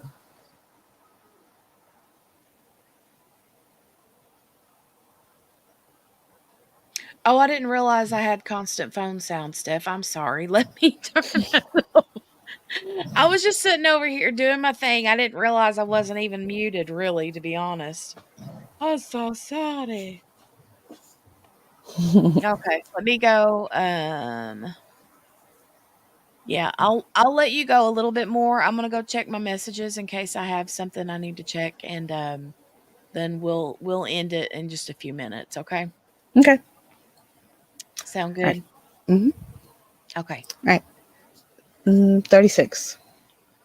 Once the left arm was successfully pulled through the left armhole of the pink shirt, the man acting alone would have to use his dexterity by picking up Abby's right arm and placing it through the bottom entry hole of the pink shirt. 37. Once the man acting alone had used his dexterity to maneuver Abby's right hand and right arm towards the right armhole in the pink shirt, he would then have to use his dexterity to pull the right arm through the right armhole of the pink shirt. 38. Once the man acting alone had successfully maneuvered Abby's right and left arm through the armholes, then he would have had to use his dexterity by using one hand to lift the upper portion of Abby's body while using the other hand to pull the shirt towards Abby's midsection until the shirt was properly dressed on Abby. 39. Additionally, the man acting alone, while using his one hand to pull the pink shirt towards Abby's midsection, would have had to lift Abby's body high enough off of the ground to avoid getting any dirt on the pink shirt, as the photographs show that the pink shirt was clear. 40. It is likely that once the murdered redressed Abby in her pink shirt, that the pink shirt never touched the damp, dirty ground, as there was no dirt on this shirt whatsoever, unlike the wet dirt found on Libby's backside and the wet dirt also found on the sweatshirt Abby was ultimately dressed in. 41. This would mean that once the man redressed Abby in the pink shirt, that he would have likely held up the upper portion of Abby's body with one hand while grabbing the sweatshirt with the other before placing the sweatshirt on Abby. Sorry, y'all, my dog's making me laugh. 41. This would mean that once the man redressed Abby in the pink shirt... Oh, never mind. 42. In order to put the sweatshirt on Abby, once he was able to locate Libby's sweatshirt, then this man acting alone likely positioned at least one of Abby's arm above her head so that it makes it easier for this man to put Libby's sweatshirt onto Abby's body. 43. Once he positioned Abby's arm above her head, this man acting alone would have to take the opening of the sweatshirt near the outstretched arm or arms of Abby. 44. Once he positioned Libby's sweatshirt near Abby's arms, this man acting alone would have had to maneuver the left hand and arm in order to move it to the bottom opening of the sweatshirt. 45. Yeah. Oh. Okay, I'm back. Okay, You made it to 45. You want I me to take did. over? You can if you want to. Yeah. Okay. It's a little bit repetitive. Yeah. I can imagine. Steph says, no, I'm fine with it. You just seem to be annoyed with the cha-ching. Oh, yeah. No, the only reason I was acting annoyed over the cha-ching was because my phone is like right next to my microphone, and I was thinking, oh my God, it like blew everybody's eardrums out. Hmm. Shirley says, so Abby represented the favorable one. No, the girls hadn't been drugged to my knowledge. I mean, I don't think that they've ever said anything about that. Um, But I mean, we don't have any sort of like toxicology information or anything like that.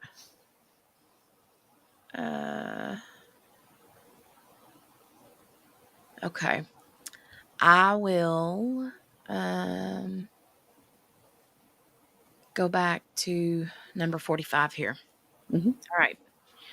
Once he stuffed the left hand and arm into the sweatshirt, this man acting alone would have had to position the right arm into the bottom opening of the sweatshirt.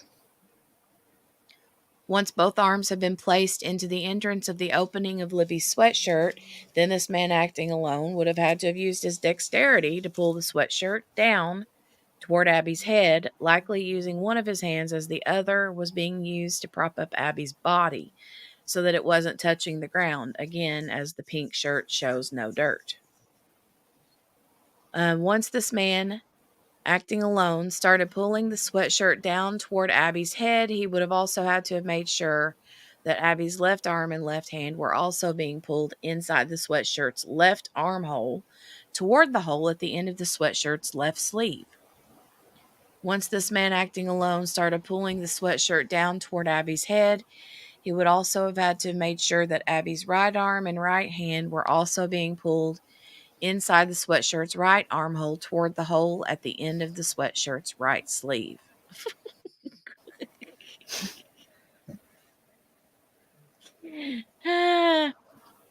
Mm-hmm.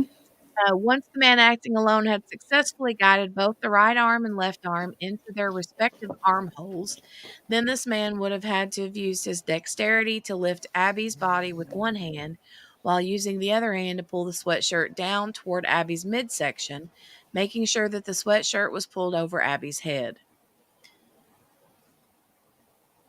Once this man acting alone had secured the first bra and the second bra and the pink shirt and then sweatshirt onto Abby's dead body, then he would have had to have locate Libby's jeans, which were found on Abby. Oh, Lord, now we're going to have to try to get... Mm-hmm. Once this man acting alone had located Libby's jeans, this man acting alone would then have had to place the opening of Libby's jeans at Abby's feet. Once he placed the opening of Libby's jeans at Abby's feet, this man acting alone would have then have to have had used his dexterity to lift Abby's feet from her dead body enough off the ground in order to start the process of maneuvering Libby's jeans onto Abby's dead body. First, this man acting alone would have lifted either the right or left leg and foot into the opening of the jeans. Next, the man acting alone would have lifted the remaining leg and foot into the opening of the jeans. Once he was able to position Abby's feet into the openings of Libby's jeans, then this man acting alone would have to use his dexterity to lift Abby's hips and legs in order to maneuver the jeans up Abby's dead body.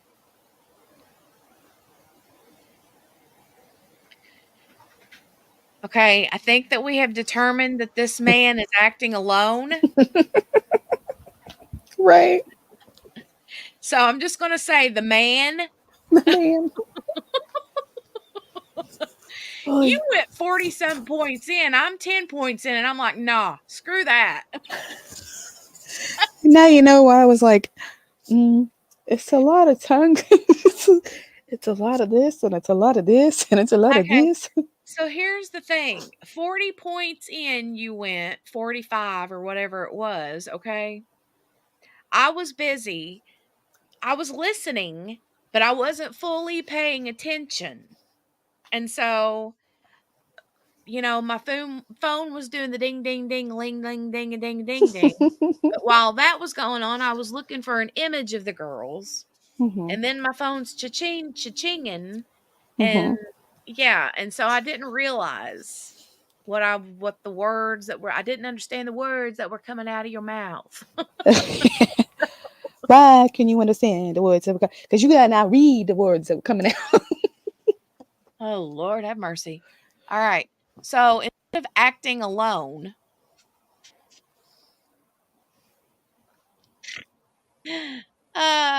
I'm just going to say the man. All right. Once the man was able to maneuver the jeans several inches toward Abby's midsection, he would have had to continue to readjust by lifting the body with one hand while grabbing the jeans and pulling them toward Abby's midsection with the other hand. This man, acting alone, would continue this adjustment and readjustment using both of his hands until the jeans were ultimately completely on Abby's dead body. Okay, let me just say again for repetition, I've said this before and I'm just going to say it again on behalf of me and JB that Mm-hmm. even though I'm being a little giggly and laughing and cutting up, I don't want anybody to ever think that I'm being disrespectful, okay? Because I read the word Abby's dead body and, you know, Yeah. it just, Right. We ain't trying to take light of the subject. It's literally because the contents of it, we kind of need to do it for ourselves in a sense yeah. so that we don't start going down into the hole, if that makes sense. Yeah. So I get a message from QB. It says they're making a point, but just so I'm straight, the man, he was acting alone? Question mark. Okay. Okay. QB's not in the chat, but she's busy today. So anyway, it is a coping mechanism, Steph. You're absolutely right. Mm-hmm. Um. Ba, ba, ba, ba, ba, ba, ba, ba. Let me catch up. Mickey says whoever wrote this needs to just not tell stories anymore because I'm nervous. Mm.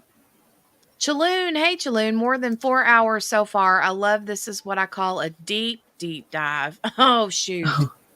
These have all been like all of our Delphi lives have been minimum hour and a half. Yeah. I think we only had one short day out of all now 7 parts. Right. Yeah. Yeah. So okay. Let's see. La la la la la. Let me find where I was at. I'm sorry. I think I'm on 58. Yeah. Once this man, I almost said acting alone. Once this man had successfully completed the task of dressing Abby in the first bra, the second bra, the pink shirt, Libby's sweatshirt and jeans, he would then have to locate Abby's Converse tennis shoes. Once the man had located Abby's black Converse tennis shoes with white laces, he would have used his dexterity to lift Abby's left leg with one hand while using the other hand to place Abby's tennis shoe on her left foot. Uh, Once the man had completed the task of placing Abby's left Converse tennis shoe with the white laces back onto Abby's left foot, he would have had to have grabbed Abby's other tennis shoe, the right tennis shoe. Once the man had grabbed Abby's right tennis shoe, he would have used his dexterity to lift Abby's right leg with one hand while using the other hand to place Abby's right Converse tennis shoe onto Abby's right foot. Okay.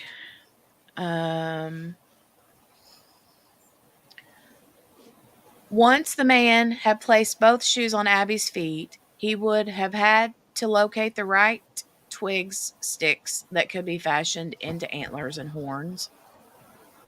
Once those sticks are found, then the man would have to lay the twigs and sticks over Abby's hair so that they crossed and crudely resembled antlers. Since there appeared to be no blood on Abby's tennis shoes and other clothing other than around the neck area, this man must have been extremely careful to avoid any of the blood that came out of Abby's neck as well as Libby's neck.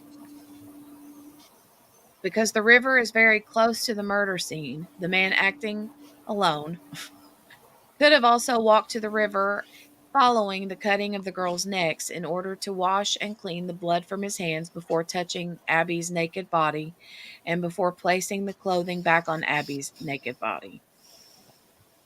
Poppy, Go on now. She's up here trembling and shaking on me. She must hear thunder. Mm.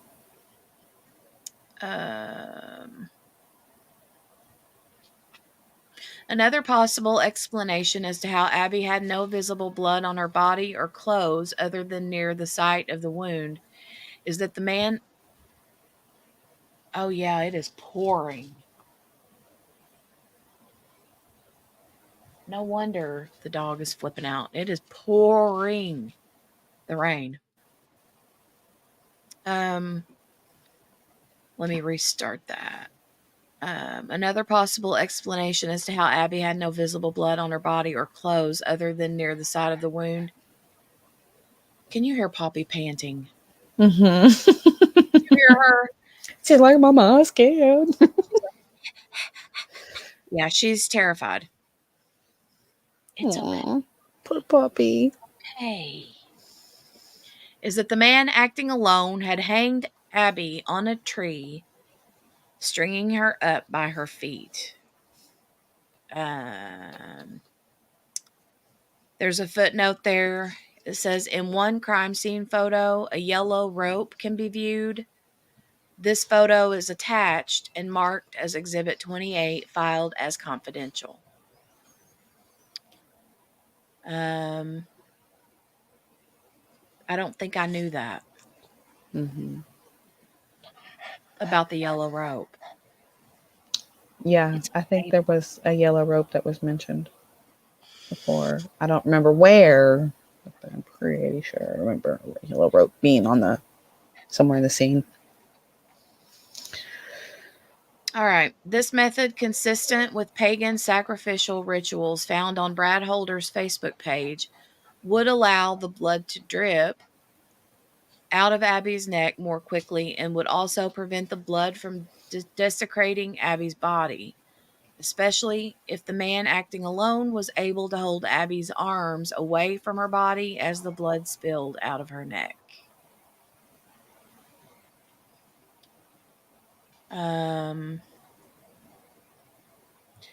But it would have had to have been collected somehow because there wasn't any blood in the area. Right.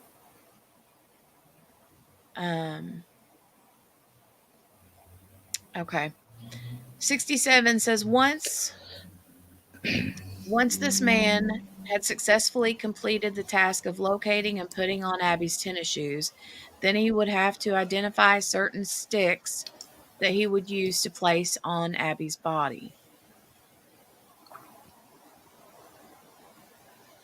Steph says, I think Jenny said the same thing about the yellow rope the last time it was mentioned. Sheesh.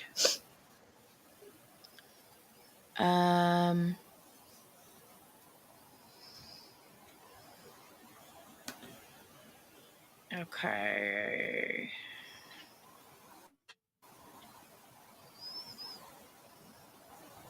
Oh, wait a minute. Once this man acting alone had successfully completed the task of locating and putting on Abby's tennis shoes, then he would have to identify certain sticks that he would use to place on Abby's body. Okay, now because at least one of the branches appeared to have a clean-cut end, this man acting alone either A, brought out his saw, a saw that he had either stashed at the murder scene ahead of time or had carried on his person as he walked on the bridge, and then used that saw to cleanly cut the end of at least one of the branches, or B, located the branch with a clean cut end that he, the man acting alone, had either stashed ahead of time at the murder site or that he had carried with him on his person while walking the high bridge before abducting the girls, or the man acting alone just so happened to have found a branch with a clean cut end on the ground in the woods. Footnote number 30 says, later in this brief, you will see a Facebook post in which a few weeks before the murders, a man that looks like Patrick Westfall is using an electric saw to cut a tree branch. Brad Holder then leaves a comment that says, cutting runes. Mm-hmm. Wow.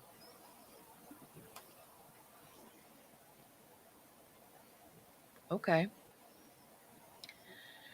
69 says, before placing his 3 hand-selected sticks on Abby's dead body, the man acting alone would have had to have positioned Abby the way she had been found. Poppy, it's okay. It's okay. First, the man acting alone would have grabbed Abby's right hand and bent it at the elbow toward Abby's face so that the arm was resting on Abby's chest with Abby's right hand near the right side of her face.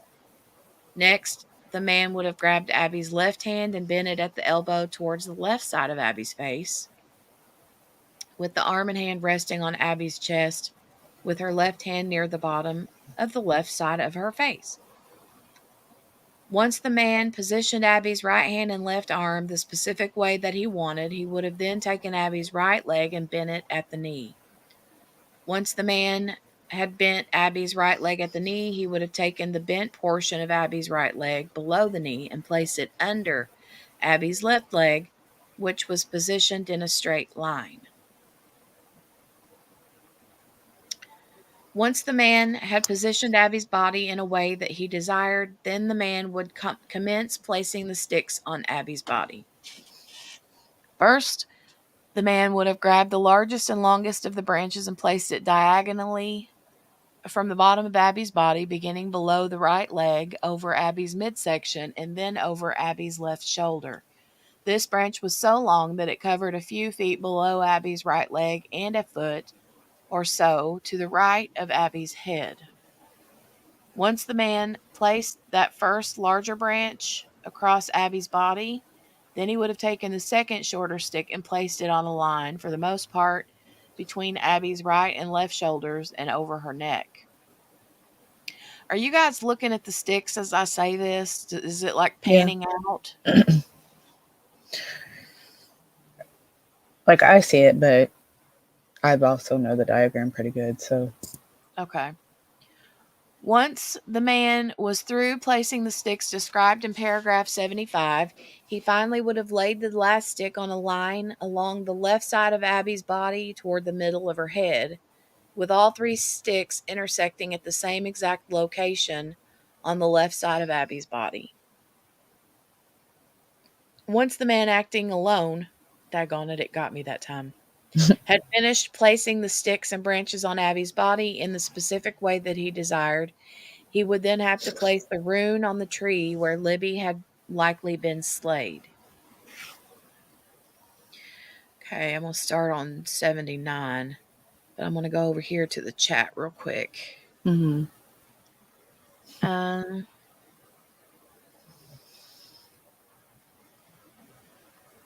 Okay, I got your message. I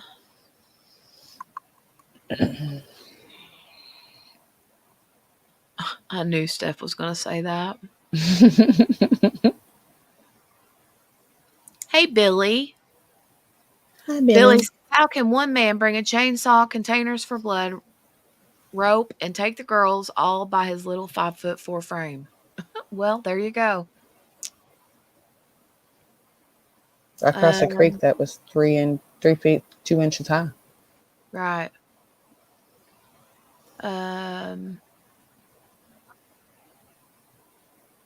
Steph says she hasn't told us the number of all the points, but she made sure. Get out of here. Get out of here.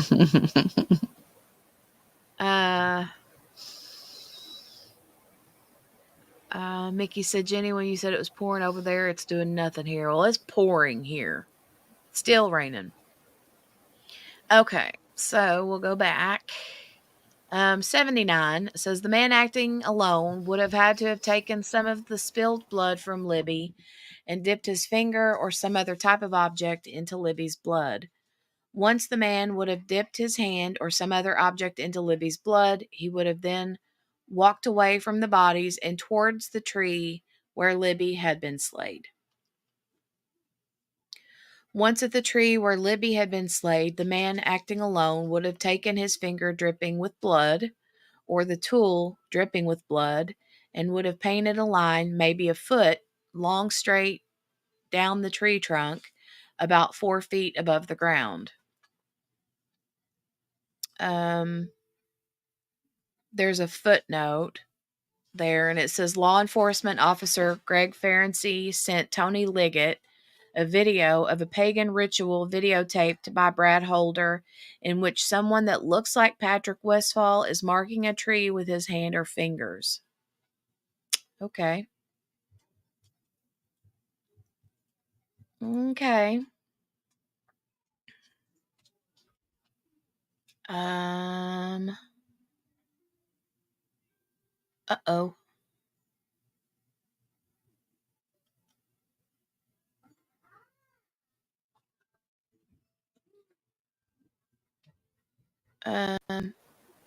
JB, did you mean to remove yourself? No, I hate it here.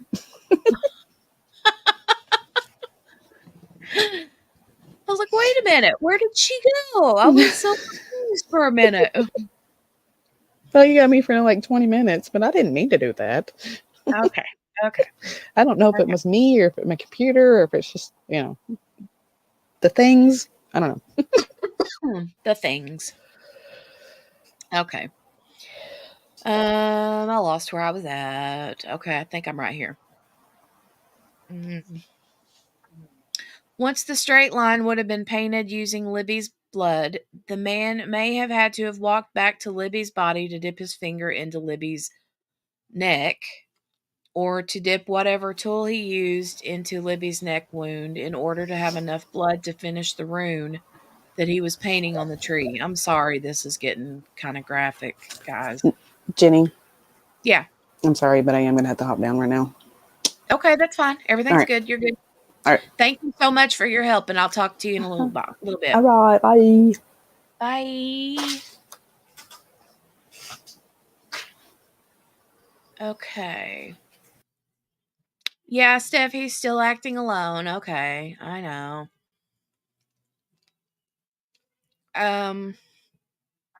Once he dipped his finger or tool into Libby's wound, the man acting alone would have walked over to the tree now containing the vertical line of Libby's blood about 4 feet above the ground, and would have used Libby's blood to paint 2 lines horizontal to the ground to form what looked similar to an F, the letter F.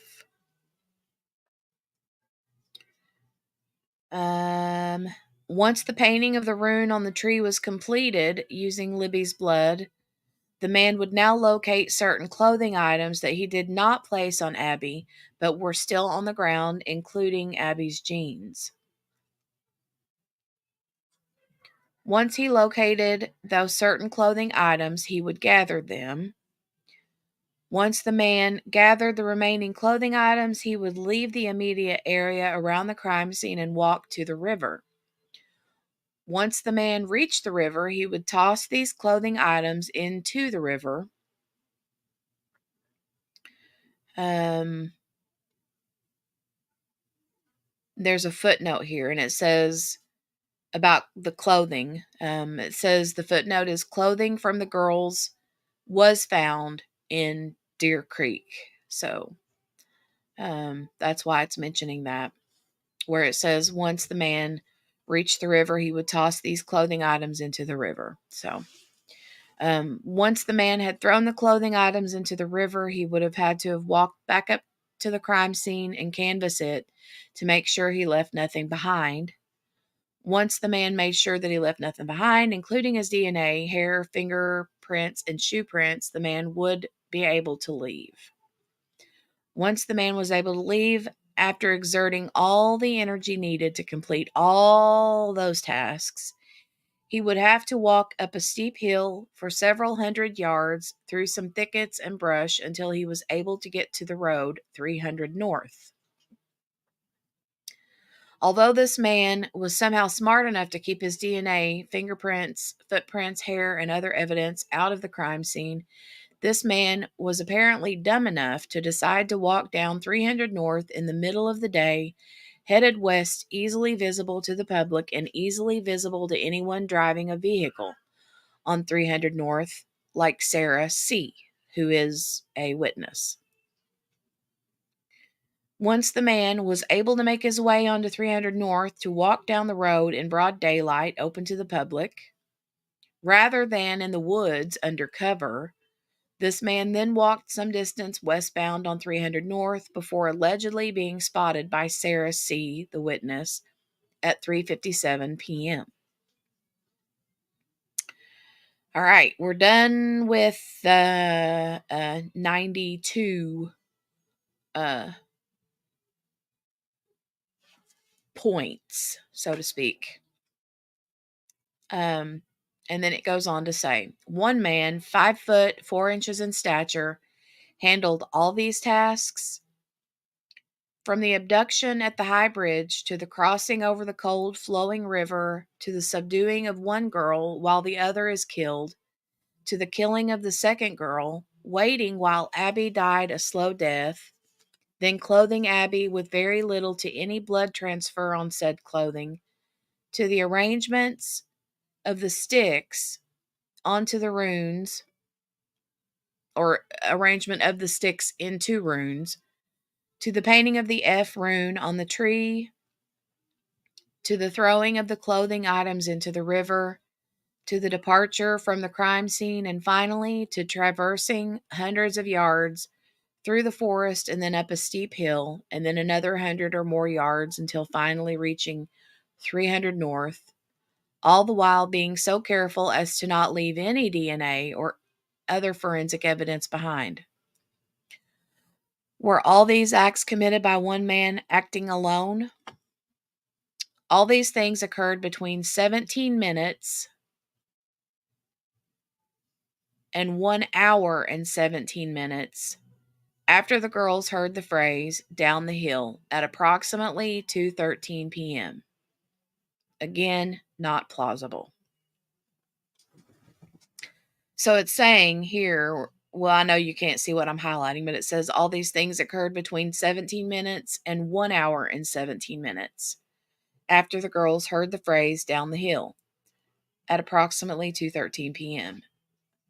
So let's go for the longer one. Let's say 1 hour and 17 minutes. Would someone, one person, be able to do all of that even in 1 hour and 17 minutes? Basically. What say you, chat?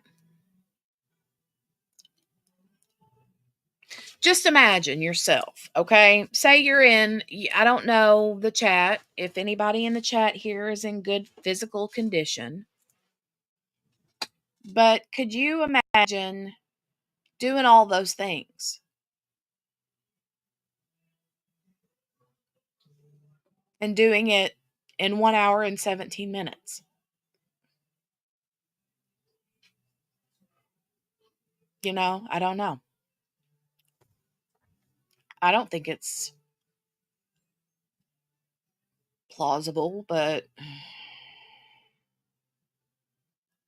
I don't know. At his August 8th, 2023 deposition, Sheriff Liggett was adamant that one person and one person alone, Richard Allen, was involved in the murder of Abby and Libby. However, off record, Liggett doesn't believe that one man was capable of okay, let me start that over. At his August 8th, 2023 deposition, Sheriff Liggett was adamant that one person and one person alone, Richard Allen, was involved in the murder of Abby and Libby. However, off record, Liggett doesn't believe that one man was capable of pulling off all those tasks, especially in such a short period of time, leaving behind a crime scene with no forensic evidence. As referred to earlier, Liggett says one thing publicly under oath, but a different thing off record to his buddies. One of those buddies is former sheriff and now chief deputy sheriff Tobe Lisenby. The day after Liggett's August 8th, 2023 deposition, Tobe Lisenby was subject to a deposition. Okay, let me move this off the screen.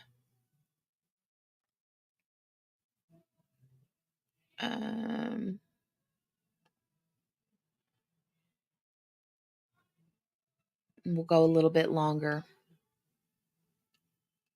When Tobe Lesenby was asked at his deposition how many people he believed were involved in the murder of Abby and Libby, Lesenby provided a different answer than Liggett.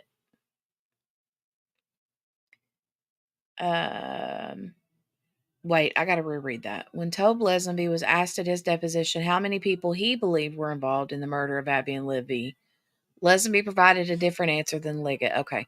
Lesenby, indicated that at least 2 people were involved. The reasons Lesenby gave as to his belief that at least 2 people were involved in the murders was Lesenby's belief that it would be difficult for one individual to accomplish what occurred. When asked if any other law enforcement officers shared this perspective, Lesenby provided a surprising answer based upon what Liggett had testified to under oath the day before. Yes, at least one other law enforcement officer believed multiple people were involved in the murder of Abby and Libby. Tony Liggett. According to Lesenby's sworn statement, it was common for he and Tony Liggett to have one-on-one conversations, and that Tony Liggett definitely believed that more than one person was involved. That was according to his deposition, is what footnote 37 says. Tony Liggett, who just the day before, under oath, claimed that only one person, Richard Allen, was involved in the murders, privately behind the scenes was saying something altogether different in one-on-one conversations with his law enforcement friends. Well, that's sussy. That's sussy. Gail says, it doesn't seem feasible to me, especially because of his size. I mean, Jason Momoa, maybe. Right, Gail? Right? I know. Morgana says, is that why they kept the tip line open after they arrested Richard Allen? Maybe. That's a good question, Morgana. Let me get a drink, guys. Let me get a drink.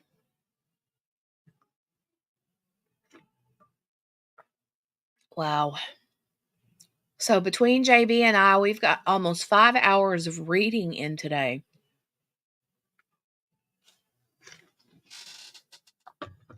Okay. All right. If a cult consisting of more than one person in a coordinated fashion lured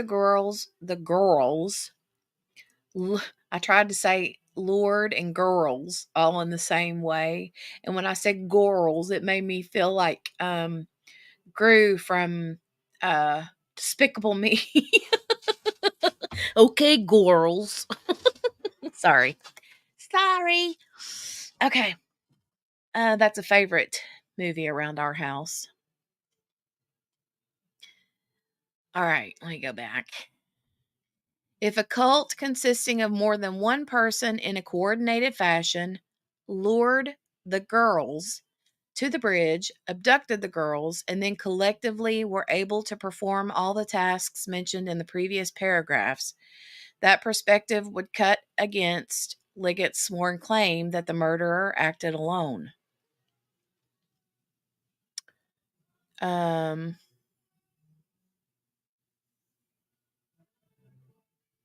Conversely, even more problematic for Liggett is that stating under oath what he actually believes, that more than one person was involved in the murders of Abby and Libby, would then lend credence to the fact that the accumulation of evidence gathered by Murphy, Ferenczi, and Click strongly supports that on February 13th, 2017, several men from a pagan religious cult were involved.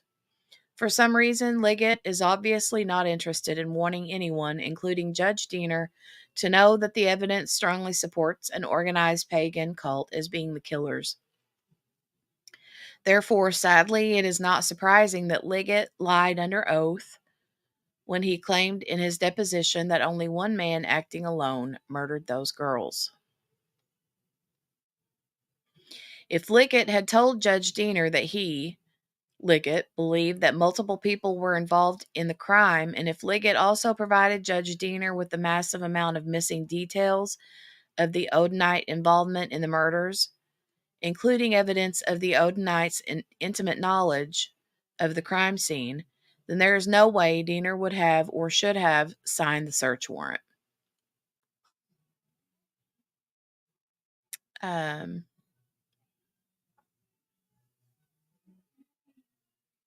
So that's where we get into,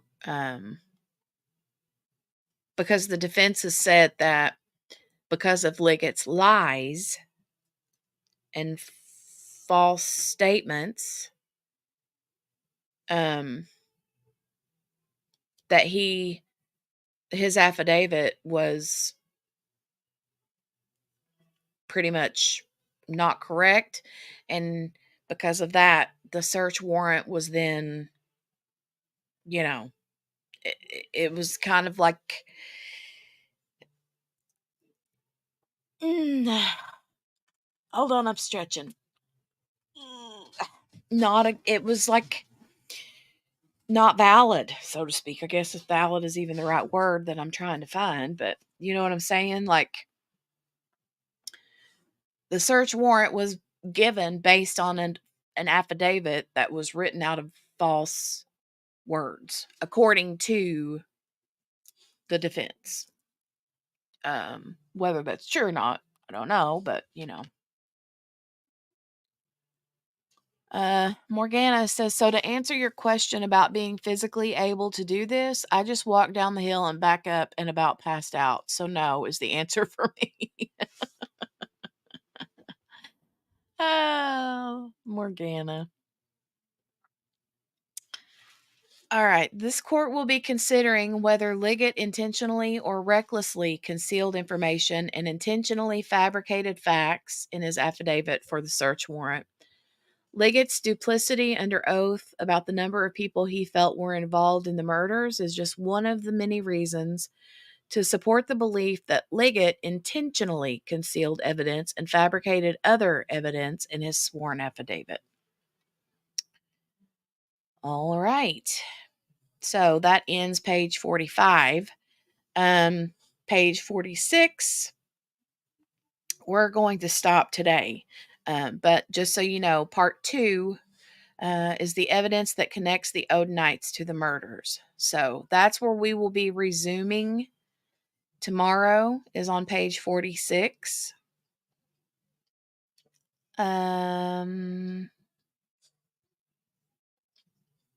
So yeah.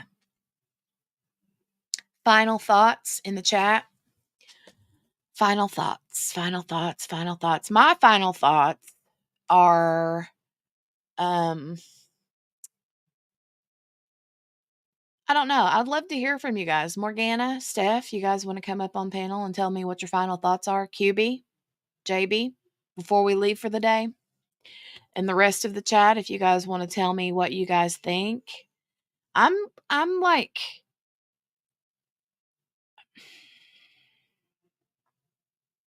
I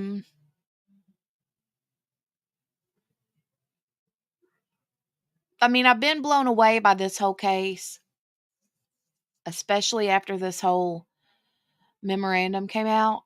But man, like rereading it again just kind of like grinds my gears a little bit more. Is that the right word? Or does grind my gears mean something else? Y'all know what I mean. Gail says, I'm on team reasonable doubt for sure. Good. I'm team reasonable doubt. I don't know. There's just so much to this that there's just no way that at this point, like knowing that, well, and I'm just going to be honest, I will be honest, even knowing, I don't think I would have had any question that it was Richard Allen until this came out. That's my pure honesty. if they would have never came out with this whole thing, I would have been like, sure, I mean, they got the right guy, right? Don't they have the right guy? I'm sure they got the right guy. But then with this information, now I'm like, but do they really have the right guy? Yeah. Morgana says things that make you go, Steph says, well, we haven't heard what evidence the prosecution has, but with the info presented, it definitely doesn't sound right. Yeah. Well, I mean, the prosecution is keeping everything they've got as close to the vest as they can and are able to,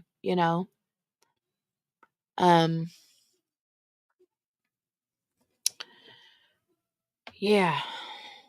It's very interesting. For sure. But I'm going to get out of here. It is 3:01 p.m. and I'm going to go hang out with the fam and figure out what we're going to have for dinner tonight. So, but we'll be back tomorrow. Probably same time between 10 and 11 Eastern. Kiddo doesn't have school on Wednesdays, so might sleep in a little bit later tomorrow and get on more closer to 11, maybe 10:30. Just, make sure your notifications are on. And yeah. Hey, Kel, good to see you. I didn't know if you were still here listening, hanging out, or what, but it's good to see you back, Kel. Please make sure to hit the thumbs up if you liked the video, if you appreciated it and all the things. We appreciate the thumbs ups. And if you're new, we would love for you to stay and subscribe, hit that notification bell, click all so you get notified every time we go live. Kel says, now that my boss just left, I'm popping in, but I see you're leaving. Yeah, Kel, we're done for the day. We have read for almost 5 hours. We are tired of reading today. I'm kidding. I could go on and on and on and on and on, but I'm not going to do that. So, but we'll be back tomorrow. All right. I'll see you guys then. Have a good night. Bye, everybody.